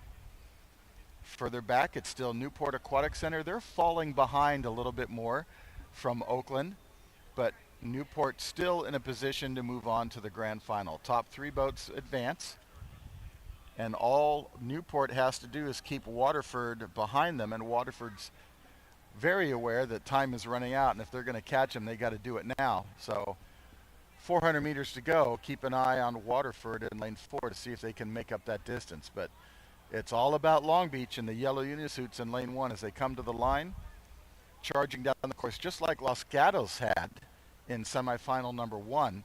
That's going to be a great matchup in the grand final.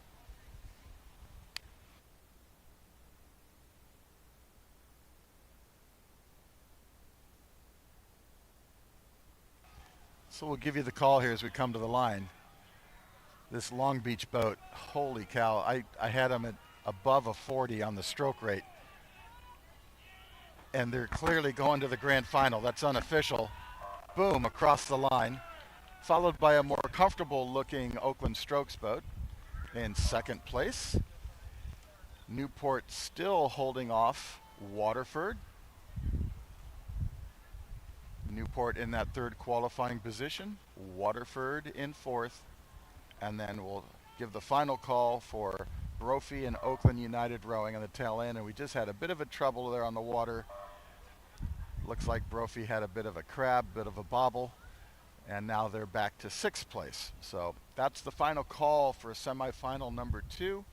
As it now comes to the line, we'll turn it back over to Adrian, back for some of my favorite racing of the regatta. Now we go back to pairs, and it's the women's turn to race the pair down the course. Adrian, it's all yours.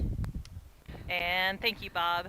And we almost had a tragedy there as my clipboard flew off my lap with a little gust of wind and went into Lake Natoma. But we found it. We found it, so we're back on course. So we've just got 4 boats on the water here in this semifinal number 1 for the women's pair. In lane 1, Marin. Lane 2, Long Beach Junior Crew. Lane 3, Los Gatos. And lane 4, Xavier Prep. So we're looking at quite a bit of spread already for these crews. They're just at 750 meters gone. Well, at least Marin is past that point. They have about 3 to 4 lengths of open water over the next closest crew, which is going to be Long Beach Juniors. Behind them, behind Long Beach Juniors, it will be Los Gatos. And Los Gatos throwing me off a little bit with those new unisuits with the bright pink stripe up the side, but with the iconic diagonal blue and white pattern on their blades. So Los Gatos in third, and then back behind Los Gatos it will be Xavier Prep. Xavier Prep, a program from Arizona. But Marin out front again. With the pairs, there is no coxswain. There sometimes is a steering mechanism that's attached to one of the toes, generally of the stroke seat.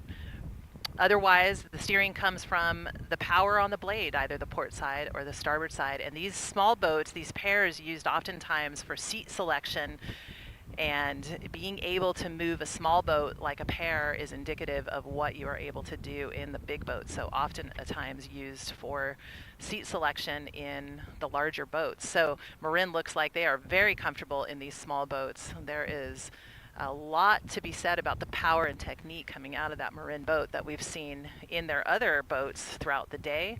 So doing a nice job as they continue to move even further away from the rest of the field. Behind them, Long Beach continuing in second. They are holding off a more elevated stroke rate coming out of that Los Gatos crew. So a lot of excitement from the Los Gatos boat as they move into their third 500. And then finally, here comes Xavier Prep, always doing a nice job with younger athletes generally. I would say they've got a young program with athletes that have proven to be very strong in eights all the way down to pairs, and they're doing a great job here in this women's pair semifinal. But again, only 3 boats will move on to the grand finals. Right now, that looks to be Marin, Long Beach Juniors, and then Los Gatos.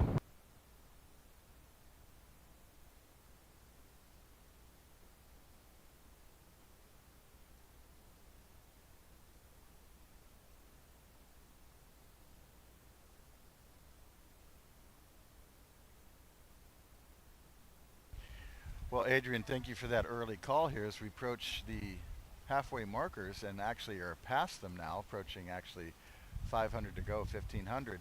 Another factor to consider as you talk about steering the boats, Adrian, is the wind here that's coming across Lake Natoma.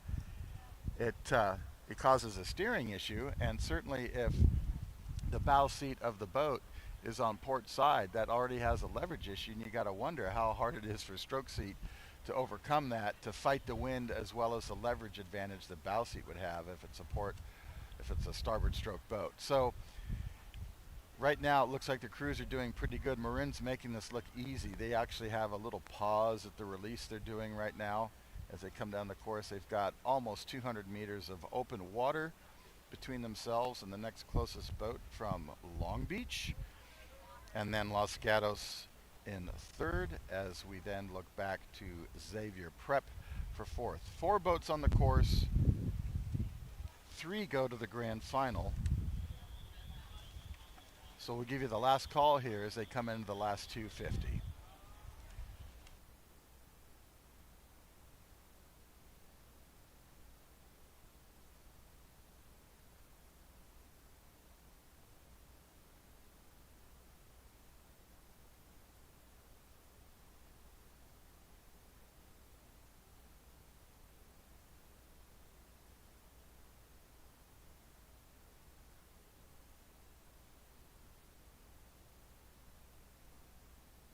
So folks, we're going to give you the final call now. It's a bit early, but we want to make sure Adrian can pick up the next race.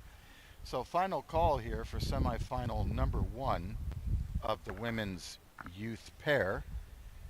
Unofficially, Marin looking to finish first, followed by Long Beach in the yellow unisuits in lane 2, and then Los Gatos with the blue and white blades in lane 3, followed by Xavier Prep. And you can't miss them. They have a big white X on their oars as they are further back on the course, but still making good time as they approach the finish line. So Adrian, let's turn it back over to you and let us know how we're looking for the next race of the day.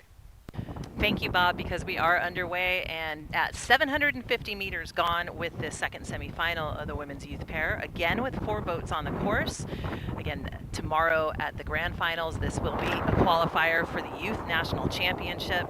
It's quite an honor to be able to represent your team as 2 of the top athletes in your program. And right now, the crew from Marina Aquatic Center, there's a lot of history in this boat of domination at the national championships for that program. They're doing a great job here, just kind of taking the boat along, looking long and strong in lane 1. Marina Aquatic Center is your leader. Behind them, it will be Newport Aquatic Center. Newport rowing out of lane 2. They're in that second place position. Behind them, by about a length of open water, Newport Seabase. So Newport Seabase, a little more elevated stroke rate for them as they move towards the halfway point. And then back by a few lengths of open water in 4th, it will be the crew from Utah. So Utah, a program that has been in existence for quite some time. They row on the Greater Salt Lake. They're out of South Jordan, and just a wonderful program. It's got to feel fun to come all the way out here to California to race against some of the best in the nation. Utah doing a nice job here in this women's pair. So we're at the halfway point. Marina Aquatic Center just kind of taking off right now. Newport behind them, and then Newport Seabase in 3rd with Utah in 4th.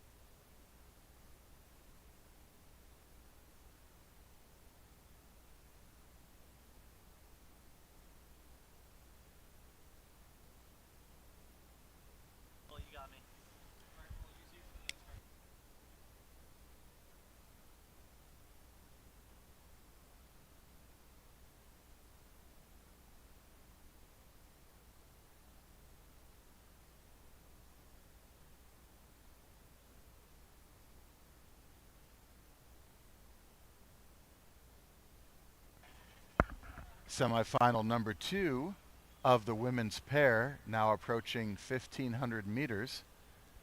4 boats on the course, and out in front in dominating form, Marina Aquatic Center.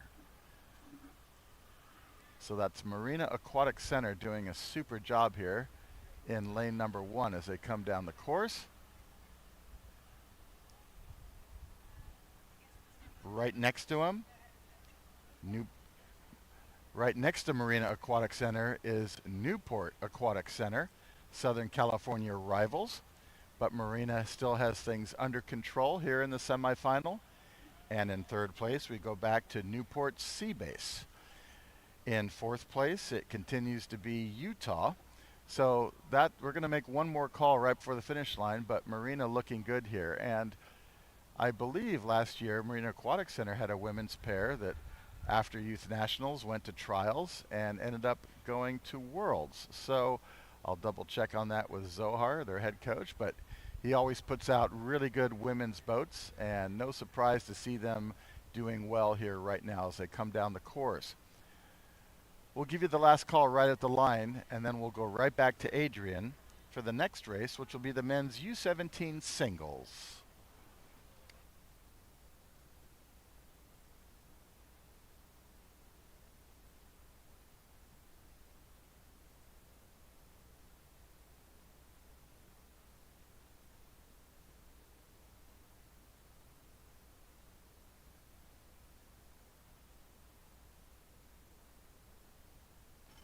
Okay, here they come to the line. The women's youth pairs, one oar each, two people in the boat. Not easy to steer, but Marina's making it look easy as they come to the line with a continued open water advantage over Newport Aquatic Center, with the Newport Sea Base still in third and Utah in fourth. We're going to head back to Adrian, who will pick up the next start of the U17 men's singles. Adrian, let's give it back to you. How does it look down there? Well, they haven't come out of the gates yet, but I can at least give you the lineups. They're still kind of pulling themselves into the starting blocks and getting ready to go. And we definitely want to keep these running on time, which is what the officials are doing, just making sure that we can catch up, be on time, and be on schedule. And we are looking at 7 boats on the course in this men's under 17 single semifinal number 1. So 3 boats will move on to the grand finals. In lane 1, Tempe Junior Crew. Lane 2, Marina Aquatic Center. Lane 3, Artemis. Lane 4, Redwood Scullers. Lane 5, Brophy Prep. Lane 6, North Bay. And lane 7, River City.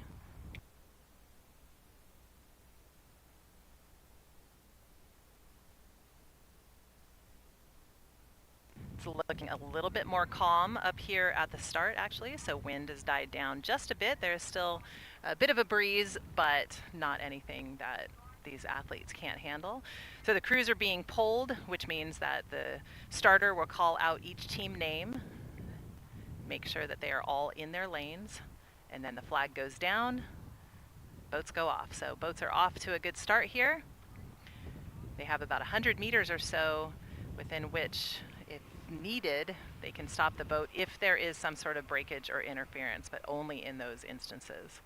Right now, all boats looking like they're rowing cleanly. Again, we got 7 boats across. It's like a little mosquito fleet coming down the race course at us.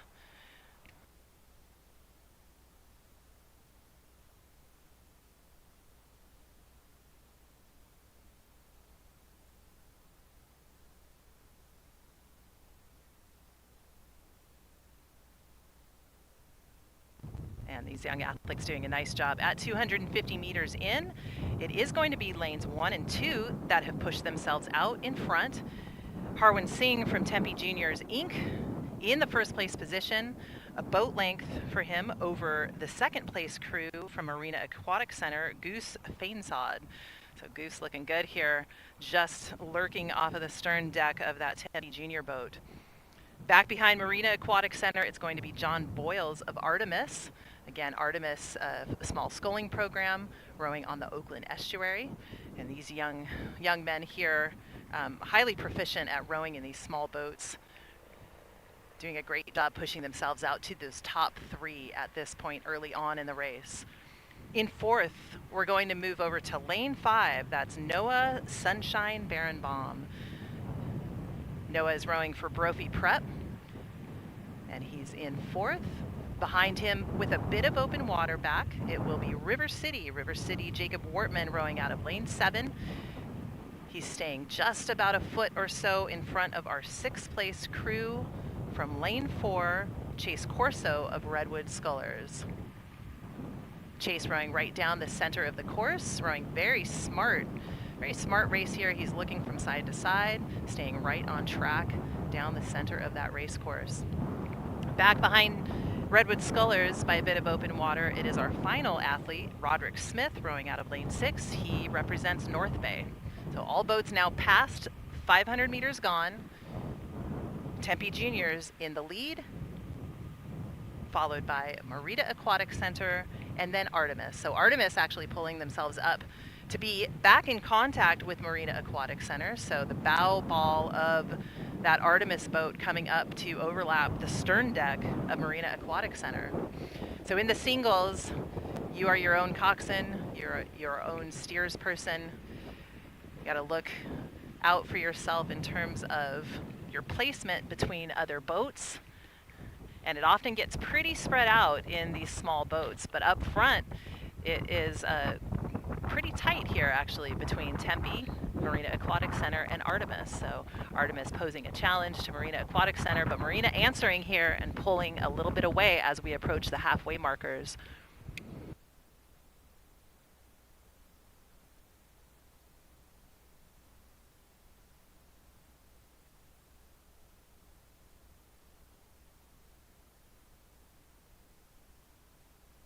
Now in fourth place, it continues to be Birnbaum from Brophy Prep.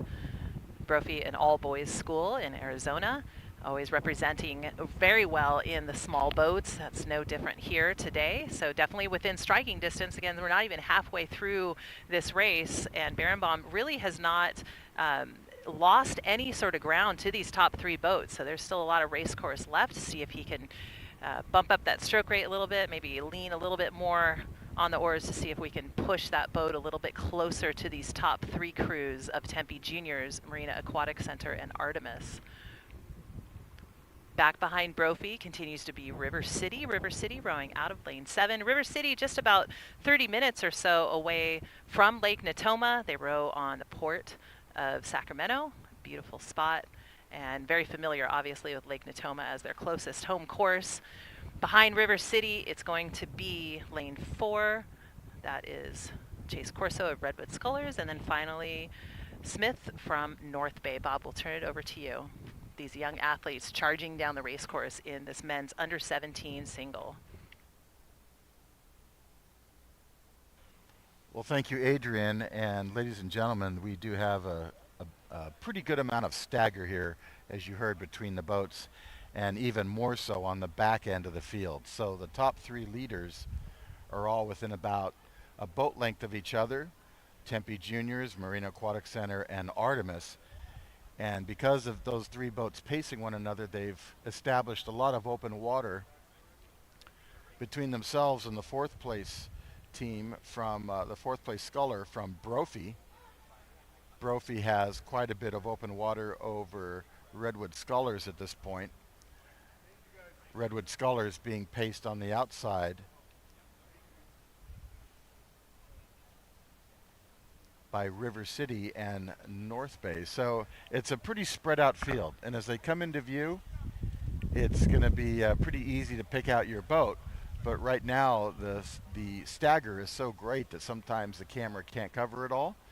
So again, the three leaders continue to be Tempe, Marina, and Artemis. And we're going to pay attention to Redwood Scullers, Brophy, and River City and North Bay on the tail end to see how they finish as well as they come into the spectator area. Lead boats now hitting 1,500 meters to go. I'm sorry, 1,500 meters with 500 to go.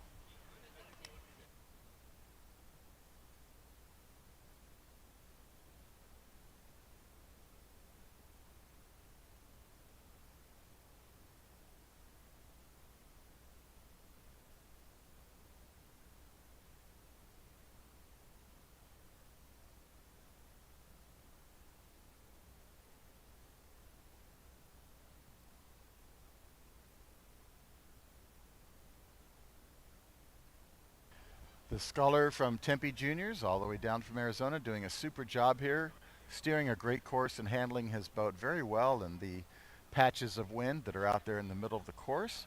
Continues in the lead ahead of both Marina and Artemis. Artemis continues with a comfortable open water advantage over Brophy and Redwood Scullers and the other two remaining boats from North Bay and River City. So get ready to cheer on your sculler here as they come into view. This is semifinal number 1 of the men's U17 single finishing, and I'll make the final call now.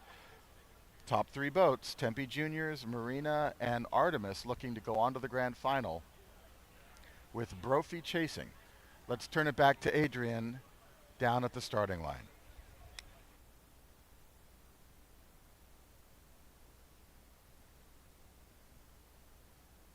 And thank you, Bob. They are taking their time getting these scullers into place. Again, these are fairly young athletes. We saw that in the previous race, the one that Bob just finished calling out.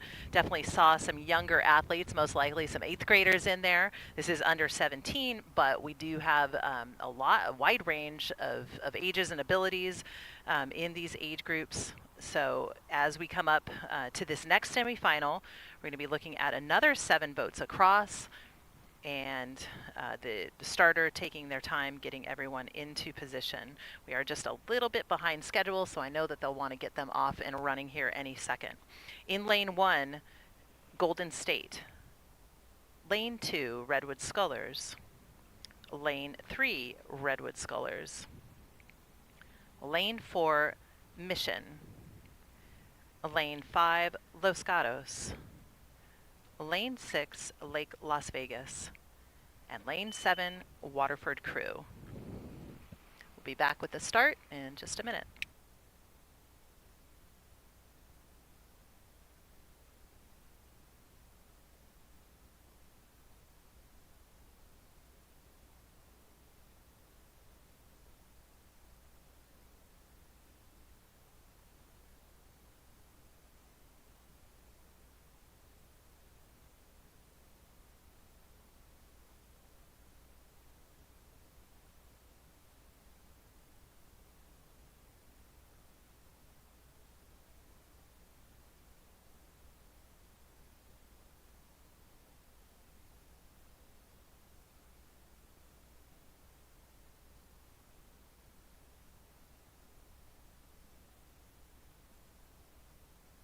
All right, and it looks like we have had a clean start here in the men's under 17 single. This is semifinal number 2.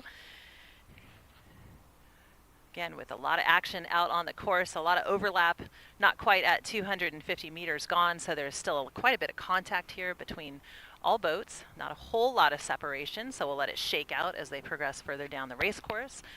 But our leader is going to come out of lane 1. That's Daniel Grassman of Golden State. Golden State, a program that rows on the Oakland Estuary. A little bit of a bobble there coming out of lane 1. So although he is still in the lead, there was a bit of little technical challenge, and that allowed some of the other crews to catch up, just as I was saying that. So just behind Golden State in second place, it will be Gurinkov from Redwood Scullers in second. Fourth place is going to go to Mission Rowing in lane 4. Now, I have to apologize because earlier in the day it said that Mission Rowing was from San Diego, thinking Mission Bay, but they're not. They're from Santa Barbara. Fairly new program. They row on Lake Cachuma, so awesome to see that area, the Central Coast, expanding their rowing opportunities for youth. Currently in that third place position is Diego Stevenson of Mission Rowing. Just behind him, it's going to be the B sculler from Redwood Scullers. That's Paulo Cho. So really, really tight here as we approach 500 meters gone. In fifth, it's going to be a battle here between lane 5, Tanab Shankar from Los Gatos, and lane 7, Aiden Pan from Waterford. In 7th place, back by about a seat or so of open water, it's going to be lane 6, Dakota Cooper, out of Lake Las Vegas. Coach Jim Anderson doing a great job building up that program and, again, creating more opportunities for youth in that area to get on the water and test their abilities. Back up front, a little bit more separation between the top crews. Grassman of Golden State still holding on to that lead, but sitting with his stern deck on overlapping the bow deck of lane 2. So these two Redwood Scullers, Gurinkov and Cho, side by side. So good battle here going on between second and third place. They're kind of looking across at each other, maybe pacing each other at 750 meters. They are literally dead even, those two Redwood Scullers boats. Back to them by a little bit of open water now. It will be Stevenson of Mission Rowing. So top 3 really gunning for the line here. Coming up on 1,000 meters gone, Golden State. I want to get his stroke rate on him because he's definitely at a little bit higher stroke rate, so looks very excited coming in to the halfway point. But the challenge is, do we have enough in the tank to make it effective for the last half? And just as I'm saying that, lane 3, Paulo Cho from Redwood Scullers is pulling even with Golden State and now overtaking that boat for the lead position. Golden State dropping back to second. Gurenkov of Redwood Scullers, the other entry, in third. Open water back, it will be Mission Rowing. Los Gatos in fifth, followed by Waterford, and then Las Vegas in seventh.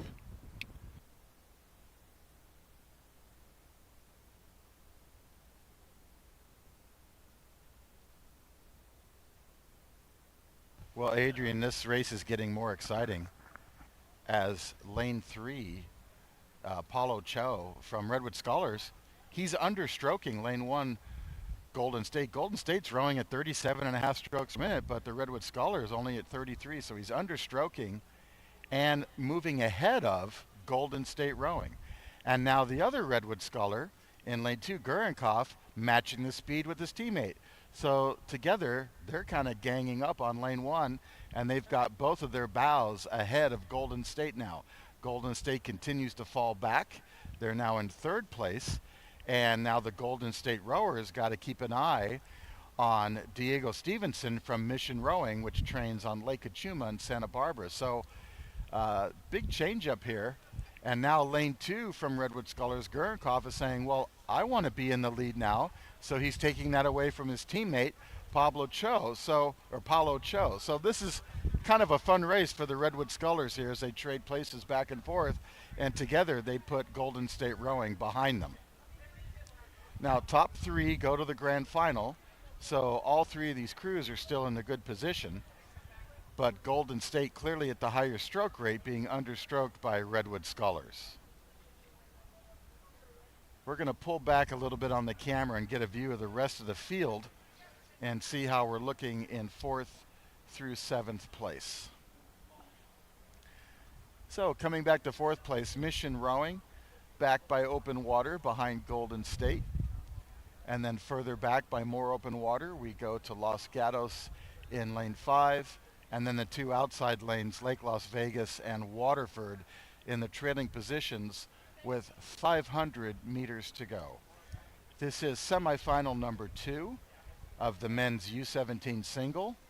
In the lead, Redwood Scholars. In second place, Redwood Scholars.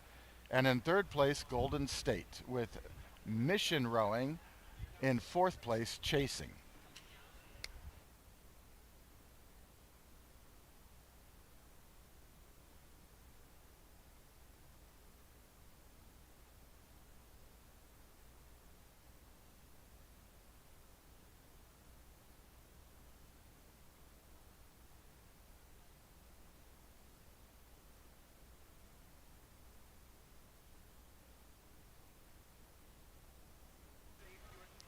Okay, we've got about 300 meters to go.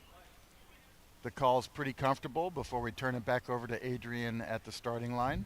I'm going to make the final call now, and unless there's a change, we'll just turn it over to Adrian. So semifinal number 2, top 3 boats advance, men's U17 single. It's in the lead, Redwood Scholars. In second place, Redwood Scholars, and close behind, and it might change again, Golden State. They might move into second, but those are your top 3 scholars looking to go on to the grand final. Mission Rowing in 4th, chasing, and then back to Los Gatos, Lake Las Vegas, and Waterford. And that's the final call. Adrian, let's go back to you to pick up the start of the women's youth quad.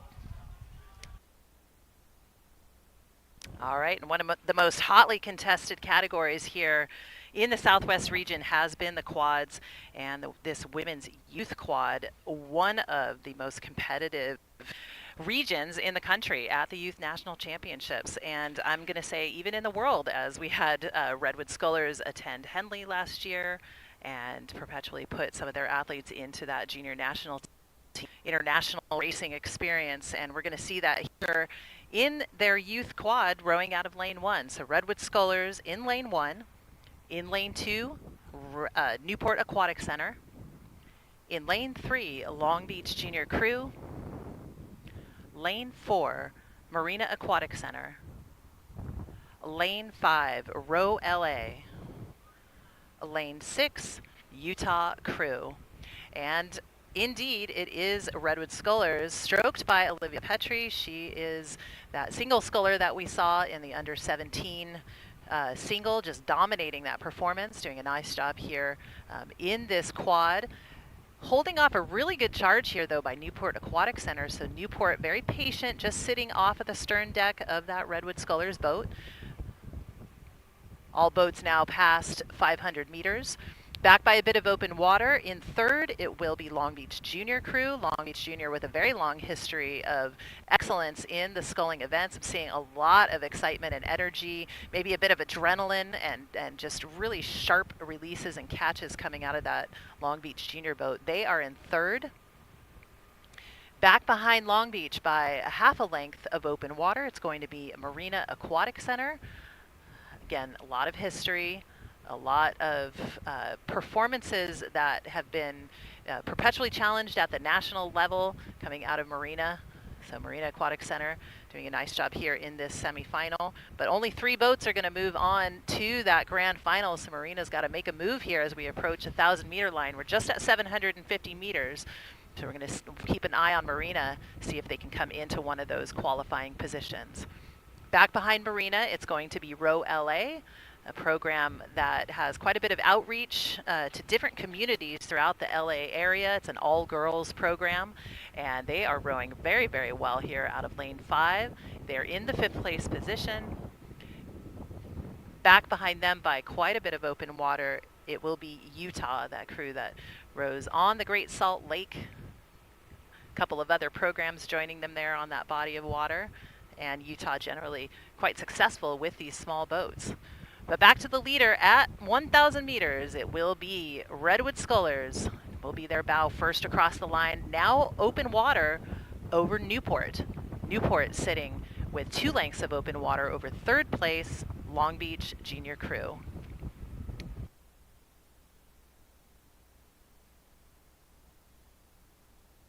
And thank you for that call, Adrian. The boat from Redwood Scullers at 34.5 strokes per minute.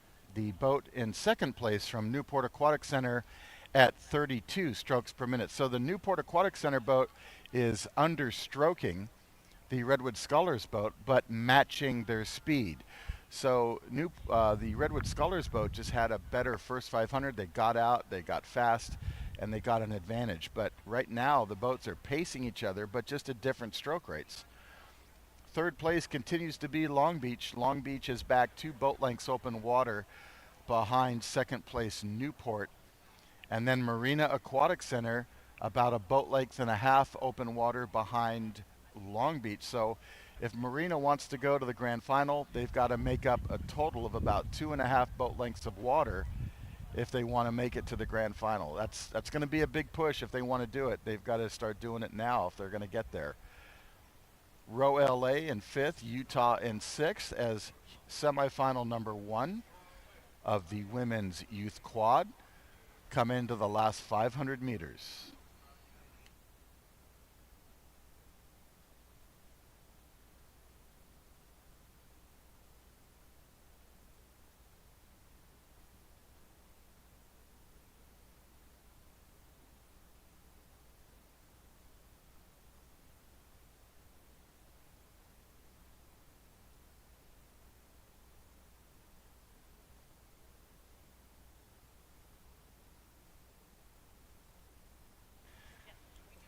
Okay, less than 500 meters to go, and lane 1, Redwood Scullers, continues in the lead.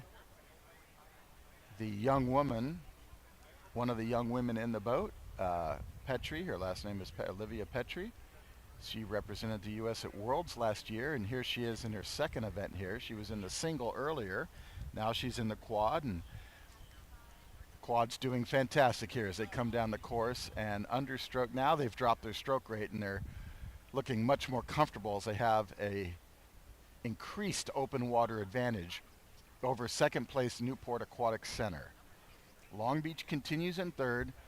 It's that fourth place Marina Aquatic Center boat we keep watching, but they're running out of water. It's only about 400 meters left, and they've got quite a bit of water to make up, almost 4 boat lengths at this point, if they want to go to the grand final. So let's give you the final call here now. Semifinal number 1, women's youth quad, fastest quads from these programs. Unofficially going to the grand final looks to be Redwood Scullers, Newport Aquatic Center, and Long Beach Juniors, with the Marina Aquatic Center chasing in 4th, then Row LA, and then Utah. Adrian, back to you for semifinal number 2. And thank you, Bob. We're still getting aligned up at the start, so no action yet, but sure to be great racing as we come down the course. This time with 7 boats on the race course. I'll go ahead and give you the lineups here. In lane 1, Los Gatos. Lane 2, Artemis. Lane 3, Oakland Strokes. Lane 4, NorCal. Lane 5, Tempe Juniors. Lane 6, River City. And Lane 7, Slack Rowing Club.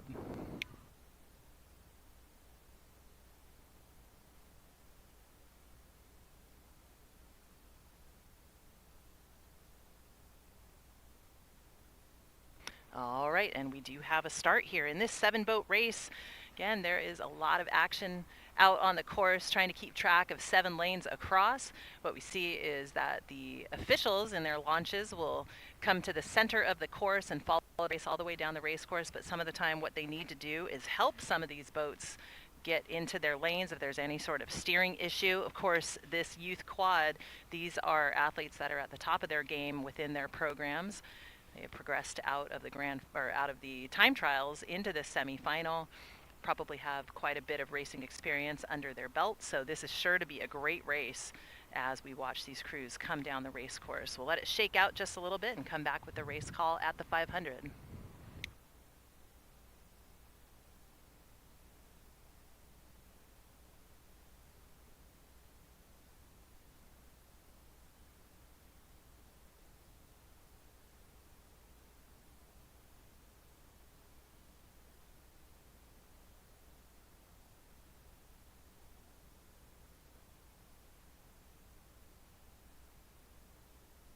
And as predicted, it is going to be tight racing. We're just shy of the 500-meter line, and we've got 3 boats that have pushed themselves away from the rest of the pack, and it is lanes 1, 2, and 3. Slight advantage is going to go to lane 2, Artemis. Artemis rowing with those beautiful mint green unisuits, mint green blades with a little bit of a blue pop there at the bottom.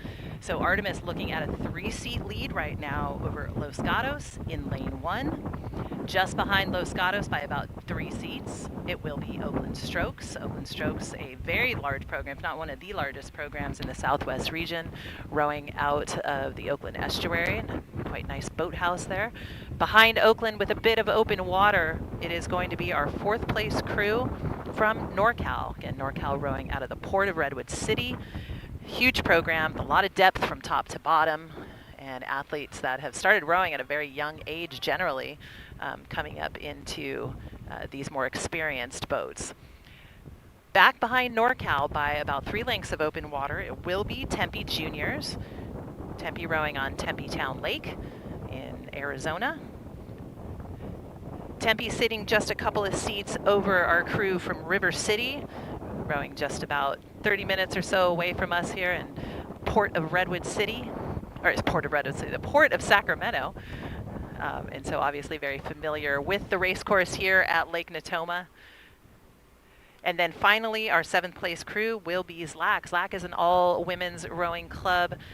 All these athletes representing the history and tradition of Slack.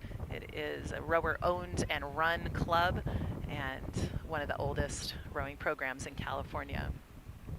But back to the leaders, because it has changed up. So while our Artemis pushed themselves out to an early lead, they have slipped back to second place, but look to be in a very solid position here. So Los Gatos is in the lead. They were the second place finisher in this event last year. So we know that there's a lot of speed coming out of this Los Gatos crew. And indeed, they're showing that here as we approach 1,000 meters gone. Los Gatos in the lead, bow to stern over Artemis. Artemis sitting with maybe a seat of open water over Oakland Strokes, with NorCal in fourth, Tempe Juniors and River City side by side, and then Slack Rowing Club in seventh. Bob, we'll turn it over to you for this exciting finish here with these top three crews. Pretty close as we come into the final strokes of this youth quad. Well, thank you, Adrian. Let's get some stroke rates now. So let's start with Los Gatos. Los Gatos in the lead, and they're clocking in with a stroke rate of 36. Artemis now checking a stroke rate on them. They're in second place, coming in with a stroke rate of also 36. So Artemis matching the stroke rate of Los Gatos. Los Gatos is still on the bow to the stern, ahead of Artemis, but they had just a slightly quicker start in their first 500. Artemis now creating a little bit more of open water between themselves and third place Oakland Strokes. Let's get a rate for Oakland. Oakland in a comfortable third place position, and they are coming in at 35.5 strokes per minute. Now the amount of open water between Oakland and fourth place NorCal continues to grow. At this point, it's almost 3 boat lengths. So if you're the Oakland coach, you're looking really good right now. Nobody's close to you. You're in that third qualifying position to move on.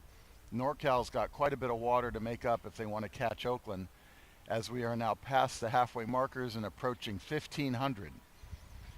Tempe Juniors and River City continue in a good race side by side, trading places back and forth, and then Slack Rowing Club in lane 7 in that trailing position.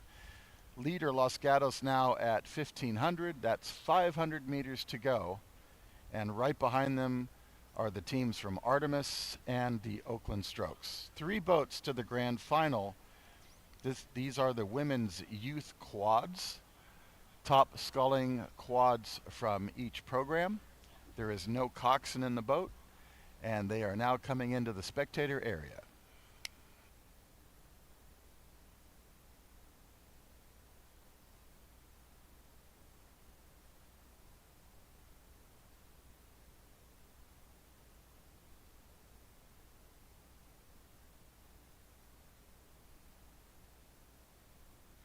Los Gatos pulling away now, putting a little bit more distance between themselves and Artemis. Los Gatos in first here in the semifinal number 2. Artemis in second place, also in a qualifying position to go on to the grand final. Oakland continues in third, and Oakland is trying to put even more open water between themselves and the remaining field from NorCal, Tempe Juniors, River City, and Slack, and they're doing so. It's the NorCal boat that has to be, they'd have to put on rocket engines right now if they wanted to catch Oakland with only 300 meters left. 3 boats to the grand final, and it's going to be unofficially Los Gatos, Artemis, and Oakland here as we come into the last 100 meters. With that said, let's go ahead and turn it over to Adrian back at the starting line for the men's U17 quads. Adrian, how's it looking down there? Well, we're actually going to take a little bit of a break right now, so everyone can take a breather, maybe check out some of the food options out there, and visit one of the food trucks, take a little bit of a break, and then we'll be back at 3 o'clock with the start of the men's under 17 quad, 2 semifinals that will be on the water.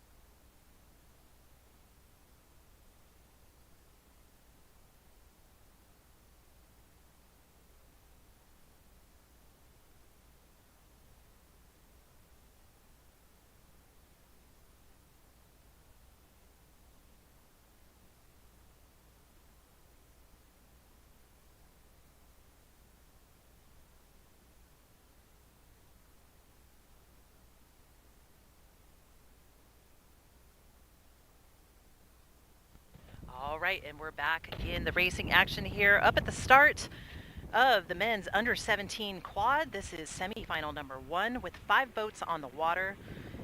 Lane 1, Long Beach Junior Crew. Lane 2, Los Gatos. Lane 3, Marina Aquatic Center. Lane 4, Newport Sea Base B.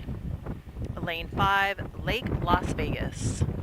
And if you're watching on the live stream at home, we had a really cool start, watching from the starting blocks to be able to see exactly what that looks like. There's a lot of excitement, again, a lot of adrenaline coming out of these athletes right out of the gate.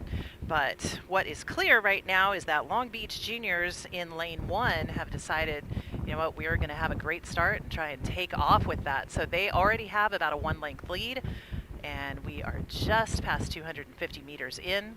So Long Beach is your leader. Next to them it will be Los Gatos. They're in that second place position.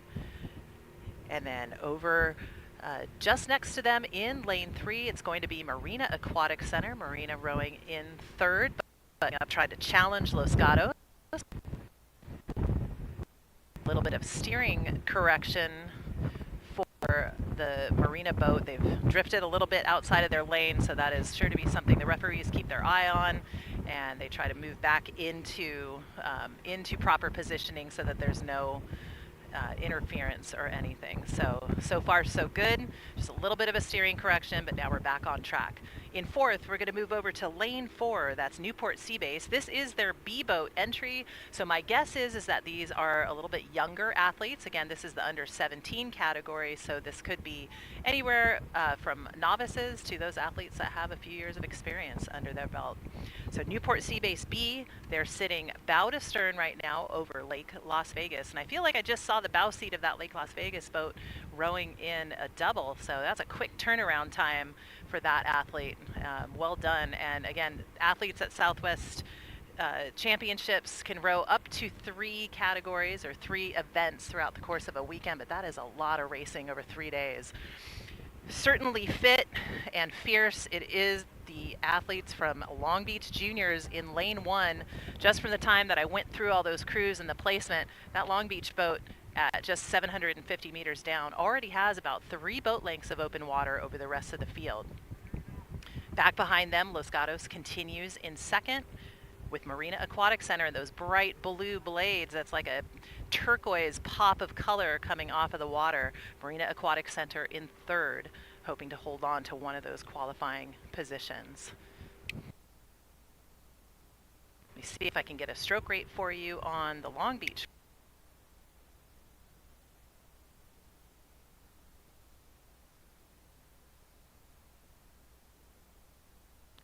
Very patient and composed rowing coming out of that Long Beach crew. I have them at 33 strokes a minute, and there they are at 1,000 meters.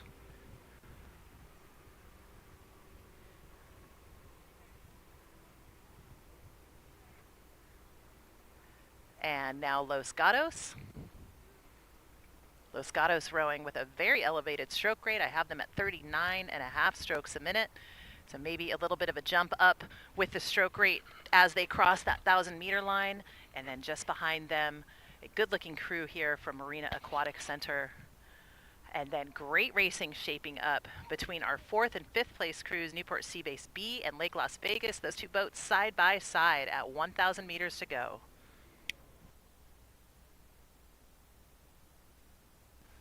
Well, Adrian, thank you for that call for the first 1,000 meters, and I agree with you. The racing never stops at Lake Natoma, and I think I've come up with a new saying. If you're from the Southwest, there's never any rest. It's just go, go, go. More racing, and here we are. We're seeing it again here on the water. The other thing I noticed, Adrian, is that Long Beach crew in lane 1, they've got those fancy blades. Looks like those new Concept 2 comp blades, front end blade, and they're charging hard down the course with those. And they are now a full boat length of open water ahead of the next closest boat to them, which is Los Gatos in lane 2. Okay, Marina Aquatic Center continuing in lane in 3rd place, and Newport Sea Base and Lake Las Vegas, they're almost having a bit of a demolition derby out there between them. Both those crews are kind of veering back and forth, and The referees are keeping a close eye on them and steering the crews when needed. But holy cow, that crew way out in front, Long Beach, they're just past 1,500 meters. They're all by themselves. They are on fire. And yep, they got those new blades from Concept 2, it looks like. So it's working for them. And they're rowing beautifully with them. Clean releases, really sharp catches, clean releases. So good work to Long Beach. Los Gatos and Marine Aquatic Center still in second and third. Let's see how Newport Seabase and Lake Las Vegas looks if we can pull back a little bit and see how they're doing out there in the outside lanes 4 and 5. We have to pan back here a little bit, and it appears that lane 5, Lake Las Vegas, is now pulled ahead of the other team from Newport Seabase B. They were having a bit of a steering issue between them, but now Lake Las Vegas clearly free of them by a full boat length of open water as they come into the last 500. This is semifinal number 1 of the men's U17 straight quad. That means no coxswain. And now at 100 meters to go, this field is really spread out, but here comes that red hot Long Beach boat to the line. So it's going to be Long Beach, Los Gatos, and Marina in that order unofficially as we head back to you, Adrian, at the starting line for the second semifinal.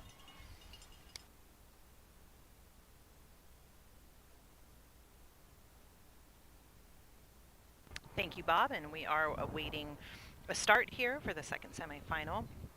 But I can give you the lane assignments, and we will only have about 4 crews on the water. In lane 1, River City Rowing Club. Lane 2, Newport Seabase. Lane 3, Brophy Prep. And lane 4, San Diego Rowing Club. Just a couple of minutes away from start, and we'll come back with the race call.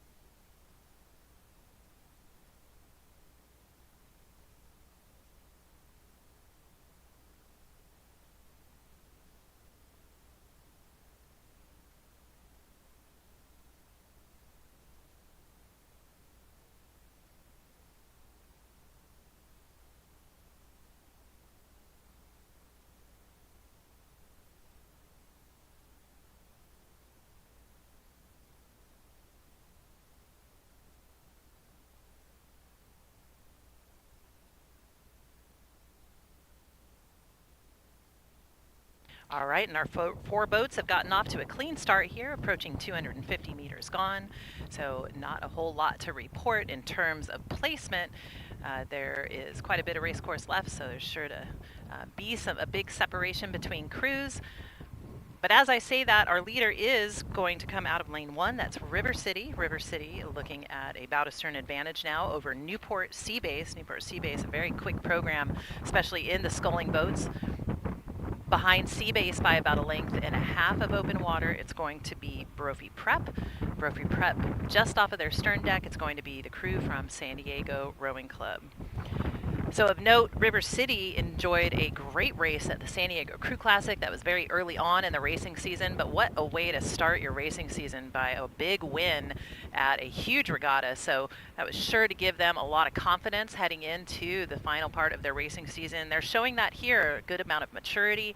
Looks to be some really good, strong athletes in that boat. So at 500 meters, it is River City holding on to a lead and looking at trying to hold off Newport Seabase. Newport Seabase rowing at a little bit higher of a stroke rate. So we'll watch them as they come down the race course. Brophy Prep, again, an all-boys program. This looks to be a fairly young crew.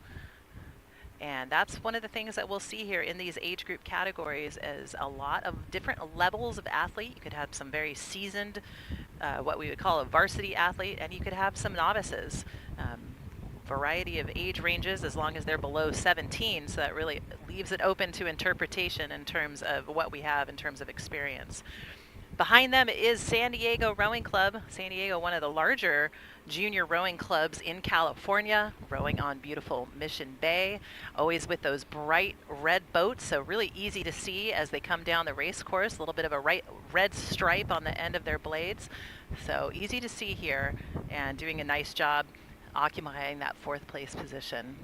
So out of these 4 boats, 1 will be eliminated, 3 will move on to the grand finals. And right now it is River City trying to pull clear of Newport Seabase, but unable to shake that pop and send that Newport Seabase has. And again, I'm going to try and get a stroke rate for you.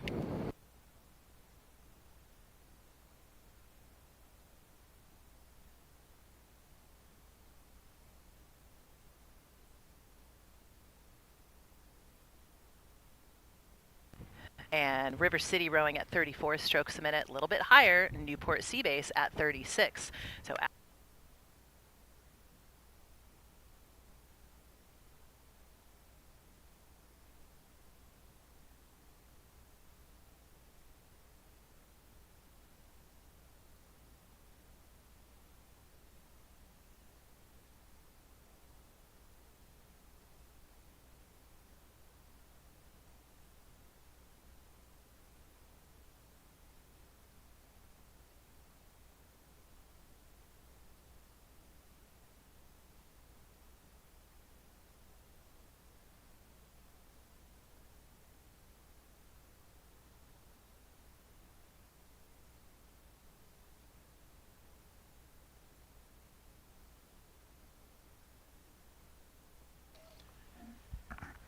And semifinal number 2 of the men's U17 quad, now coming into the second 1,000 meters. River City continues in the lead. River City from West Sacramento, California. They have broken free from Newport Seabase, so that means they have an open water advantage now over second place, Newport Seabase. Third place continues to be Brophy, followed by San Diego Rowing Club in fourth. So there's only 4 boats on the course here, ladies and gentlemen. And we just got word, and we just saw San Diego Rowing Club just had a boat stopping crab. That means an oar got stuck in the water and the boat came to an almost complete stop. So that's just going to send them back even further after they recover. That's pretty heartbreaking, but we wish them well and we hope they recover well and finish well. So back to the leader now, River City rowing comfortably, still at a 34. Their boat length advantage. They have an open water advantage of almost a full boat length. And now River City just caught a crab. River City just caught a crab, and now they've recovered. And that allowed Newport Seabase to put their bow ball right on the stern deck of River City. So that got close. River City won this event at the San Diego Crew Classic this year, and I'm sure they'd like to win it here as well, and they're doing good here. They've recovered nicely from that crab they caught, and now they're moving away again from Newport Seabase. Newport Seabase continues in second. Brophy continues in third.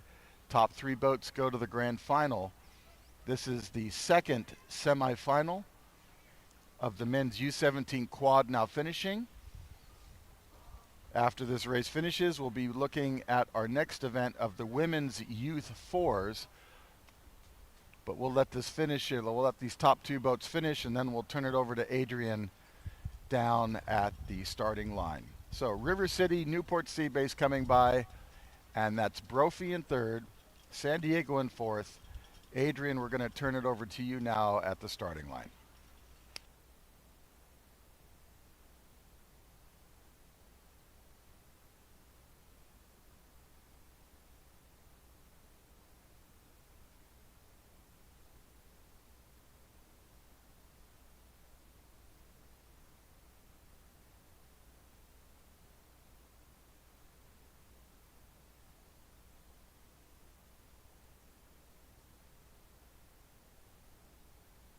right, and sorry for the delay there. We are moving back over to the sweep boats.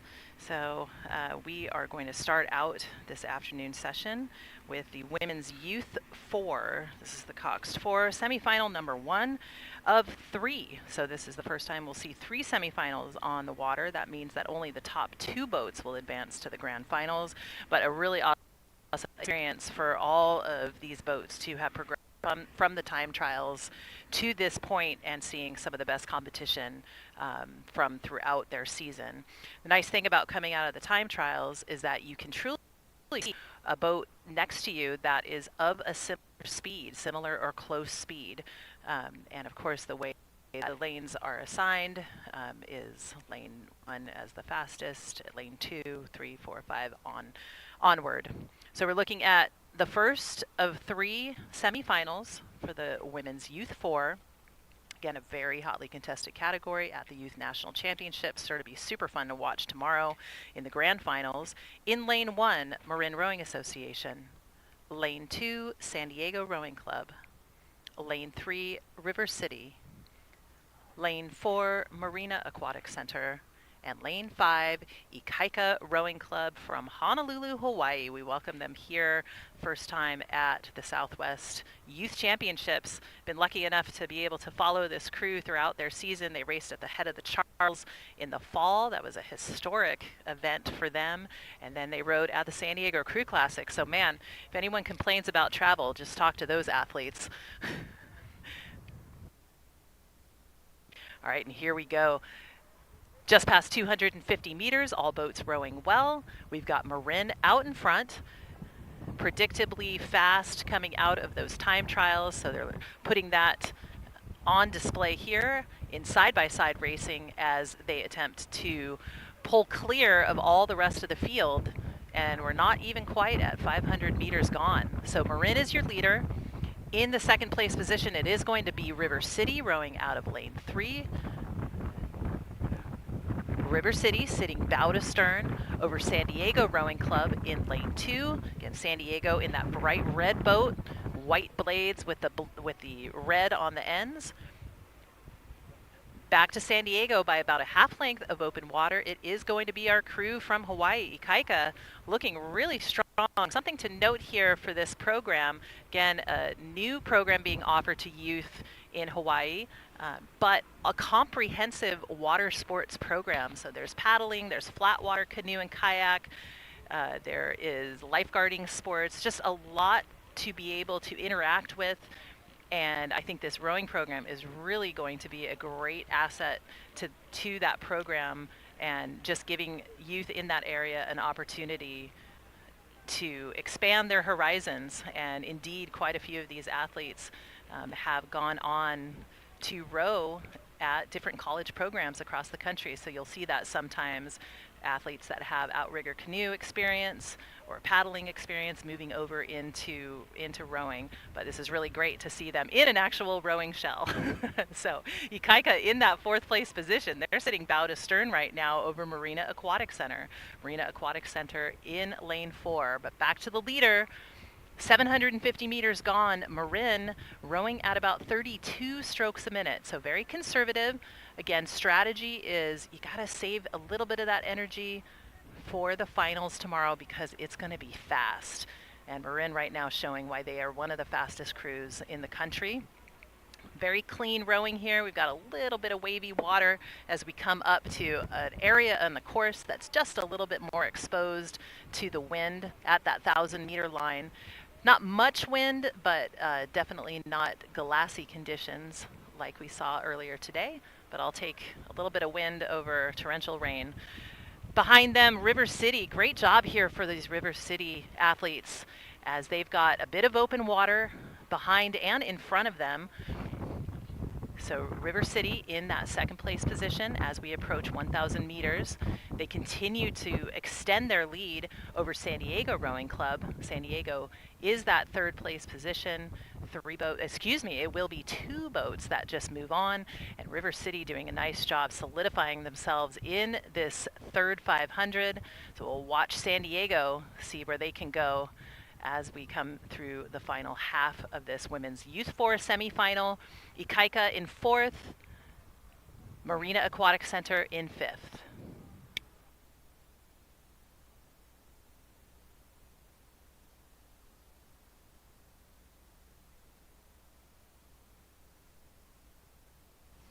So again, ladies and gentlemen, just to remind you, as these next series of races come down the course, it's only going to be the top 2 boats advancing because we have 3 semifinals for the next several races.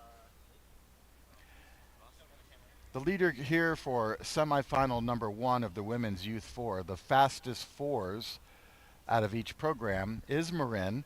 Marin rowing at a 29. They are not looking worried at all about their position. They're maintaining a racing cadence, but a very comfortable one. River City Rowing Club now has a full boat length of open water between themselves and 3rd place San Diego. So that's really great for River City. They're at a 32 and a half on the stroke rate. And they continue to push away with that stroke rate from San Diego Rowing Club. Marina Aquatic Center has their hands full. This new team from Hawaii, Ikaika. I don't know about you, but that's a great name for a boat. I'd love to put that name on the bow of a racing shell, Ikaika. I don't know what it means, but you don't have to tell me. I think it sounds great. And Marina Aquatic Center's got to keep an eye on them and go after them. But Ikaika, as you heard from Adrian, new program from Hawaii. How great is that? I bet you every parent here would love to do a rowing trip with the kids to Hawaii. So who knows? We might see more of that here in the coming future. As they come down the course, we'll keep an eye on Ikaika and Marina Aquatic Center. San Diego continues in 3rd, chasing that 2nd qualifying boat from River City. So as long as River City keeps everyone else behind them, they're going to the grand final. We'll give you that next call here in about 200 meters.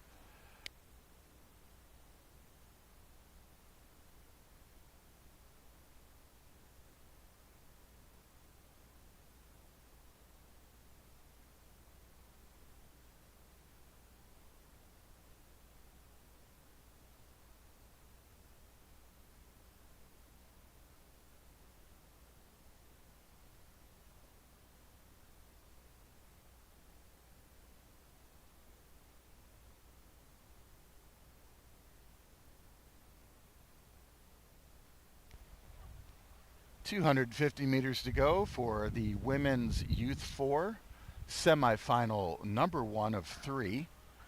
Marin in the lead, River City in 2nd, San Diego 3rd, and it's still Ikaika out there with Marina Aquatic Center. Ikaika in that 4th place position, but Marina charging hard and trying to come up and give them a run for the money to the finish line. But neither Marina or Ikaika at this point are in a qualifying position. Still great to see them on the course, and we welcome this new team from Hawaii with open arms. To the line, it will be Marin, River City in 2nd, San Diego chasing, but only 2 to advance to the grand final. So River City looking really good right now. And with that said, we're going to turn it back over to Adrian at the starting line for semifinal number 2.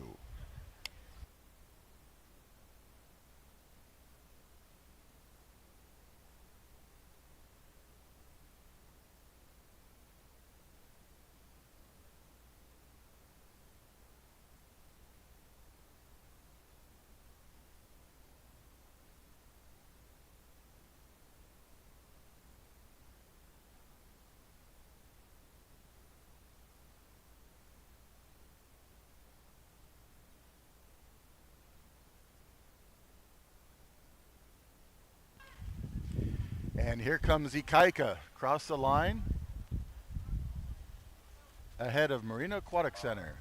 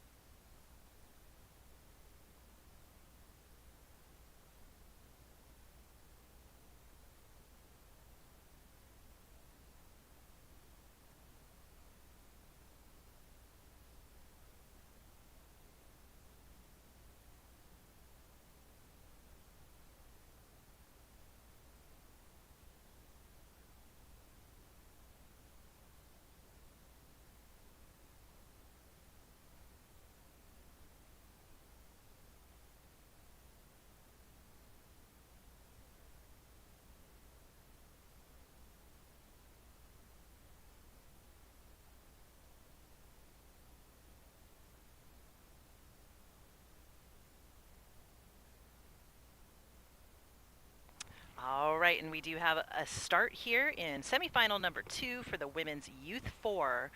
With 5 boats on the course, in lane 1, Capital Crew. Lane 2, NorCal. Lane 3, Berkeley High School. Lane 4, Casitas Rowing Club. And lane 5, North Bay.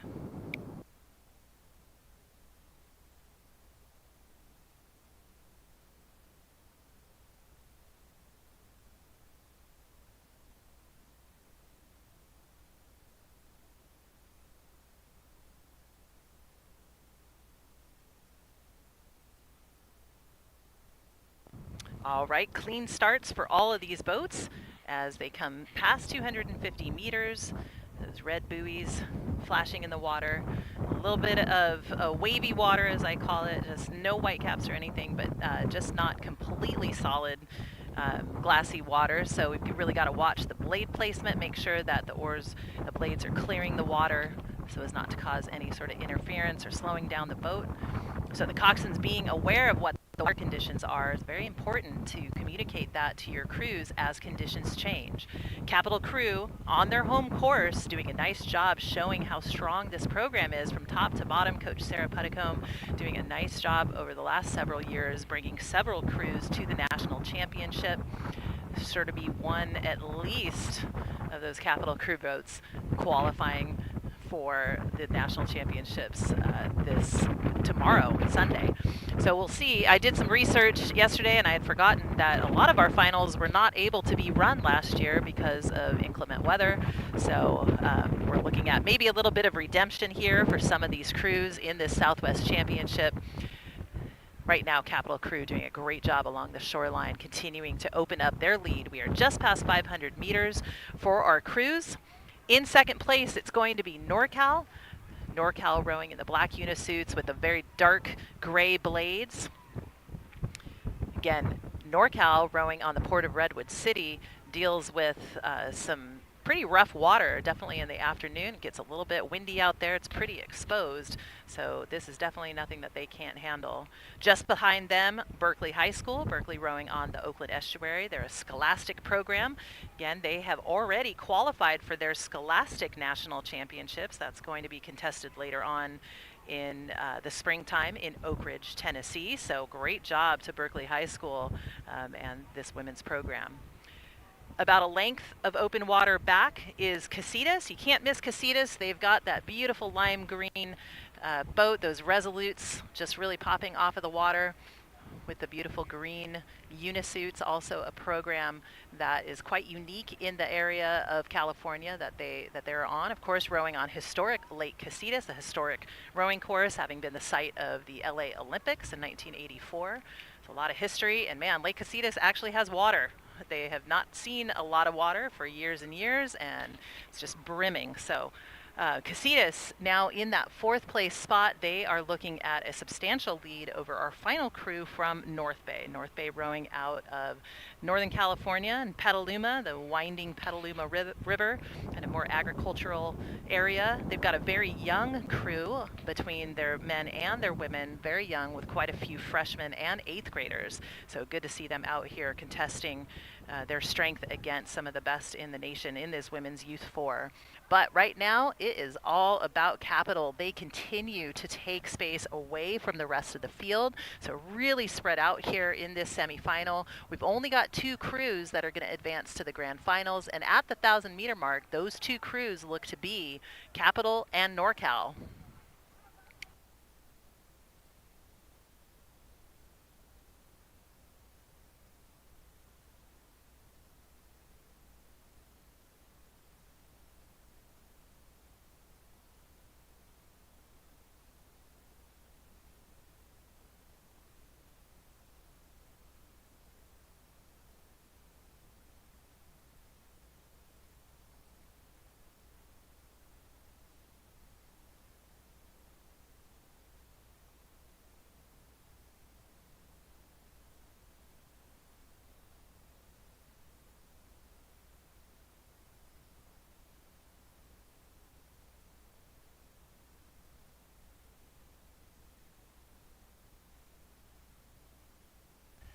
And semifinal number 2 for the women's Youth 4, now approaching 1,500 meters. And as you heard from Adrian on the water, this race is staggered by a lot of open water. So the leader, Capital Crew, in lane 1 right here they train right here on Lake Natoma.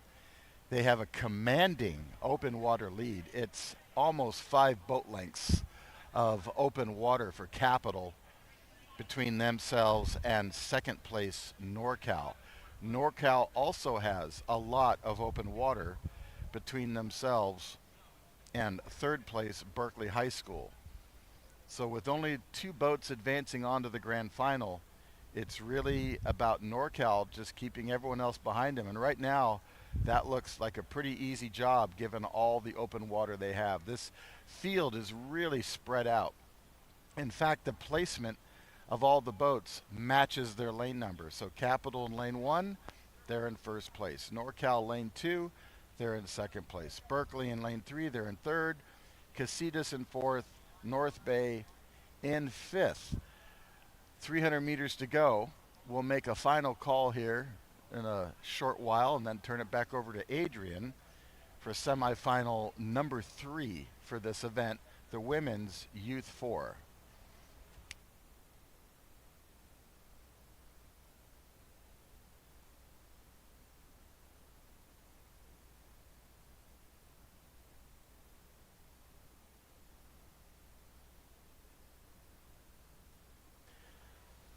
I'd like to give a shout out here to this Capital Crew. Those catches in that women's 4 look really good.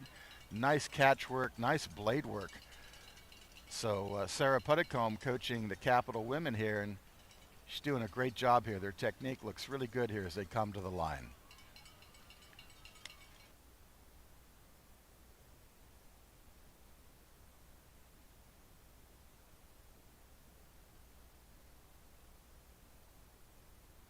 Okay, final call for semifinal number 2 of the women's Youth 4, unofficially going on to the grand final. Capital Crew, here comes Capital, and NorCal Juniors with Berkeley High chasing, followed by Lake Casitas and North Bay. Adrian, it's back to you at the starting line.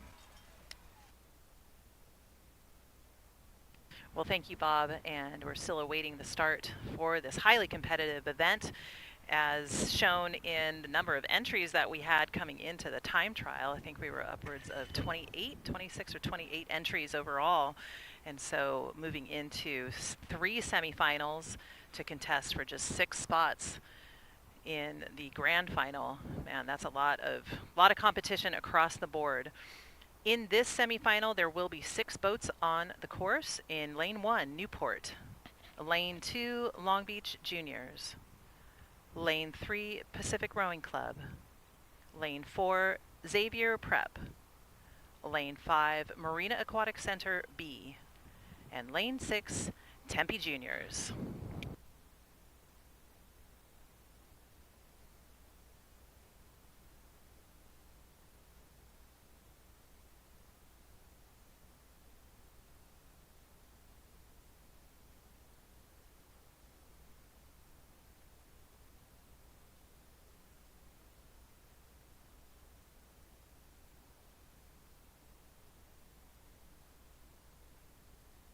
All right, and as predicted, it is that lane 1 seated properly coming out of the time trials in Newport. Newport lane 1, they do have your lead early on here.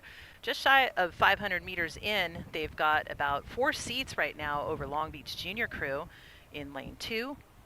Right next to Long Beach Junior Crew, back by about 4 seats, it is Pacific Rowing Club. Pacific rowing with I want to say more of an orange blade color, more than red. Red and white are their colors, but those blades, to me at least from the water, pop a little bit more orange. So really easy to see as they come through the first 500 here. Back to Pacific by a bit of open water, it will be Xavier Prep. Xavier Prep rowing out of lane 4. Again, it's an all-girls school in Arizona. They've got an alligator on the side of their boat. They've got blue blades and a big X on the end of the blade, so really easy to see them as they come at you down the race course. But then side by side for 5th or 6th place, Marina Aquatic Center B and Tempe Junior Crew pacing each other. Tempe Juniors at a little bit lower of a stroke rating. We are looking at a pretty good headwind here, so going to slow down these boats just a little bit and change, the strategy sometimes. It is a longer race, so it is prudent to keep that energy level in check, make sure that you've got enough in the tank to enact that sprint at the end if needed. Right now, Newport really looking uncontested out in front. 750 meters gone. They look quite long, composed, just as we saw in the other semifinals. That lead boat, there's a lot of separation here between these lead boats and the rest of the field. So really shaking out to be a great grand final. It's going to be exciting to take a look at some of these finish times and then watch as they battle it out in the grand final tomorrow.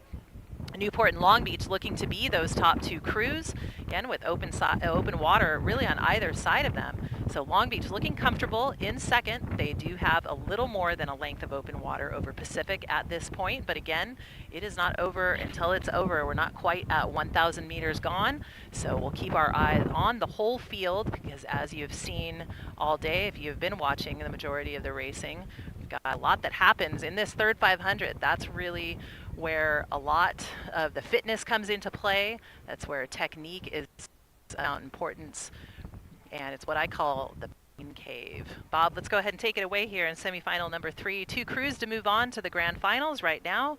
Looks to be Newport and Long Beach Juniors. Well, thank you, Adrian. As you know, I've said about the third 500, that's where crews either fly or die, meaning they have the fitness and they just start taking off and moving away from the rest of the field, or they just run out of gas. All has to do with their training, of course, and as you look at these two crews in the lead here, they are continuing to accelerate and push away from the rest of the field in the third 500. So Newport Aquatic Center and Long Beach Juniors doing a super job.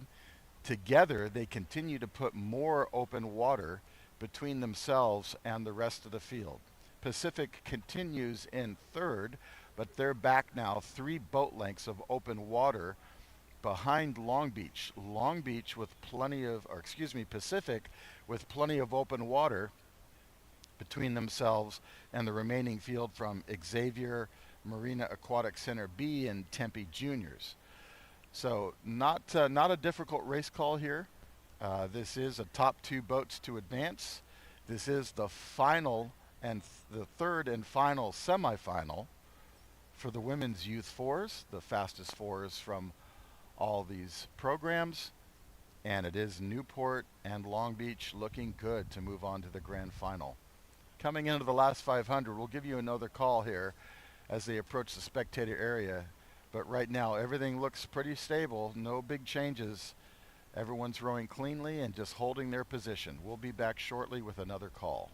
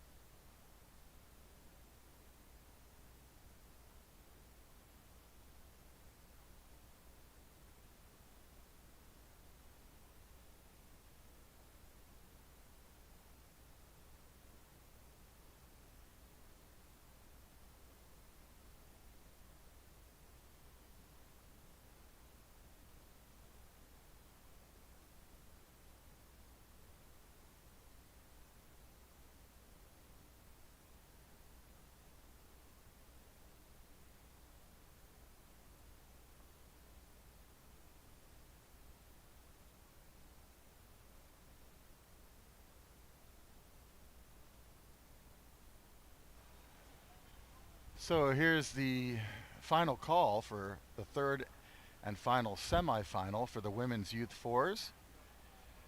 Nothing's really changed except the stroke rate for the Long Beach boat. They came alive right after passing 500 meters and pushed their rate. Now, Newport Aquatic Center, they're at about a 32, 33, but Long Beach pushed their rate up into the high 30s. And it's like they're trying to catch Newport and make a statement to them. But Newport is aware of that, and they're holding them off, but Long Beach still charging here. Both of these boats have an easy qualifying position for the grand final. Pacific still in third, and then back to Xavier Prep, and then on the outside, Tempe Juniors, and then Marina Aquatic Center's B boat. Long Beach has been able to get their bow in contact with Newport here as they come to the line, but it doesn't change the outcome. They're both unofficially going on to the grand final. That's Newport and Long Beach. First across, Pacific third, but not in a qualifying position. Let's turn it back over to Adrian now for the next race, which will be semifinal number 1 for the men's youth doubles.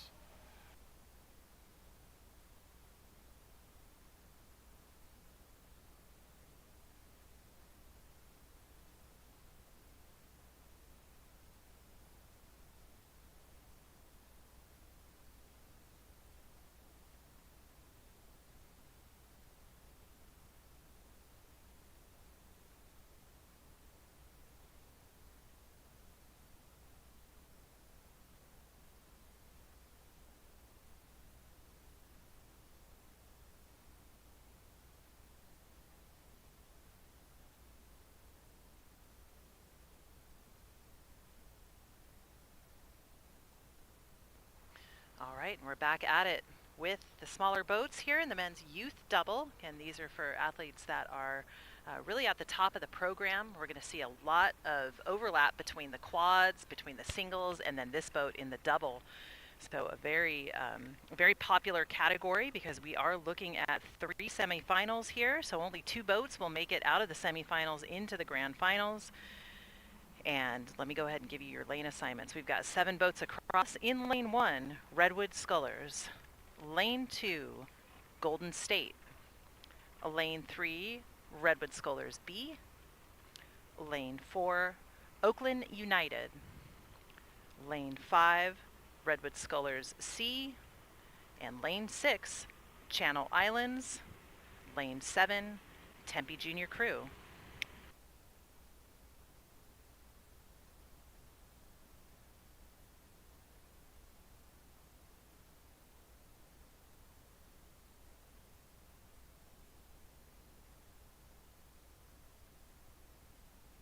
All right, and we are looking at a very solid lead here coming out of lane 1. That's Redwood Scullers. I know that the bow seat has already rowed a couple of times today, so we saw, that would be the stroke seat. We saw him take the single in commanding fashion. We also saw the quad looking pretty good in that semifinal from Redwood Scullers, and now here they are again. 3rd event of the day in the double. So what a program there. Monica Hilku, just a phenomenal coach. Every year we look to them for dominating performance in the sculling events.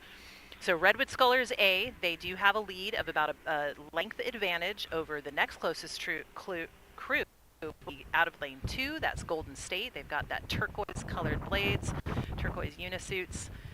Back behind Golden State by a little bit of open water will be the B entry from Redwood Scullers. They're in lane 3. In 4th place, it's going to be lane 4, Oakland United. And Oakland United, a program rowing on the Oakland estuary that draws from all Oakland area high schools. One of their coaches is Aaron Cafaro, a multiple Olympian and gold medalist. So, man, what a treat to be able to have someone with so much experience and passion for the sport guiding this program, and awesome to see them in their first year of competition as Oakland United. Just behind Oakland United, it's going to be the C entry from Redwood Scullers. Look to be a pretty, a little bit more of a younger crew here in lane 5 from the C entry from Redwood Scullers.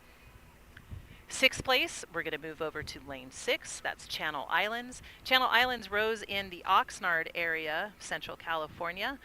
Oxnard in the Channel Islands Harbor, so they're in Ventura County. Just in their 5th year of this rowing program. So Channel Islands, a pretty small program, and with a lot of overlap with alumni from UC Santa Barbara helping that program out in terms of coaches and support. And just awesome to see the sport of youth rowing expanding to other areas of California. In the 7th place position is going to be Tempe Junior Crew. Yes, Tempe rowing on Tempe Town Lake in Arizona. Can't miss them in those bright purple unisuits. And at the halfway point, back to our leaders, it is all about Redwood Scullers well out in front, commanding lead from Redwood as they come into the last half of this race. They're being followed by Golden State and then Redwood Scullers B. But again, there will only be 2 boats that move on to the grand finals. And so we'll follow this race in the last half. Bob, we'll turn it over to you. Well, thank you, Monica. Yeah, Redwood Scholars, just for everyone's information, they have 5 boats in this event in the semifinals. They have 5 entries spread over 3 semifinals. That gives you an idea of the depth of their program. They've got so many scholars that I'm sure the coach sometimes doesn't know where to put them. But they're always fast and they're always competitive. So here they are with 5 boats entered. So right now, Redwood Scholars continues way out in front. When I say way out in front, I'm talking about a lot of open water, at least 3 boat lengths right now for Redwood Scholars. In that second place position, Golden State Rowing from the Oakland Estuary area. They have themselves a lot of open water between themselves and the next closest boat, third place, the B boat from Redwood Scholars. So the pack is really stretched out. As you look across the lanes, the stagger just keeps getting bigger and bigger. We don't see any really close, tight boats right now. It's pretty easy to call. It's lanes 1 and 2 out in front to go on to the grand final. This is the first semifinal of 3 for the men's youth double. 2 people in the boat, 2 oars each, no coxswain, and typically steered just by pressure on the blades, not by a rudder. We'll give you the last call here as they come into the spectator area, but it is all about Redwood Scholars right now and Golden State in second.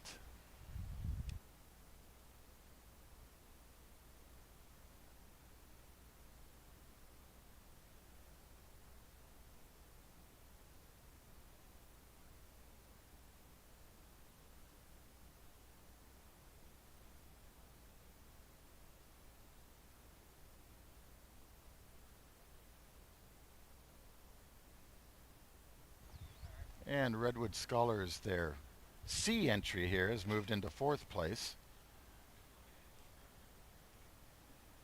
But again, these staggered spacings right now doesn't put them in a qualifying position, but they have moved up a bit against the crews on either side of them, Oakland United and Channel Islands. So let's make the final call here, and then we'll let the race finish with 2 boats going on to the grand final. Unofficially, lane 1, Redwood Scholars, their A boat, and lane 2, Golden State, followed by the B boat from Redwood Scholars, and then the C boat from Redwood Scholars. And then we're looking at Oakland United, Channel Islands, and Tempe Juniors to round out the field as we turn it over to Adrian for semifinal number 2.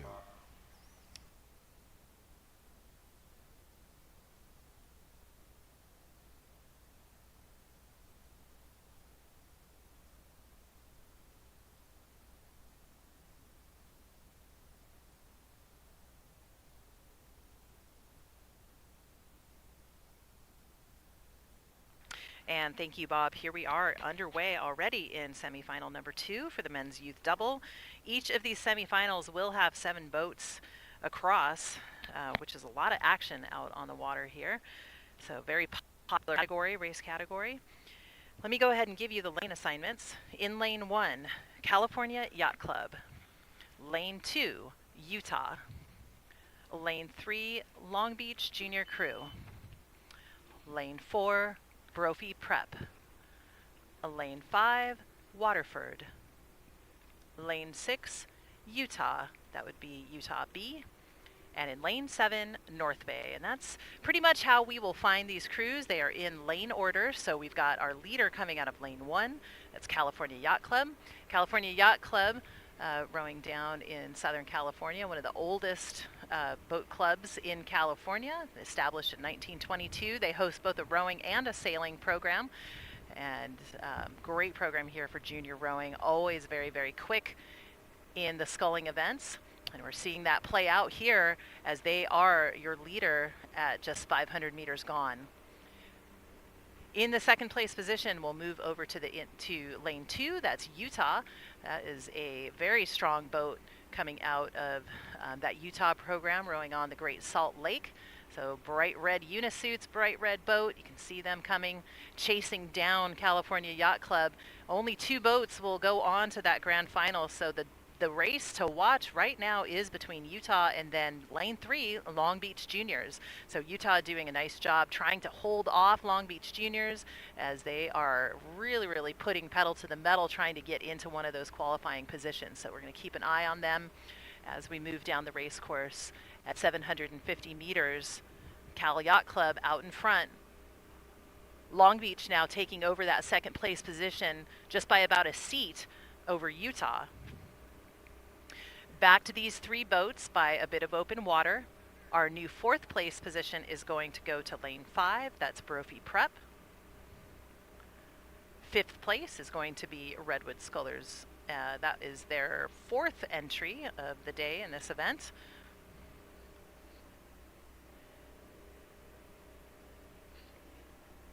In 6th, it is going to be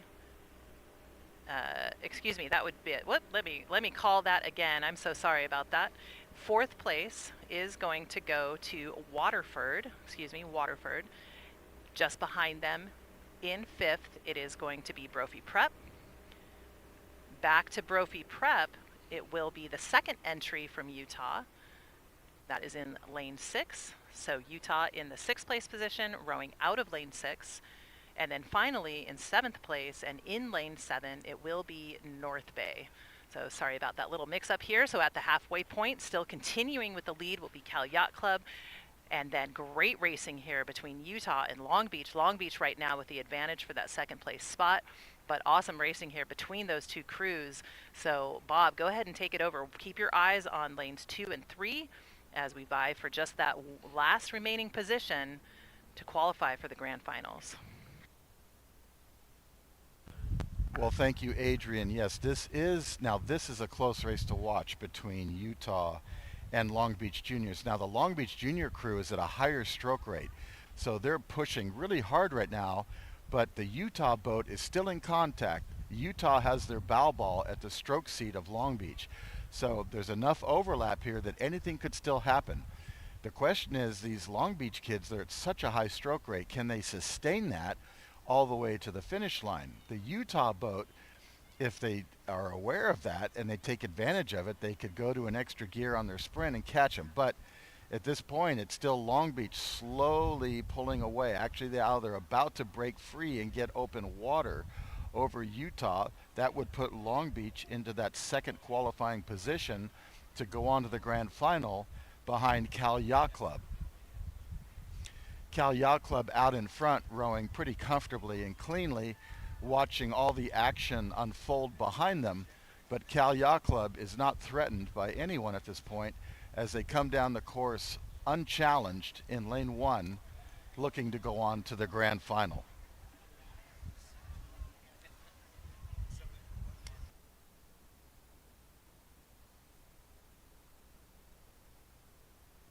Long Beach now continuing to grow their open water advantage. That Utah boat had an opportunity there to stay with them and try to make a move, but they're struggling a bit here. Their steering is struggling a little bit, and they're just not able to match the pace of Long Beach at the higher stroke rate.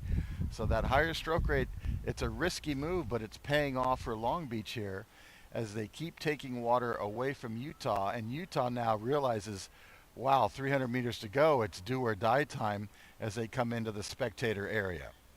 2 boats to advance to the grand final unofficially, Cal Yacht Club and Long Beach, with Utah chasing.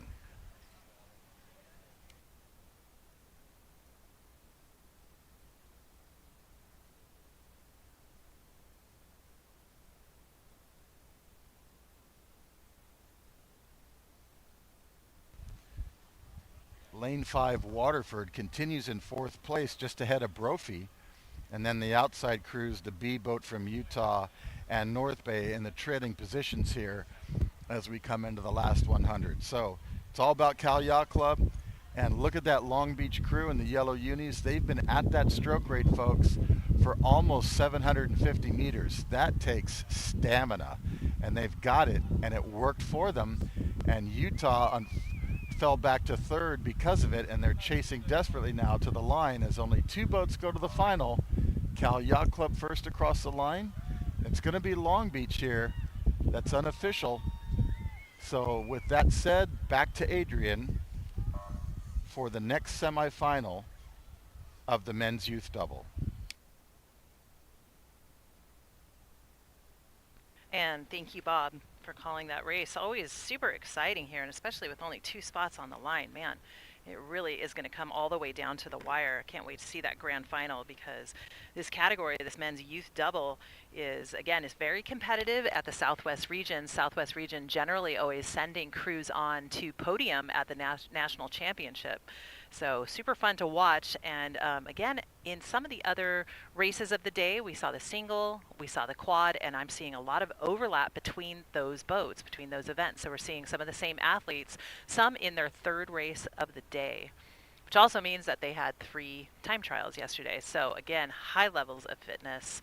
And man, that is a lot of racing over the course of 3 days. So as we approach 500 meters gone, I will give you the lane assignments. Tempe Junior crew in lane 1, lane 2, Artemis, lane 3, Los Gatos, lane 4, Redwood Scullers, lane 5, lane 4, Redwood Scullers, lane 5, Brophy Prep, lane 6, Los Gatos B, and lane 7, Redwood Scullers. I have now officially lost track of how many boats Redwood Scullers has entered in this event. It's a lot, and we always see them perform really well, so we're going to keep our eyes on all of those Redwood Scullers boats. But as we come down the race course just past 500 meters in, we saw a really hot start here coming out of lane 1. That's Tempe Juniors. Tempe Juniors had a really good single sculler out on the water earlier today, so we're seeing that gentleman in this boat in the double holding on to this lead, but just barely over Artemis. So both these 2 crews, these top 2 boats, now having pulled clear of the rest of the field with open water. Artemis now very patient, lot of power coming out of that boat, not a particularly long stroke, but very smooth and very concise. So we're seeing them use that to their advantage. At 750 meters gone, they look to have now 2 seats sitting just essentially bow to stern over the crew from Tempe. Just behind Tempe, just a little bit of open water back, it is going to be Los Gatos. Los Gatos with a very strong sculling program, also very strong sweep program, but really over the past few years capitalizing on what came out of COVID, which was a lot of kids spending time in singles and just kind of running with that. So looking super strong in the sculling events from top to bottom. So Los Gatos occupying the 3rd place spot. They are sitting bow to stern over Redwood Scullers. This is I'm going to say the A entry in this heat, in the semifinal. Back behind Redwood Scullers by a couple lengths of open water, it will be Brophy Prep. This is their 2nd entry in this category, in this event. And then back to Brophy by open water, it is going to be Los Gatos. That is their 2nd entry in this category as well. And then finally, another entry from Redwood Scullers. I'm actually going to switch that up a little bit. Redwood Scullers, that 3rd boat in, the 2nd boat in this semifinal that's rowing out of lane 7. They are in 6th place, crossing over 1,000 meters to go. And then Los Gatos, the B boat from Los Gatos in lane 6, they are our 7th place crew. So we'll turn it over to Bob as we come into this, the real meat of this 3rd 500, and between Artemis and Tempe out in front. We'll watch what progresses as we come down the race course, because only these 2 boats will move on to the grand finals.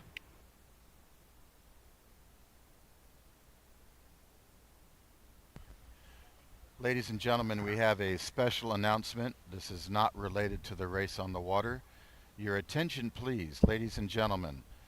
We have found a wallet with a California boater card. The name is Amelia C.C. O'Neill. Amelia C.C. O'Neill.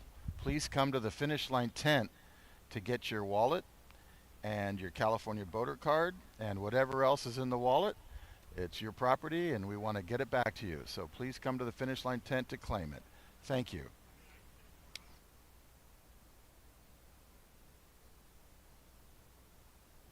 And please be prepared to show ID to claim it.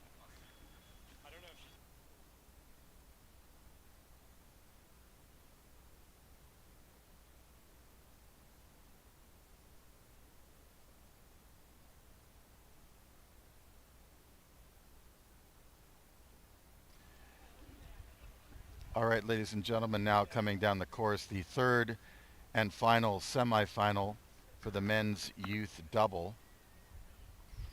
As you heard, the two leaders were Artemis in lane 2 and Tempe Juniors in lane 1. That continues to be the case here.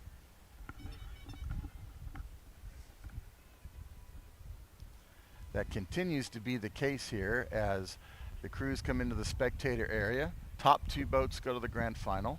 Artemis and Tempe Juniors looking good right now. Trailing them, we go to lane 3, Los Gatos. Behind Los Gatos, Redwood Scullers. Their,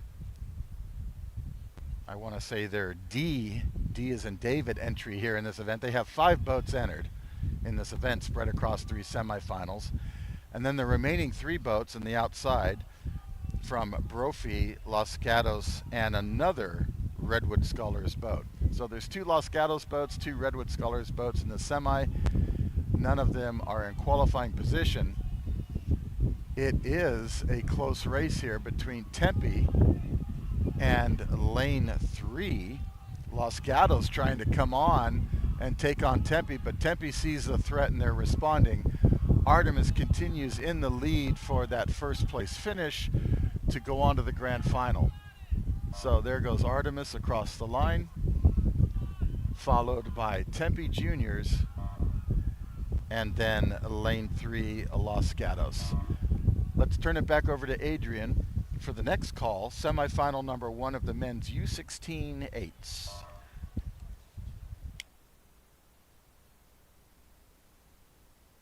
All right, exciting stuff there in those youth doubles. Super stoked to watch them race tomorrow because it is always one of the most exciting and competitive categories that we see here at the Southwest Youth Championships. But looking at the race course right now, this is fun. The under 16 8. This is the Blind Fury of novice rowing coming at us right now. In lane 1, Marin Rowing Association. Lane 2, Junipero Serra High School. Lane 3, St. Ignatius. Lane 4, North Bay. And lane 5, Marina Aquatic Center. Now, although I did say novices, there are probably quite a few novices out here in these boats. That might not necessarily be the case, as this is under 16. You could have some seasoned athletes with a few years of experience under their belt, and then we could see some boats out here with just within their first year of rowing. And man, if we can get a close-up here on that Marina Aquatic Center boat, I am guaranteeing you that those athletes are very young. But out in front at 500 meters, it will be lane 1, Marin. They have a very solid lead this early on in the race. Nice low stroke rate there. Doesn't look like a whole lot of franticness. They have a really calm and composed stroke. Very mature for this level of rowing. Probably not a lot of years behind them as a few raindrops start to come back down from the sky. Definitely nothing that is going to stop anybody. Definitely won't stop the racing here at Lake Natoma as we're still looking at a couple more hours of our day. But Marin out in front, looks like about a half a length of open water for them now. In second, it is going to be St. Ignatius. Again, St. Ignatius Preparatory School located in San Francisco. They have great attention to their athletics department in all sports, and rowing is just a spring sport. So generally what will happen is that they draw athletes from many other programs, many other sports to come in, so they're already in good shape, and then they teach them how to row, and it works for them every year. So right now we're seeing that play out here as St. Ignatius is in that second place spot. Just behind them, another high school program, Sarah Rowing Club, very storied program, again rowing out of the South San Francisco and looking to be in one of those top qualifying spots right now. 3 boats will move on, and good separation between those top 3 crews. Marin well out in front, but nice racing here between St. Ignatius and Sarah High School. They're just separated by a few seats. Back to those 2 crews by a bit of open water. Our 4th place crew will come out of lane 5. That's Marina Aquatic Center. Marina Aquatic Center looking to have a very young boat, likely a lot of freshmen there, and athletes in their first or maybe even second year of rowing. Just behind them, it will be North Bay rowing out of Petaluma in Northern California, just north of Marin. And again, the coaches told me that this is a very young crew. Got a lot of freshmen, a lot of 8th graders, and just awesome to see them out here contesting in this semifinal. But as we come across 1,000 meters, Marin well out in front in lane 1.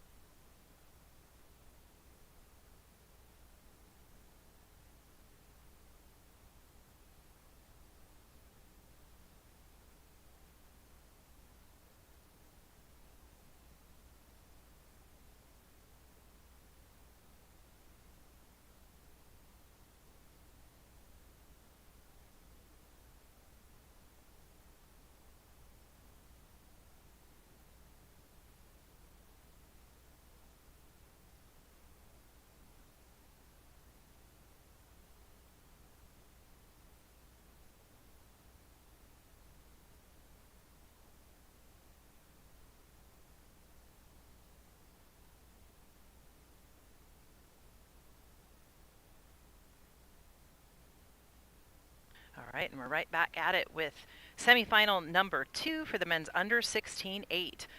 There's just 4 boats on the course. We've seen a lot of 7-boat races, so kind of nice to see more condensed racing here with these 4 boats. In lane 1, NorCal. Lane 2, Newport Seabase. Lane 3, Pacific Rowing Club. And lane 4, Newport Aquatic Center. And although we are still very early on, just past 250 meters, we've got a lot of overlap between boats. Not one boat that has really jumped out to a commanding lead, which is a lot of what we've seen today across all boat categories. So this might, even this early on, be one of the closer races that we've seen. So we're seeing really good movement here coming out of lanes 1 and 4. That's NorCal. And then Newport just behind them, so Newport rowing out of lane 4. So we're looking at leads right now from NorCal and Newport at 500 meters down.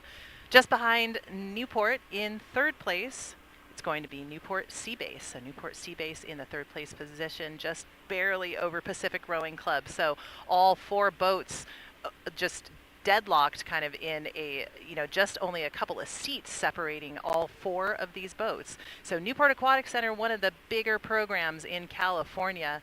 They host a lot of athletes there on the Back Bay. And just down the channel from them, Newport Seabase, a growing program. They've really developed into quite a stronghold at the national level in a number of categories, whether it's the sweep events or the quads or the doubles. So Newport Seabase, just down the road from Newport Aquatic Center. It's amazing to have 2 nationally competitive programs side by side. Now a little bit of a little more shakeout here as we come down the race course at 750 meters gone in this men's under 16-8. We are looking at a lead now from NorCal. NorCal rowing from the Port of Redwood City. A lot of action there on the Port of Redwood City with NorCal and their huge program between men and women. They've got a very, very large program.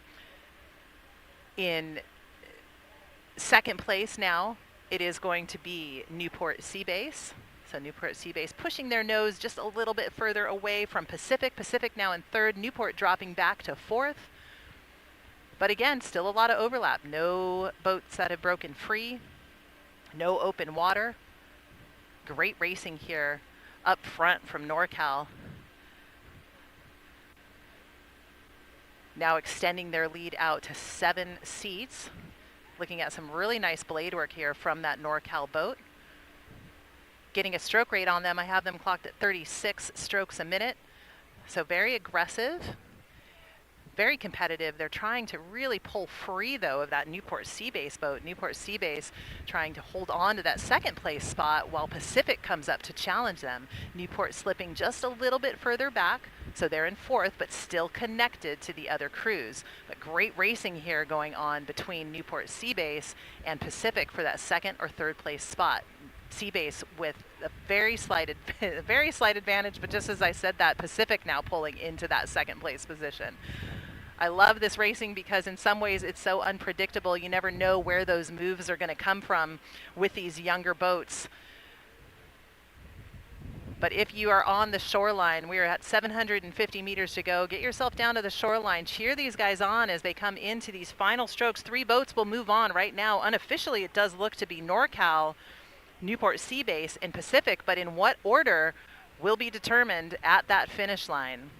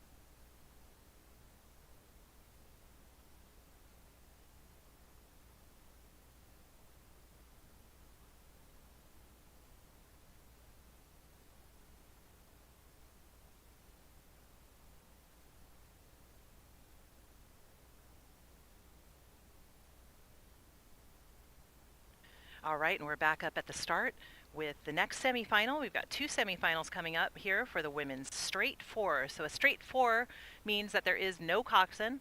Just like the pair, the boat is being steered generally by the stroke seat, could be by the bow seat, depends on where the steering mechanism is. But with this fully buoyed course that we have here at Lake Natoma, it is a rather easy course to work with. You've got a lot of guidance on either side of you with the buoys. But we are getting a little bit of steering correction coming from the referees for a couple of the boats. But we will get into the racing action here more importantly in Lane 1, Oakland Strokes. Lane 2, Marina Aquatic Center. Lane 3, Long Beach Junior Crew. Lane 4, Capital Crew. And Lane 5, NorCal. And that's exactly the way that we'll find them. As we approach 500 meters gone, they are in lane order. Oakland Strokes along the shoreline is your leader. They've got a little bit of open water between themselves and Marina Aquatic Center. Marina Aquatic Center, very strong looking crew. I know that they've raced this boat in the past very successfully. They're doing a nice job in that second place position, trying to hold off Long Beach Juniors. So Long Beach Juniors in third. Back to Long Beach, bow to stern back. It will be Capital Crew. Capital looking to pull clear right now of NorCal. NorCal in that fifth place position. But along the shoreline, it is the orange hats, the black unisuits, white blades. It is Oakland Strokes looking very solid, very consolidated. They did get a little bit of steering correction coming from the referees very early on.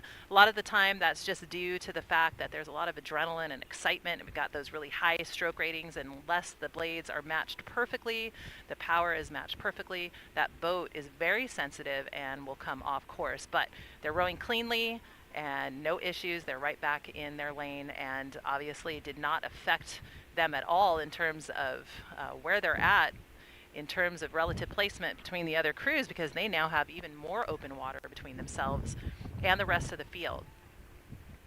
Tight racing, though, between Long Beach Juniors and Marina Aquatic Center. Marina Aquatic Center sitting 3 seats over Long Beach Juniors.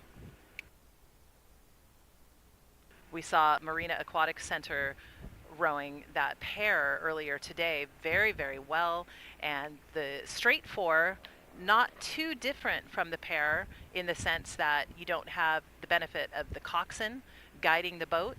You really have to match these athletes perfectly in order for that boat to move well. Athletes from the Marina Aquatic Center boat looking across their starboard oars at the push that Long Beach is trying to put on them at the 1,000-meter line. Marina Aquatic Center answering that push by Long Beach by pulling a little bit further away from Long Beach.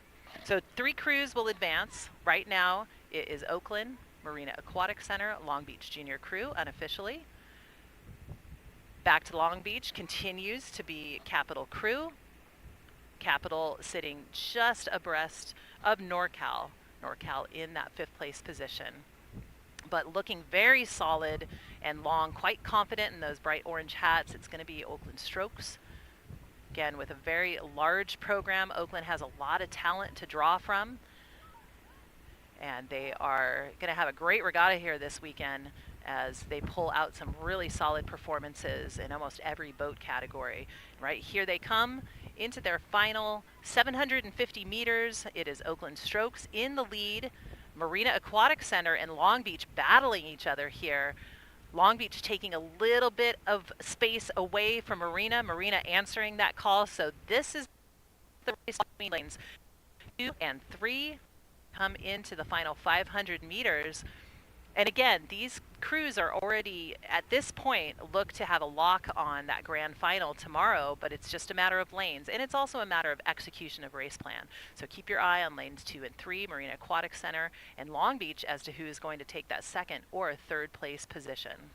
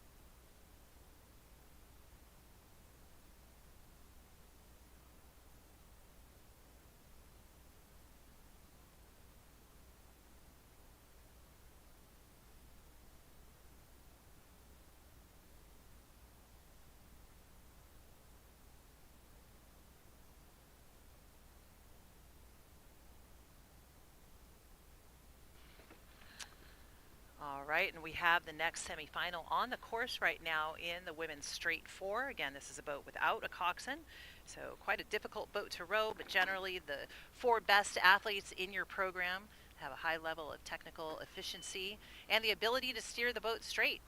Just kind of like in the pair, got to have a lot of confidence coming out of those rowers, and we are looking at a little bit of difficulty here with one of the boats that is NorCal and Pacific side by side. No interference, but a little bit of steering issues, and we're seeing some help coming from the referees. In lane 1, it will be Marin. Lane 2, Newport. Lane 3, Los Gatos. Lane 4, San Diego Rowing Club. Lane 5, Pacific, and lane 6, NorCal B. So, like I said, a little bit of a steering correction coming out of the referees for lanes 5 and 6, Pacific and NorCal B. Again, that's not necessarily uncommon. It is quite a difficult boat to row, but all boats rowing cleanly now. And again, without the benefit of the coxswain to see down the race course, you really do have to rely on somewhat of your peripheral vision to be able to see the buoys on either side of you, to be able to see your competitors as well.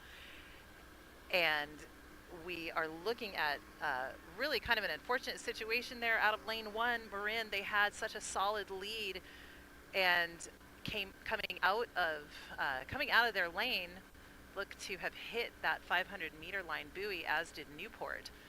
So looks like Marin is back up and running here.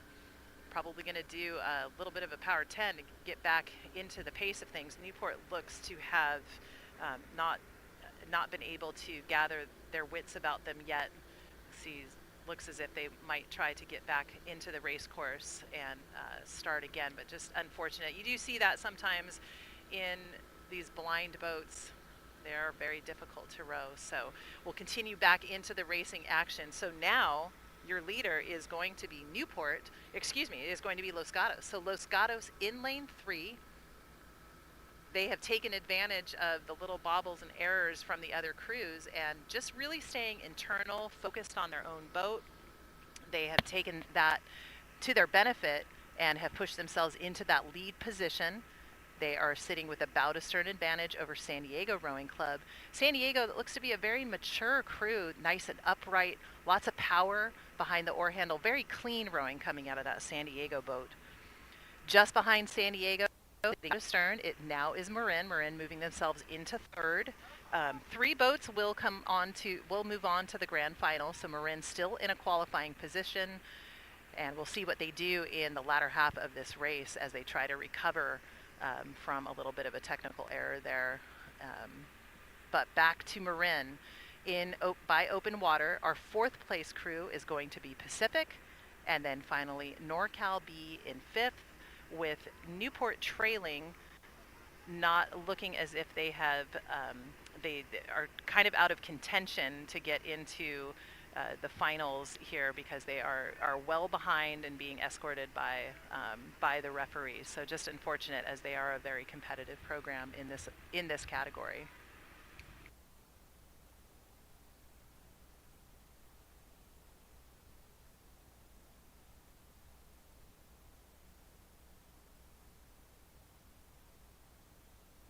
We're seeing a renewed sense of urgency coming out of that Marin boat. Really calm though, but with some intensity to try and get themselves back into that lead position. And indeed, they have actually overtaken San Diego and are now in second and just hunting behind Los Gatos as Los Gatos comes into the last 750 meters as the leader. Let's see if they can hold on to that as both Marin and San Diego are chasing. So come on down to the spectator area. Let's cheer these athletes on in their final strokes. This is top 3 to move on to the grand finals. Right now, at this point, it unofficially does look like Los Gatos with Marin and San Diego in the hunt.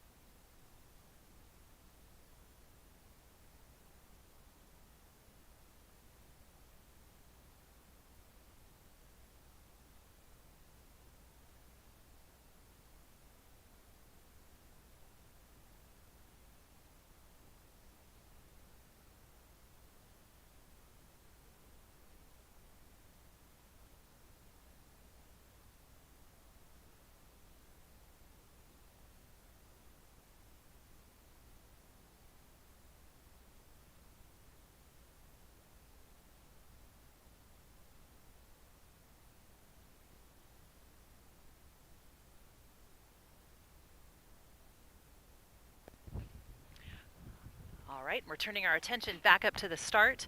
This is the women's under 17 quad, and we're looking at two semifinals here with both with 6 boats on the course. In lane 1, Marina Aquatic Center. Lane 2, Redwood Scullers. Lane 3, Newport Aquatic Center. Lane 4, Newport Sea Base. Lane 5, Lake Las Vegas. And lane 6, Redwood Scullers Sea. Whoops, I am going to call that all again because I was reading you the wrong heat. Let's try that again. From the top, in lane 1, Marina Aquatic Center. Lane 2, Redwood Scullers A. Lane 3, Newport Aquatic Center. Lane 4, Newport Sea Base. Lane 5, River City. Lane 6, NorCal. Sorry about that. So at just 500 meters down, we're seeing tight racing up front here between Marina Aquatic Center and Redwood Scullers. Going to give the slight advantage right now to Redwood Scullers. They have about a 2-seat advantage over Marina Aquatic Center in lane 1. Top 2 boats have moved themselves out to an open water lead. In the 3rd place position, it's going to be Newport. Newport with the closest competition coming out of lane 4. So Newport looking at the 3rd place position, almost open water for them for that 3rd place spot. 4th place is going to go to Newport Sea Base. They are sitting with 3 seats over River City. River City rowing out of lane 5. And then back to River City by about 2 lengths of open water. It's going to be NorCal. So this is the under 17 quad. So again, these athletes a little bit on the younger side, but again with most likely a good level of experience, as we have a lot of these athletes that have started rowing at such a young age these days, and with an emphasis on sculling, which is great to see at the junior level in the United States. Redwood Scullers demonstrating that here from top to bottom with their top level athletes, and then in their under 17 athletes, we're looking at a very solid lead for them, trying to pull clear of Marina Aquatic Center now as we approach 1,000 meters gone. Marina also rowing quite well, very strong, not looking phased at all as they continue to hold off Newport Aquatic Center.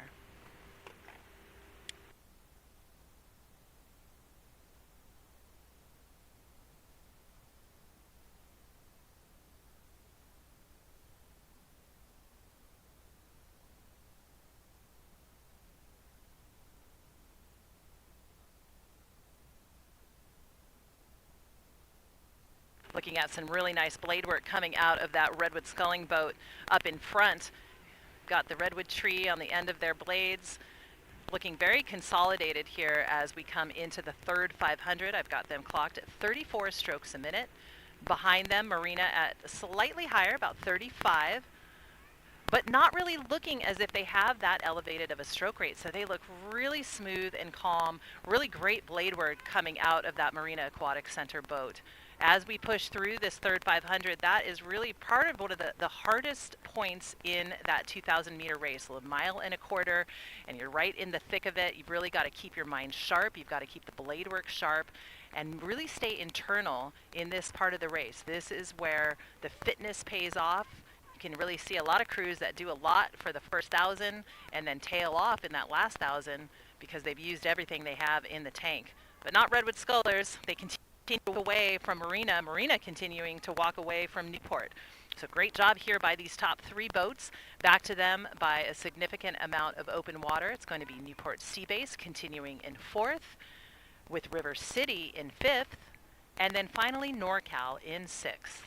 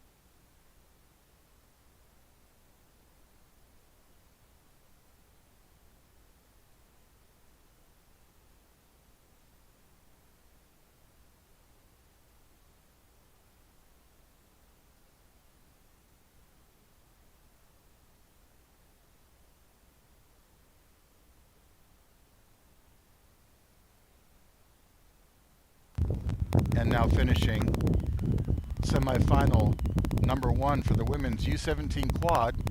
Redwood Scholars first across the line, followed by Marina, and right behind them, Newport.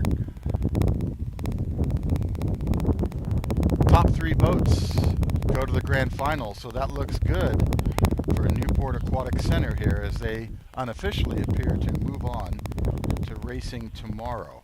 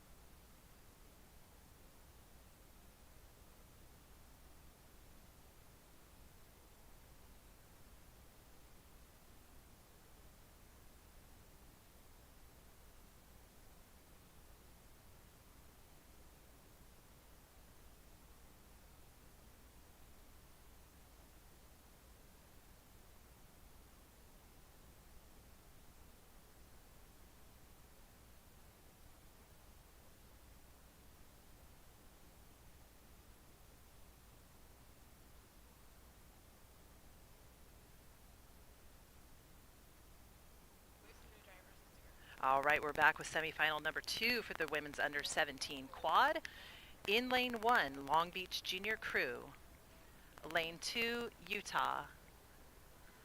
Lane 3, Row LA. Lane 4, Redwood Scholars B. Lane 6, Lake Las Vegas. And lane 7, Redwood Scholars C.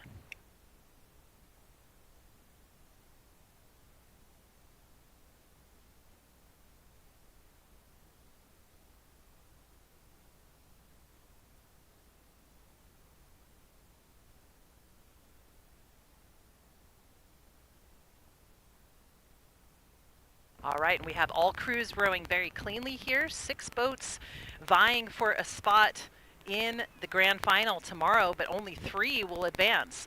Right now, we're looking at 3 boats that are out in front. In the lead, it's going to be lane 4, Redwood Scholars B. Very patient crew, big upright rowers. They're doing a great job with that blade placement, but very patient, no sense of urgency coming out of that boat as they just kind of tick the boat along, and every stroke they take inches them a little bit further away from the pack. Now, right next to them, exciting, is Row LA. Row LA is a fairly new program in the greater LA area. They reach out to different athletes from across the LA area. It's an all-girls program, and just exciting to see them out here currently in that second place position just behind Redwood Scholars. In third, it's going to be Long Beach Junior Crew against the Shoreline. They're rowing out of lane 1, 750 meters gone. A bit of open water back. In fourth place, it will be Utah. Utah, a club program that rows on the Great Salt Lake, of course. Back to them by about a length of open water. Great rowing here by Lake Las Vegas. They've got that beautiful blue boat. It has the blue bow, and you can see their beautiful blue blades flashing with the star on the end. And great job here by Lake Las Vegas as they continue to hold off the C entry from Redwood Scholars. But back to the racing, a little bit of a change up here as we approach the halfway point. Redwood Scholars B, they continue to hold on to the lead spot, but definitely being challenged here by that outside lane 1, Long Beach Juniors. So Long Beach Juniors looking to overtake Redwood Scholars for that lead position at the halfway point. Bow seat of the Redwood Scholars boat looking across her port oars because she sees that move that's happening from lane 1, hoping to answer that push. But Row LA is still right there. They're in that third place position. They've got to keep an eye on Utah in lane 2 if they want to get into that grand final. But right now they do have open water over Utah, so they are still in contention for that spot. Great rowing here. Excellent technique and blade work coming out of that Row LA boat. Direct blade placement and a lot of emotion We're going to turn it over to the Bob for the last 750 meters here of the women's under 17 quad, semifinal number 2.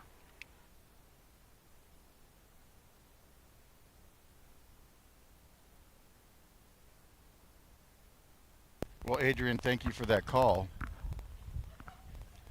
Now, you were mentioning Row LA as they try to chase down the B boat from Redwood Scullers. I'll tell you folks, that Row LA boat has a strong back end on their stroke, really hanging and suspending on the blades nicely as they try to catch the B boat from Redwood Scullers. So we'll see how they do here. I don't have drone footage at this point in time, so I'm looking down the course and making the call as best I can. So on the next race, Adrian will do the middle 1,000 and give us a better call here as they come down the course. Top 3 boats go on to the grand final. Early leader was lane 4, Redwood Scullers. We're keeping an eye on Long Beach, Row LA, and Utah. Those are the first 4 lanes here as they come in to the last 500 meters.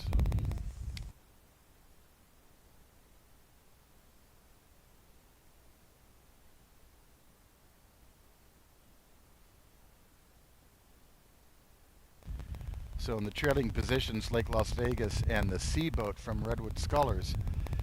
3 boats go to the grand final, and the race is going to be in lanes 1 through 4.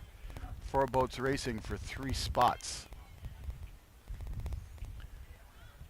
Redwood Scullers in lane 4 being paced closely by Row LA, and Long Beach in lane 1, along with Utah in that 4th place position in lane 2. So Utah right now has to make up some water if they want to go on to the grand final. Long Beach in lane 1, Redwood Scullers in lane 4, and Row LA doing a great job here, hanging tough with both Redwood Scullers and Long Beach. Big steering issue out of the Long Beach boat right now. Big steering issue from the Long Beach boat, and now they're correcting, but that cost them a little bit of time, and it allowed Redwood Scullers to move up closer to them. Meanwhile, Row LA in that 3rd place position, but just barely ahead of Utah. This could be a photo finish for the semifinal number 2 of the women's U17 quads. Will it be Row LA or Utah? It's Long Beach to the line first with Redwood Scullers right there with them. That Row LA boat, I told you they have the great back end of their stroke. Coming to the line for that 3rd qualifying position, it's Row LA. Row LA. And Utah for 4th. And then outside we go to Lake Las Vegas and the 2nd entry in the semifinal from Redwood Scullers.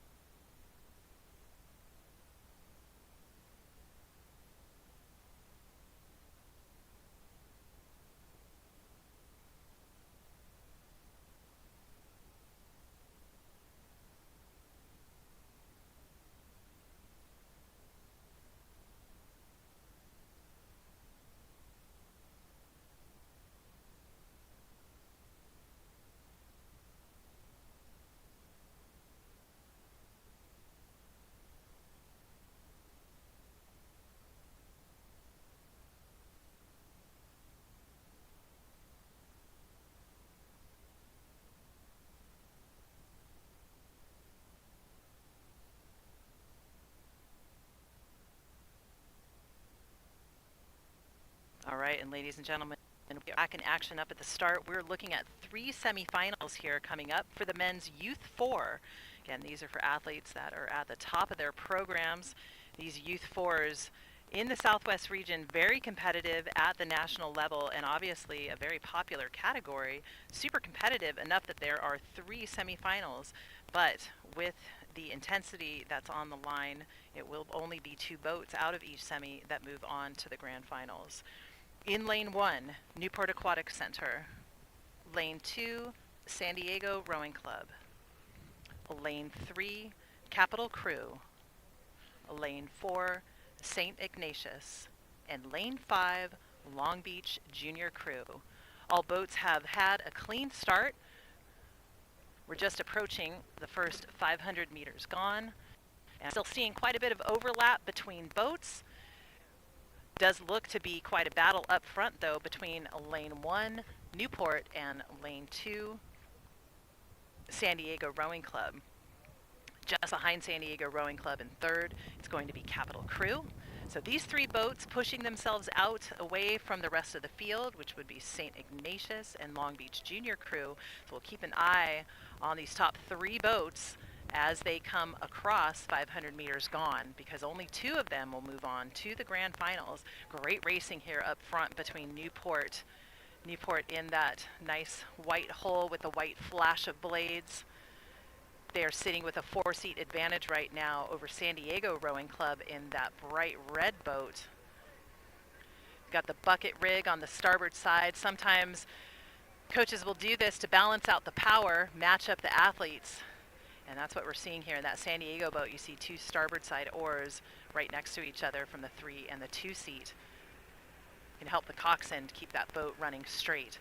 So San Diego in second. They're sitting with the bow to stern advantage right now over Capital Crew. Capital from your hometown course here. This category has historically been very successful for Capital. They're hoping to put themselves in a qualifying position for that grand final, and indeed they are trying to make a move here just shy of 1,000 meters to go and try and get themselves into one of those top spots. But San Diego, that's a savvy boat. The stroke seat of the San Diego boat looking across at that Capital Crew boat, hoping to continue to hold them off. So this is going to be an awesome race to watch as we come down the race course. At the halfway point, though, Newport has pulled themselves into an open water lead.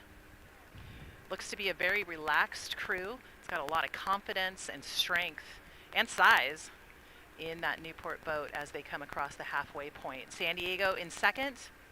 Capital chasing San Diego in third. And then in the back of the pack, it is St. Ignatius Prep battling it out here with Long Beach.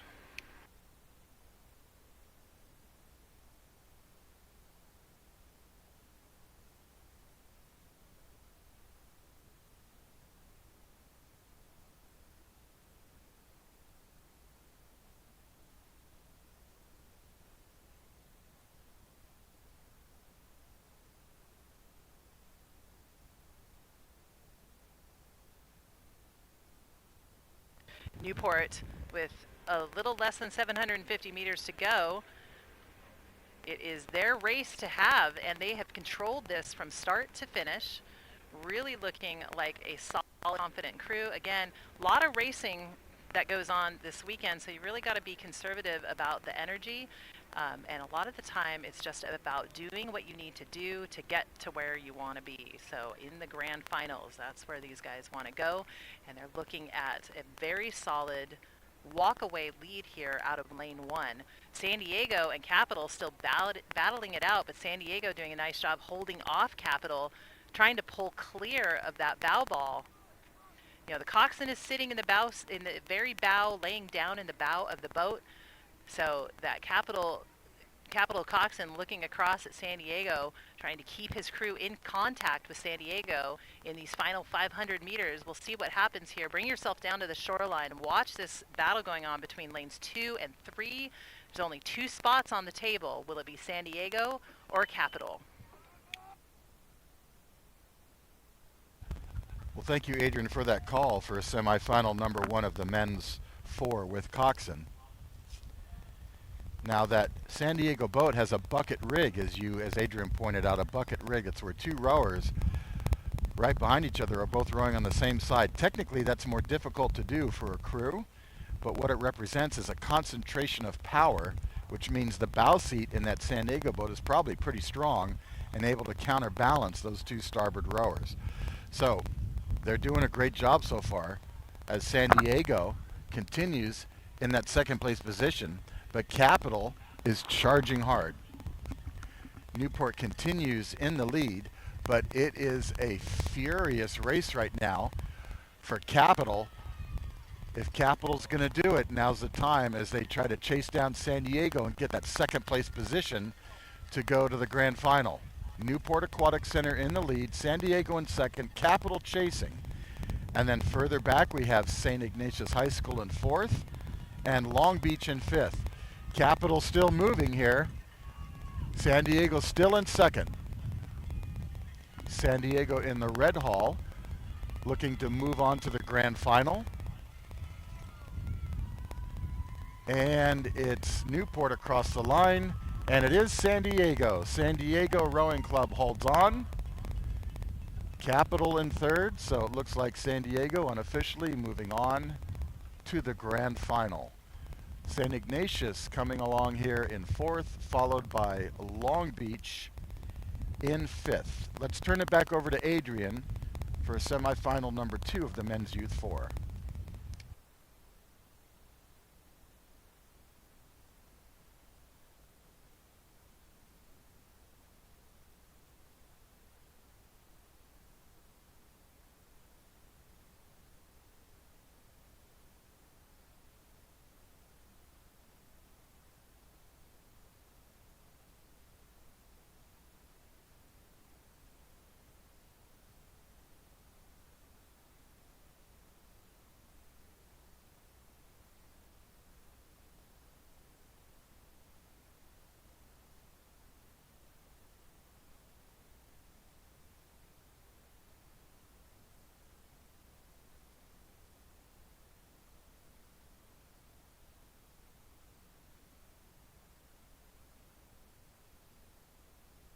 And we're still awaiting the start for the second semifinal of the men's Youth 4.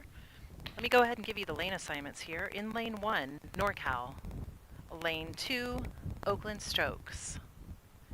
Lane 3, Marina Aquatic Center. Lane 4, Berkeley High School. Lane 5, Golden State Rowing Club. Lane 6, Community Rowing, San Diego.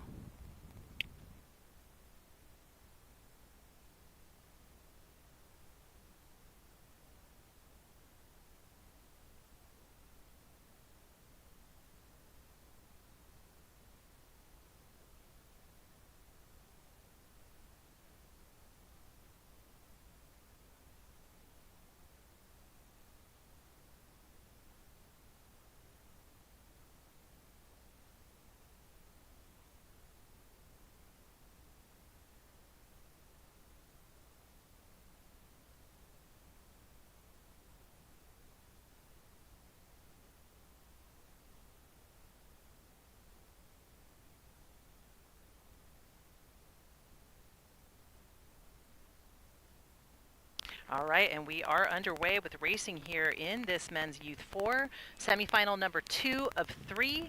What that means is that only 2 boats will advance to the grand final. And we're going to see what kind of racing develops as we progress down the race course. There's always surprises out there because coming out of the time trials, there's only so much stock that you can put in the times. But one of the things that I've listened to people talk about over the course of this weekend is that with this inclement weather, variable weather, you never know what is going to happen on race day. So every chance you get to go down the race course has got to be your best. And right now we're looking at 6 boats coming at us here, just approaching the first 500 meters. And the boat that's putting it all together as we are just shy of 500 meters is going to come out of lane 3. That is Marina Aquatic Center. They're looking at a really nice start here, being challenged by NorCal out of lane 1. So those 2 boats almost side by side. NorCal with a bit of the advantage now. So NorCal into the lead, Marina Aquatic Center in second. Behind them, great racing here between Oakland Strokes and Golden State Rowing out of lane 5. So those are your 3rd and 4th place boats. In 5th, we're going to go back to the inside. That's Berkeley High School rowing out of lane 4. And then finally, Community Rowing, San Diego. Now, note about Community Rowing, they are a fairly small program. This is actually the first 4 that they've been able to put together in the last 4 years. Their program hosts many very young athletes, and in fact, this is the first fours race. This is the first year of competition for the gentlemen that are in this boat. So we welcome them. Again, this is youth four, but again, we never know what kind of athletes with these new age categories. You could have novices, you could have a lot of experience out there. So great job to Community Rowing. And then just to be able to travel here, this team worked hard at the San Diego Crew Classic so that they could afford the trip out to regionals here in Sacramento. But along shoreline, it is going to be the leader coming out of lane one. That is NorCal. NorCal now looking at a 1 full boat length lead over second place Marina Aquatic Center. Marina looking sharp in those black unisuits with the turquoise and the hot pink, represent breast cancer awareness. Gotta love making a statement with what you wear. Just shy of 1,000 meters. Marina looking to be in one of those qualifying positions for the grand finals. As the sun pops out, we're looking at some great racing here developing as Oakland Strokes in the lane 2 is in third place, holding off Golden State Rowing in lane 5. Golden State Rowing sitting bow to stern over Berkeley High School in lane 4. That's your 5th place crew. And then finally, Community Rowing, rowing very cleanly, rowing very well, just not quite able to match the power speed of these other boats. Sure to be some great racing tomorrow, as this is a qualifier for the Youth National Championship coming out of our grand finals. And again, as we had said, the Southwest region always very competitive in this category, and NorCal showing what that means to be confident and strong coming into their final 750 meters here of the men's Youth 4.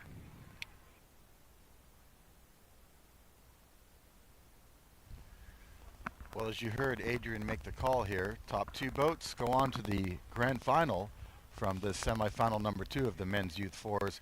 NorCal doing a great job. They're out in front by 5 boat lengths of open water over second place Marina Aquatic Center. Marina Aquatic Center has almost a full boat length of open water between themselves and third place Oakland Strokes. Of special note, the Marina Aquatic Center boat's at 34 strokes per minute. The Oakland Strokes boat is only at 32 strokes per minute. So that's working for Marina. They've held that rate, and it's allowed them to take a little bit more water every stroke away from Oakland, and Marina continues to grow their open water advantage over the Oakland Strokes. As we look outside for the other crews, again with only 2 qualifying, it's more of a placement at this point. We have Berkeley High School and Golden State here. They're in a bow ball to bow ball matchup across the lanes at 500 meters to go, with Community Rowing of San Diego in that 6th place and trailing position. Golden State Rowing from Oakland slightly ahead of Berkeley High School. Berkeley High School down maybe 1 seat from them, but neither boat in a qualifying position for the grand final. Now the Oakland Strokes in lane 2 are starting to make a push and try to catch Marina Aquatic Center. Marina had almost a boat length of open water, but now that has shrunk down. Oakland has recovered almost all of that open water and has their bow ball at Marina's stern deck. So we got to pay attention to lane 2 here, because they're chasing down Marina, and only 2 boats are going to go to the grand final. Marina still in 2nd place. And now Marina taking some water back away from Oakland. So Oakland desperately chasing Marina, but Marina holding on strong and staying in a qualifying position. First across the line, it's NorCal. They're looking big and strong and very dominant in this race.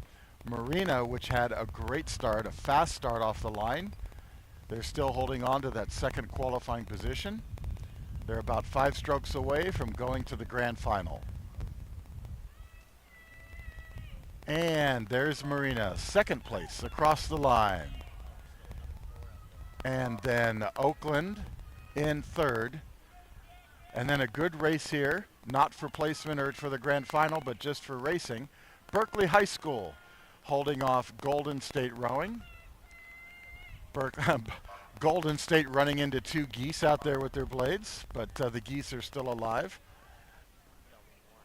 And then our last boat, Community Rowing from San Diego, they have approximately 300 meters to go here in semifinal number 2 of the men's youth 4. We're going to turn it back over to Adrian to catch the third semifinal here while Community Rowing finishes their race down the course.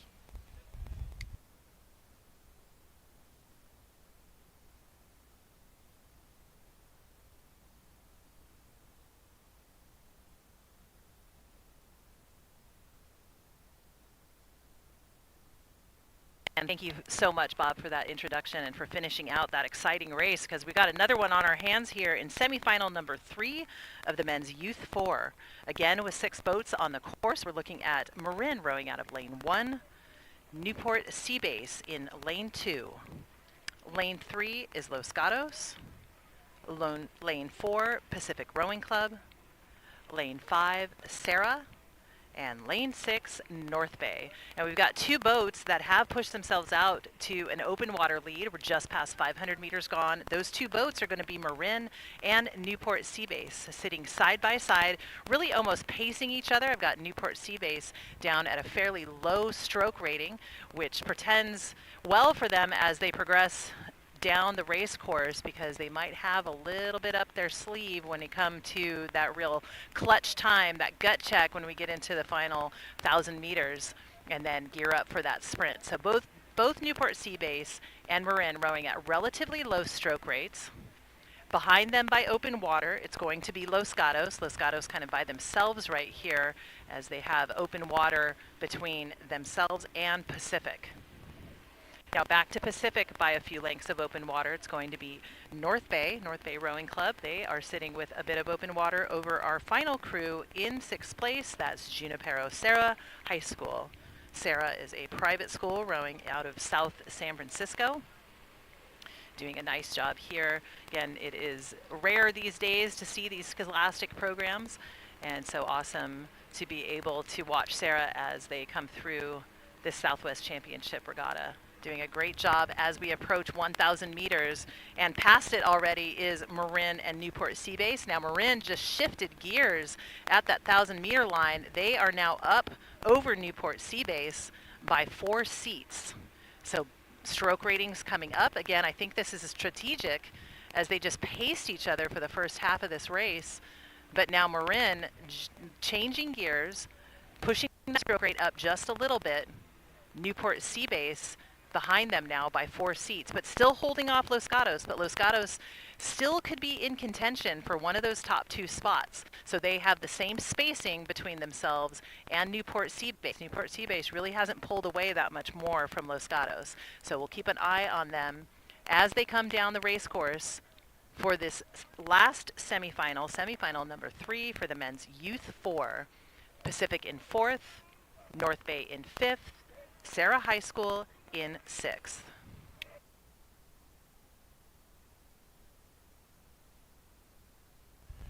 Well, thank you, Adrian, for that call. And folks, just a quick correction, no offense certainly to this program. Junipero Serra High School, a Catholic high school from San Mateo, California. They have a long history.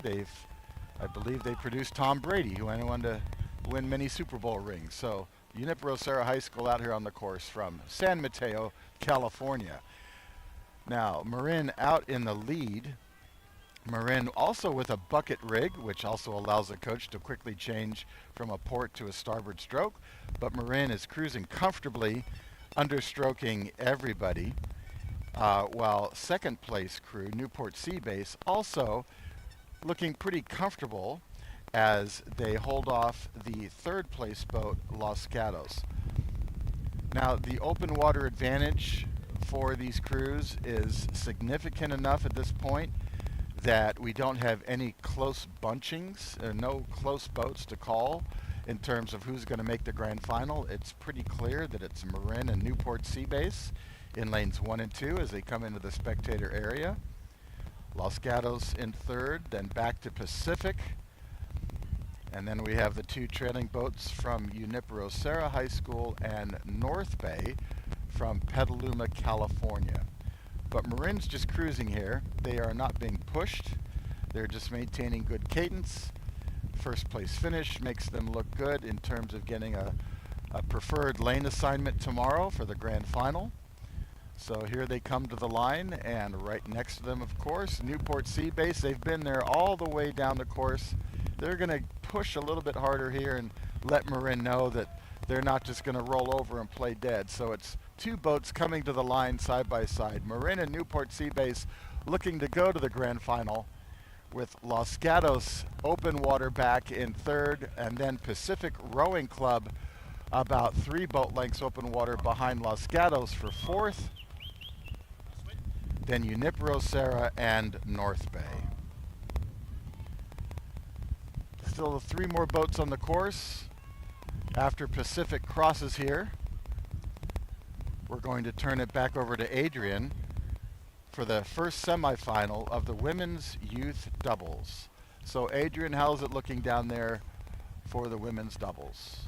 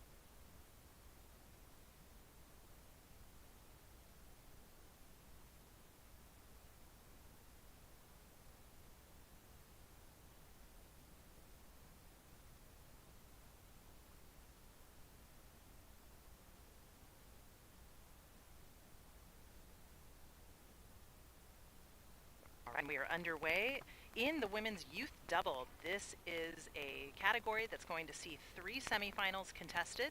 So again, very competitive here. We will see only 2 boats advance to that grand final. And as we come up to 500 meters, we're looking at 2 boats that are out in front. That will be Oakland United in lane 1 and Newport in lane 3. I realized I didn't give you the lane assignments here. So let me go ahead and do that now as we're still early on in the racing. In lane 1, Oakland United. Lane 2, Tempe Junior Crew. Lane 3, Newport. Lane 4, also Newport, so we'll call that Newport B. Lane 5, NorCal. Lane 6, Channel Islands. And lane 7, Oakland United B. All right, so we've got 2 Oakland United boats, one in lane 1, the other in lane 7, and then we have 2 Newport boats side by side. And so the 2 crews that are out in front right now are going to be Oakland United and Newport A. Newport A now with a slight advantage for that first place position, sitting about 1 seat over Oakland United in lane 1.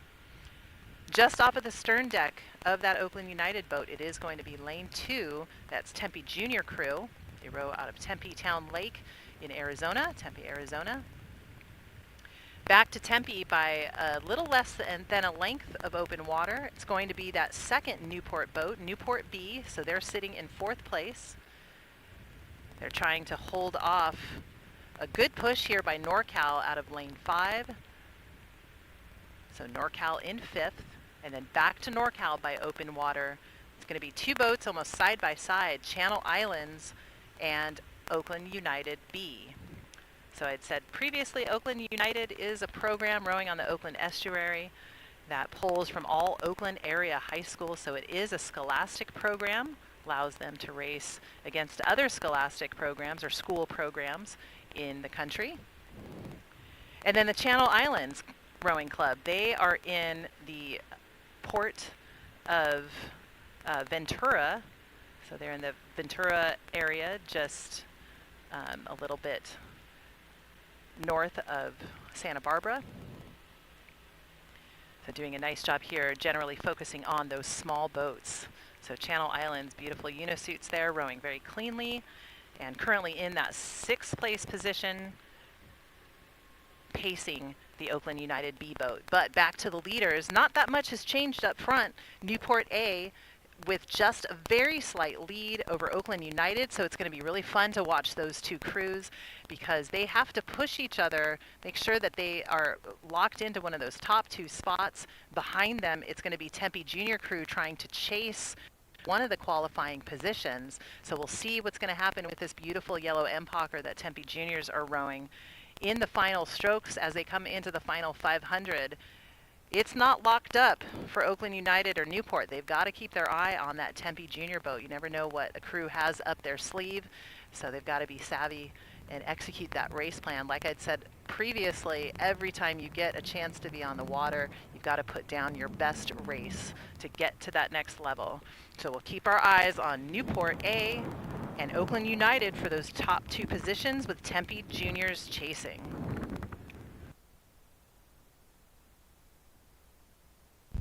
Well, thank you, Adrian, for that race call. And folks, just a correction here. We know that Oxnard is south of Santa Barbara, down by the port of Ventura. Ventura Highway, old song there, and that's Oxnard, also famous for growing delicious strawberries. And right now, they are trying so hard to have a fast boat here to move on to the grand final. Channel Islands is a young program, so they're doing a great job here on the course, just not matching the speed right now of the top boats. So Oakland United, let's talk about lane 1. Oakland United, with 500 meters to go, has once again pulled ahead of Newport A. So Oakland United now has the advantage by about a half a deck over Newport Aquatic Center. Those are the top 2 boats, 2 advance to the grand final, and it's Oakland United and Newport Aquatic Center. Tempe Junior is chasing still. They're in the bright yellow Empauker in lane 2. They are bow to stern behind both of the leaders in lanes 1 and 3. We then go back to the remaining field of Newport B, NorCal, and then that close race between Oakland United's B boat and Channel Islands. And now Oakland United moving out to an even bigger advantage here as they come into the last 200 meters. Oakland United takes students from Oakland Public Schools. It's a program for Oakland Public School kids. Any Oakland Public School athlete can join the Oakland United program. And they're doing a super job here, coached by Aaron Cafaro. And Newport Aquatic Center now charging hard, a little harder, and trying to take the lead back. Both Oakland United and Newport working in tandem to keep Tempe Juniors behind him in the yellow Empire. Tempe Juniors trying so hard. They've got their bow now inside the Oakland United territory, and yet it's still looking like they're going to run out of water here because Oakland United and Newport Aquatic Center still have that 1-2 position, but oh, this is going to be heartbreaking. Oakland United gets it, and you know what? The second lane crew, Tempe Juniors, they were right there, but they didn't get it. So 2 to advance, Oakland United and Newport A, as the other crews now come across the lanes from Newport B, NorCal, and then we have Oakland United B and Channel Islands. Let's go back to Adrian at the starting line where she'll pick up semi-final number 2. Thank you, Bob. Another 7-boat race coming down at us. And I think I'll stop trying to guess on geography. It's apparently not my strong suit here, even though I am a lifelong California resident. But let's go ahead and give you the lane assignments here. In lane 1, Redwood Scullers A. Lane 2, Redwood Scullers B. Lane 3, Redwood Scullers C. Lane 4, Artemis. Lane 5, guess what? Redwood Scullers. It's their D boat. In lane 6, NorCal. And lane 7, Delta Sculling Center. And up front, it's going to be the top 3 crews right now coming all from Redwood Scullers. And it is going to be in lane order. So we've got lane 1, the A boat of Redwood Scullers in first, with about a 1-length lead over the B boat. Behind the B boat by 2 seats, it will be the C entry from Redwood Scullers, and then there's open water back to the rest of the field. So in 4th place, it's going to be Artemis, followed by the D boat from Redwood Scullers, sitting just in front of NorCal, and then back by a little bit of water, it's going to be Delta Sculling Center. Delta Sculling Center, a small program rowing out of Stockton. Very small program, but with a good level of competitive history. They've kind of come in and out of juniors rowing, and it's good to see them here with some athletes representing that program. But well out in front, speaking of representation, it definitely is going to be Redwood Sculling with a very strong competitive level here in these small boats. So again, a lot of crossover. Again, we see Olivia Petrie. She is in this boat. We've seen her today in the single, taking that in dominating fashion. We also saw her in the quad. So again, a lot of racing for Olivia this weekend, and in clearly dominating fashion. She's only 15 years old, so we're going to see her for quite a few more years. As we approach the halfway point, it is that A boat from Redwood Scullers, followed by 2 more Redwood Scullers boat, and then finally Artemis in 4th, Redwood Scullers D in 5th, NorCal in 6th, and Delta Sculling Center in 7th.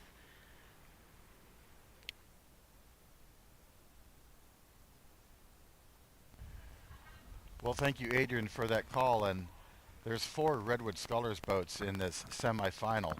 3 of them are leading.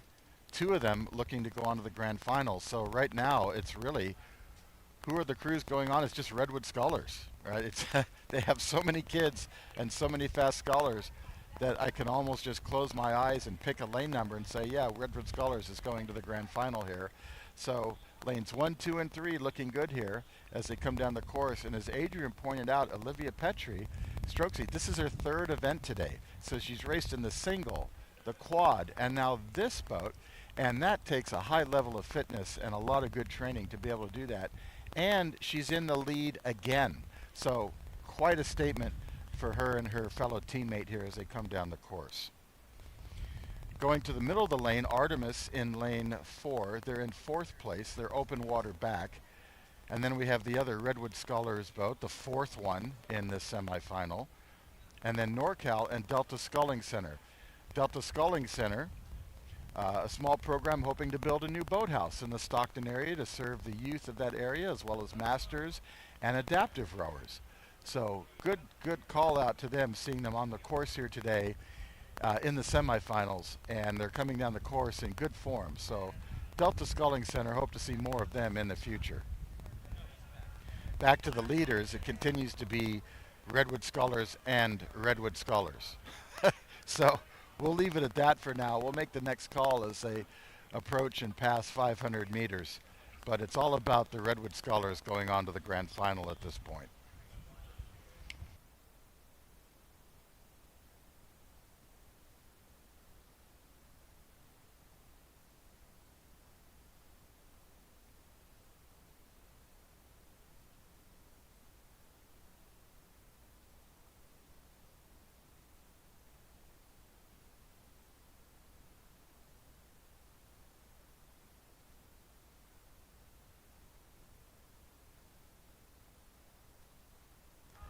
A lot of power in that lane 1 boat from Redwood Scholars with Olivia Petrie and Miss Hen.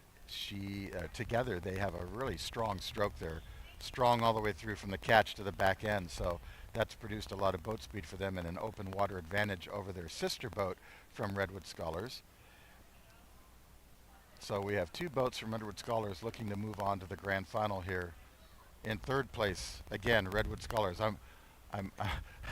It's that many crews here, so they're doing a great job. 4th place, Artemis. Artemis, last year, this Artemis women's double placed 7th in the nation in the U17 event, but this year they're having to step up and race U19. So I'm sure we'll see them again in the future years as they come down the course here in 4th place. The other Redwood Scholars boat, their 4th entry in NorCal, continue in the next 2 positions with Delta Sculling Center in 7th as we wrap up this semifinal, number 2, for the women's youth doubles.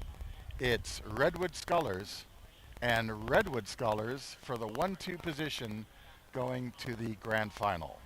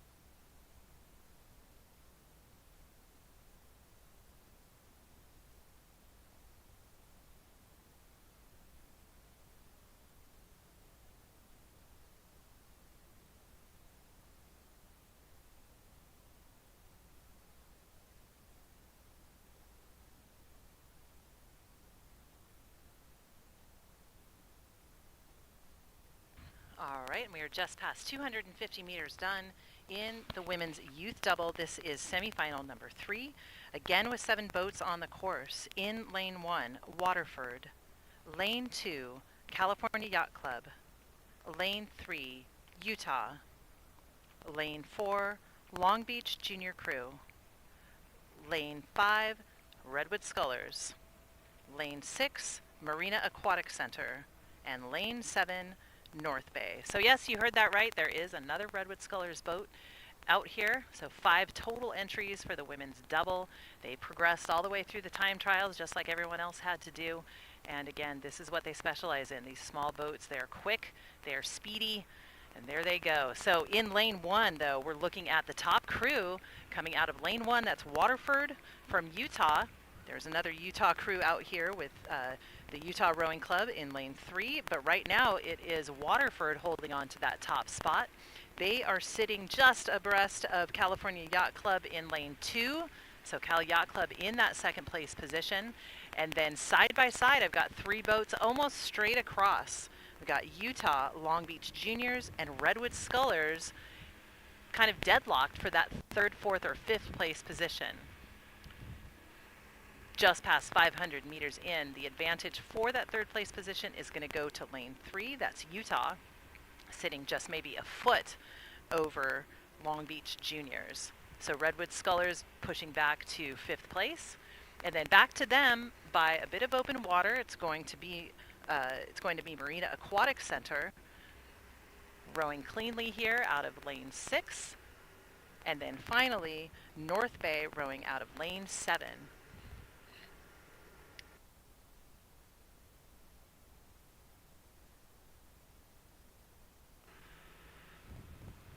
And as we come down the race course, I'm looking at a new leader that's coming out of lane 2, Cal Yacht Club. So California Yacht Club pushing themselves into the lead position. They're sitting with their stern deck overlapping the bow deck of that Waterford boat. Waterford still holding on to an open water lead over the rest of the field, but I am looking at a really good charge here coming out of lane 4. That's Long Beach Juniors. So Long Beach Juniors taking that stroke rate up. I can see the bow seat looking across. She's looking at that Waterford boat. She's trying to pull up, maybe get a little bit of ground away from Waterford. Taking the stroke rate up is a little bit of a risky maneuver here because we're not quite at the halfway point. You got to make sure that you have enough in the tank to have an effective sprint, have an effective last half of this race. And right now the crew that's doing a great job with that, with being patient and composed, it is Cal Yacht Club. Waterford still in second, Long Beach chasing, with Utah in fourth, Redwood Scullers in fifth, and then Marina Aquatic Center, they've got those new bright blue blades. And finally, in seventh, it is North Bay.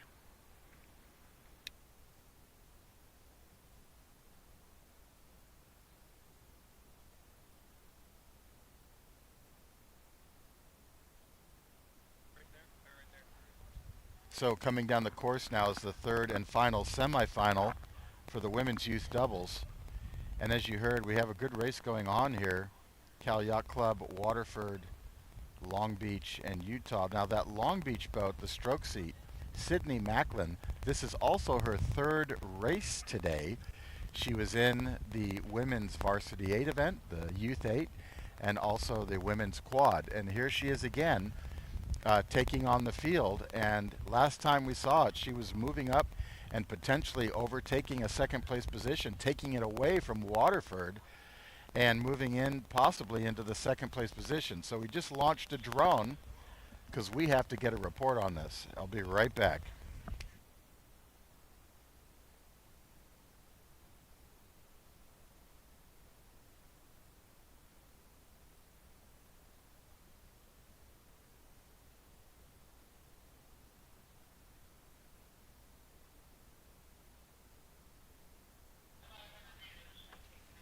.500 meters to go for semifinal number 3 of the women's youth double. And this is turning into an exciting race. First across the line, it's going to be lane 2, Cal Yacht Club. They've been the leader. But what a race going on between lane 1, Waterford, and lane 4, Long Beach. Long Beach stroke seat. She keeps looking over her port side shoulder, and she's like, they're right there, they're right there. And she's just taking the boat almost dead even now with Waterford. Why is that important, folks? Because only 2 boats are going to go to the grand final. But now Waterford sees the threat, and they just took the stroke rate up, and they're taking water away from Long Beach now. So it was dead even, but now Waterford is responding and saying, we didn't travel this far to give up like that. And Waterford still holding on to that second qualifying position to go to the grand final. Women's youth doubles, semifinal number 3, 250 meters to go. It's Cal Yacht Club. It's Waterford. Long Beach right there, chasing hard. Fourth place, Utah. Then back to Redwood Scullers, Marina Aquatic Center, and North Bay. Keep your eye on the Long Beach boat. They're right there in the middle of the course with the yellow unisuits. They're in the white hull. Along the shore in the blue hull, that's Waterford. Waterford working hard to hold off Long Beach. Long Beach trying to catch them and make the grand final. Cal Yacht Club in the lead. It's still Waterford. It's still Waterford holding on to second. But Long Beach is charging. Long Beach is charging. This could be a photo finish. This could be a photo finish. Here comes the finish. We're going to call it for you. Wow, this is close. It's Waterford, Long Beach. That's how close it was. So Waterford keeps that second place finish to go on to the grand final. Utah now in fourth. And then we look across the lanes to see another Redwood Scullers boat coming in fifth. Then Marina Aquatic Center, and finally North Bay. With that, we turn it back over to Adrian as we now turn our attention to the women's U16 eights.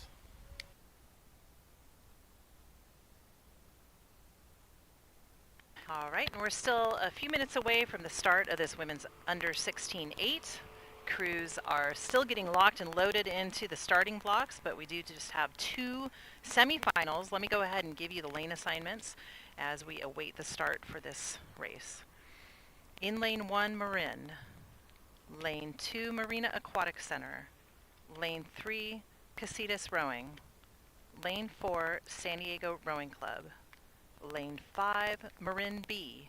And Lane 6, NorCal B.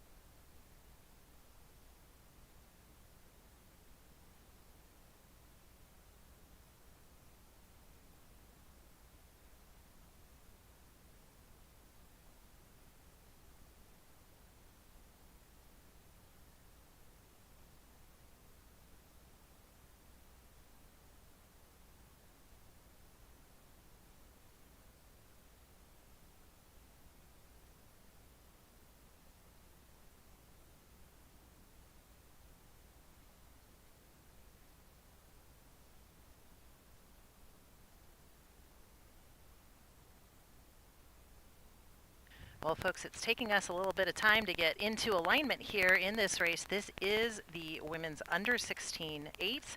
So my guess is that a lot of these athletes are in their first year of rowing or on the younger side. Doesn't necessarily mean that they don't have some experience under their belt, but sometimes it does take a little bit of time to get everyone into the right positioning.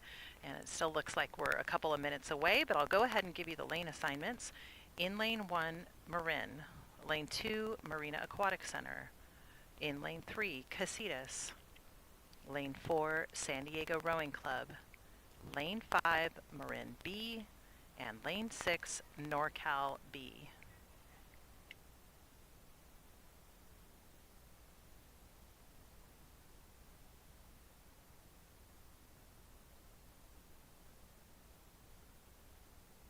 Okay, and we do have a start here.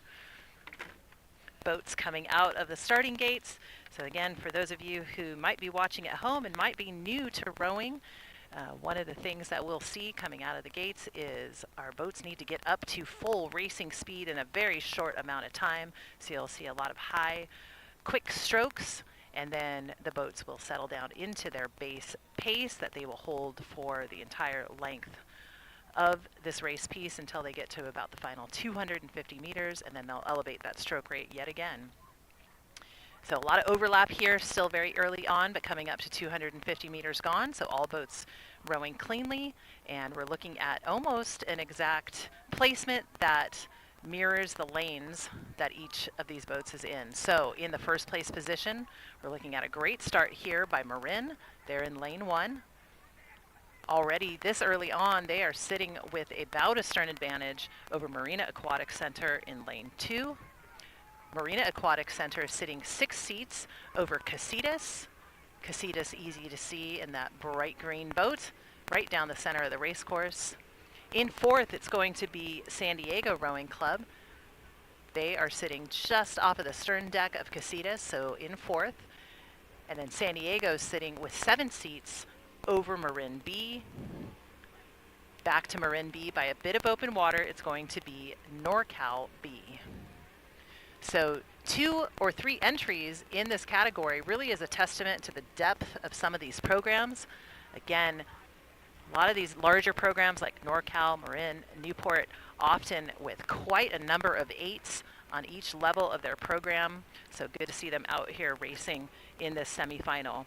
3 boats will advance to the grand final, and certainly it is Marin taking no prisoners here, as they have at least 1 length of open water, and we are just past 500 meters gone. Marina Aquatic Center continuing to hold off Casitas, so no change there between those 2 boats, but Casitas has pulled clear of San Diego continuing in 4th.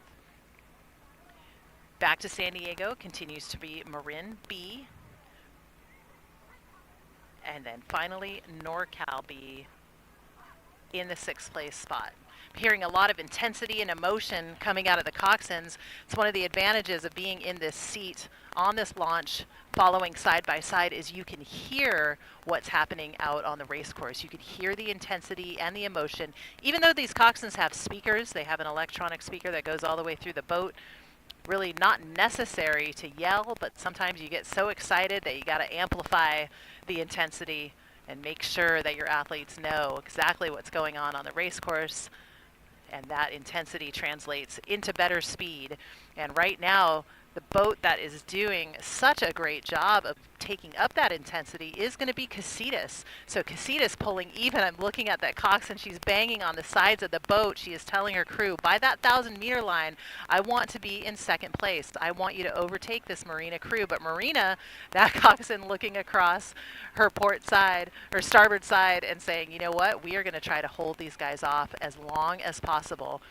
Marin already well past the halfway point. Quite a few lengths of open water for them, so they're just really racing by themselves. Again, this is all about execution and what we put into place for that grand final tomorrow. So barring any sort of anything that happens between now and the finish line, it does look like Marin will take that top spot. But great racing here between Casitas, Marina Aquatic Center. Casitas trying to pull up and get a little bit further away from Marina Aquatic Center, so I'm going to give that 2nd place spot to Casitas. Marina, though, right there.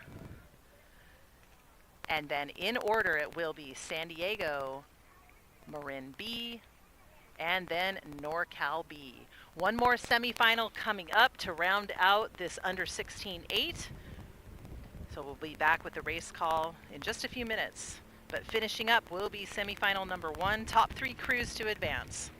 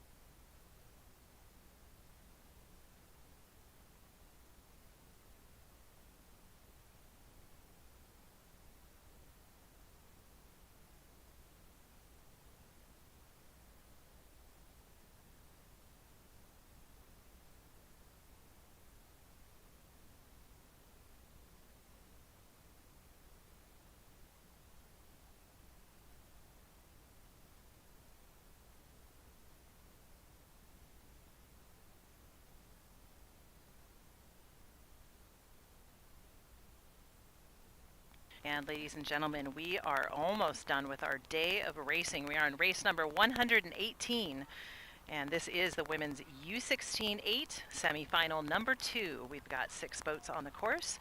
In lane 1, Oakland Strokes. Lane 2, Capital Crew. Lane 3, NorCal. Lane 5, Pacific. Lane 4, Pacific. Lane 5, Long Beach Junior Crew. Lane 6, River City. And all crews past 250 meters. We're all rowing cleanly. It did take them a little bit longer to get into alignment and off the starting blocks, but we are all rowing well. And coming up to 500 meters gone, just shy of that mark, it is going to be Oakland Strokes as your lead position. They are sitting with about a 4-seat advantage over Capital Crew. In third, it's going to be River City rowing out of lane 6. They had a really great start here, and it will be 3 boats that move on to the grand finals, so we'll keep our eye on River City to possibly hold on to one of those qualifying positions. In fourth, we're going to move over to the inside. That is NorCal. NorCal in fourth, rowing out of lane 3. And then from NorCal back by 1 length, it's going to be Pacific Rowing Club. They're in the 5th place position, sitting 7 seats over Long Beach Junior Crew. So Long Beach in 6th place. But up front, Oakland continuing to hold on to about the same advantage over Capital. So I'm looking at 5 seats for Oakland Strokes. Again, a lot of these athletes in their first year of competition. They've had quite a few races this spring, but perhaps not having raced each other from Northern California, Southern California. We've got Central California here as well. So I'm looking at a lot of great cross-section of racing from California. River City really hanging tight here in that 3rd place position. They've actually taken a little bit of space away from Capital, and they're now back in contact with the Capital boat. Really hard to do from so far away. So from lane 6 all the way over to lane 2 and 1, that coxswain doing a great job looking across and keeping her crew apprised of what is happening. And man, the water just got really glassy as that sun pops out. Great conditions here on Lake Natoma for this U16 8s race. Way to close out the day.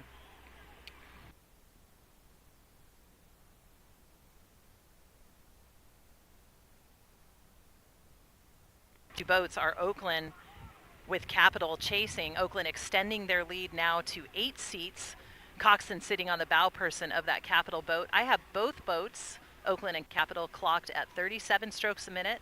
Their timing for a while was almost exactly the same, blades going in the water at the same time, so really pacing each other. So both at 37, and now Capital pulling clear of River City. River City still in 3rd. They still have about a 6 to 7 seat advantage over our 4th place crew from NorCal.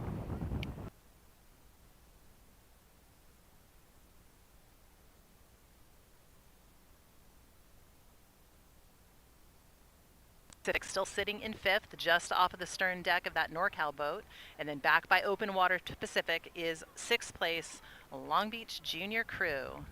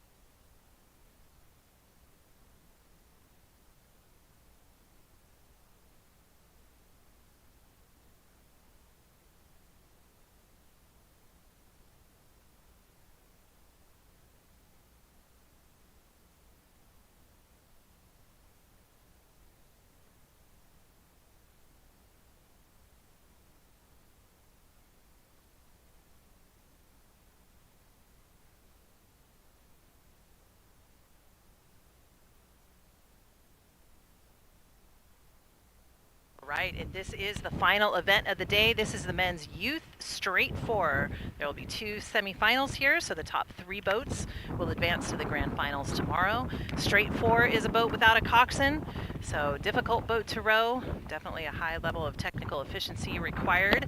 And in lane 1, it will be Oakland Strokes. Lane 2, Pacific. Lane 3, Newport Aquatic Center. Lane 4, Newport Sea Base. And Lane 5, Los Gatos B. So Los Gatos with 2 entries in this event. But what is clear is that out front, very early on here, just past 500 meters in, it's going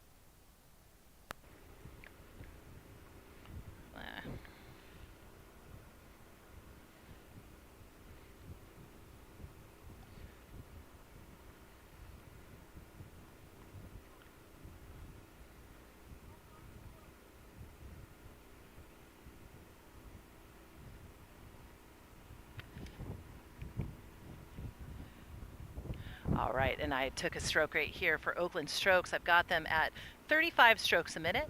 Definitely aggressive, but not anything that they can't keep and maintain for the body of this piece. Behind them, I've got a more elevated stroke rate coming out of the team from Pacific. Pacific being clocked at 37 strokes a minute, but it's working for them. They've seemed to have taken a little bit more space away from Newport. Newport behind them, rowing very, very cleanly. Quite a powerful boat. Both of these boats with a bucket rig. Talked about that a little bit earlier in the day, that sometimes that sort of rigging is used to balance out the power of the different oarsmen and help that boat to go straight. And right now, absolutely no corrections coming from the referees on steering, which is sometimes an issue in these straight boats. Just as I said that, the referee put his hand up in the air, helping to get a boat back into alignment. But back to the leader, it is Oakland Strokes continuing to expand their lead over both Pacific and Newport. Los Gatos B in 4th, Newport Sea Base in 5th. These boats coming into the spectator area in this semifinal 1 of the men's straight four.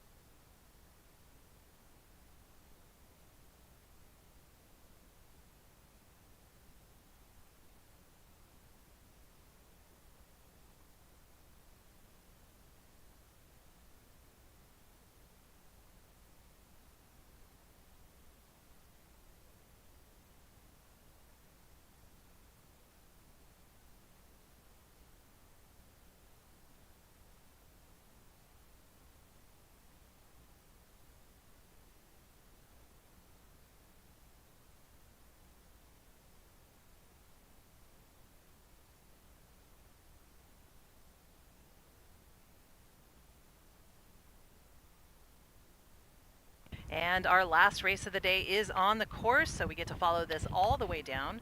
And we're just coming up to 500 meters gone. This is semifinal number 2 for the men's straight 4. In lane 1, Los Gatos. Lane 2, Marin.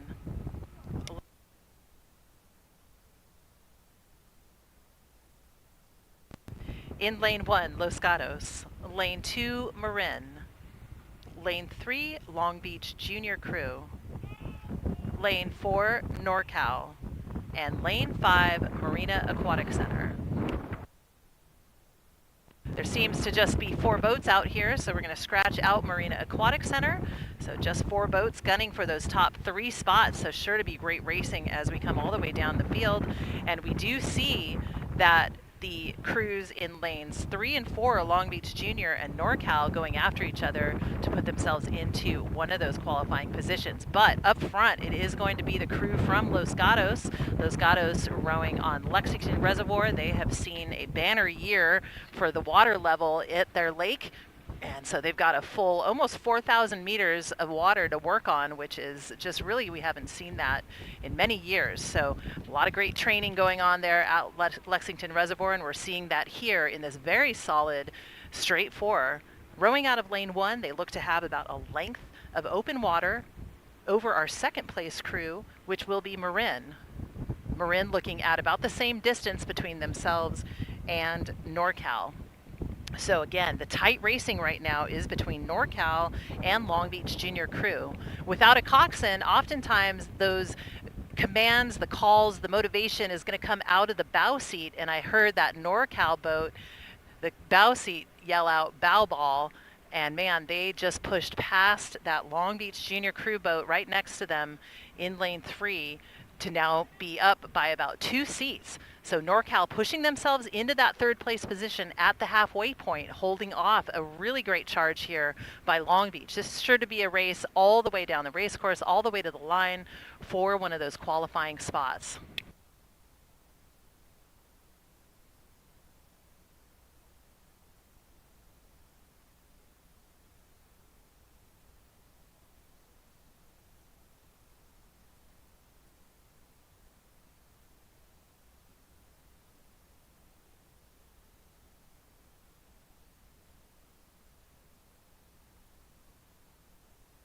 Great movement here.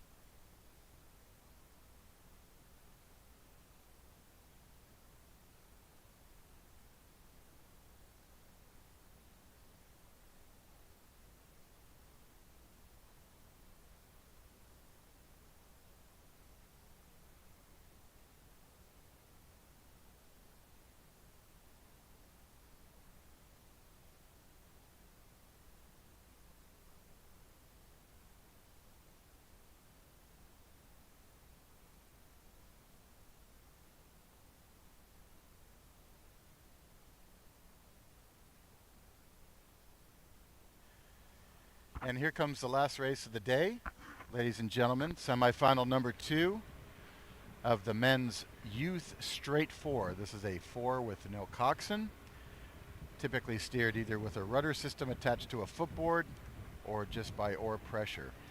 3 boats go on to the grand final. Lane 1, Los Gatos. Now really great racing here between NorCal and Long Beach. I have both of those crews rowing at 38 strokes a minute.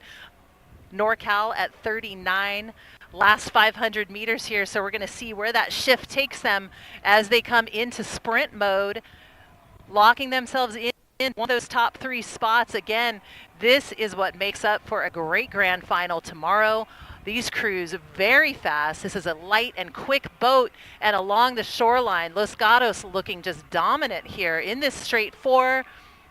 You see the excitement here on the shoreline for Marin as they come through in 2nd place. They're followed now by 3rd place NorCal, pulling clear of Long Beach Juniors for that 3rd place position. Along the shoreline in the spectator area, Los Gatos, Marin, NorCal.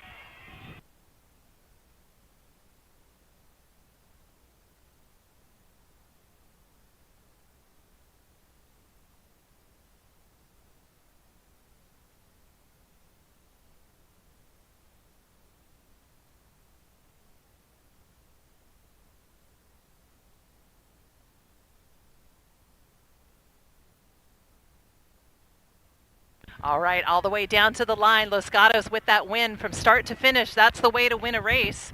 Not to be contested with Marin right there in that second place position, but look at this charge here from Long Beach all the way to the finish line. Can they do it?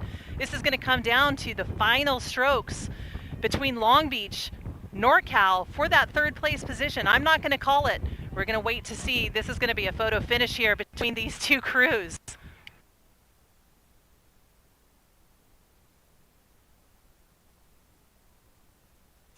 What? It is Long Beach. Long Beach at the line. What a finish for them. For almost the entire race, Long Beach just nipping them in the final 100 meters. What a great race. That will close out our day of competition here at the Southwest Junior Championships. Tomorrow, a day full of grand finals, trophies, and medals. We'll see you then.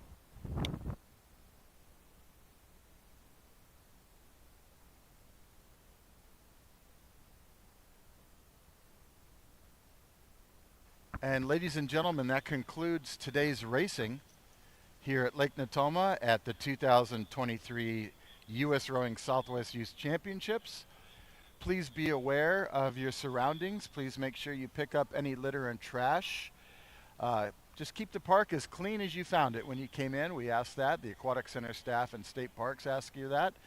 Also, please remember that the shuttle bus operates for 1 hour after the last race. So make sure you get on that shuttle bus so you can get back to your car and then enjoy the rest of the evening. We'll see you tomorrow here Sunday at Lake Natoma for the grand finals of the Southwest Youth Championships. And we're hearing the weather's going to be even better. So we're looking forward to it, and we'll see you then. Good night, everyone, and have a safe evening.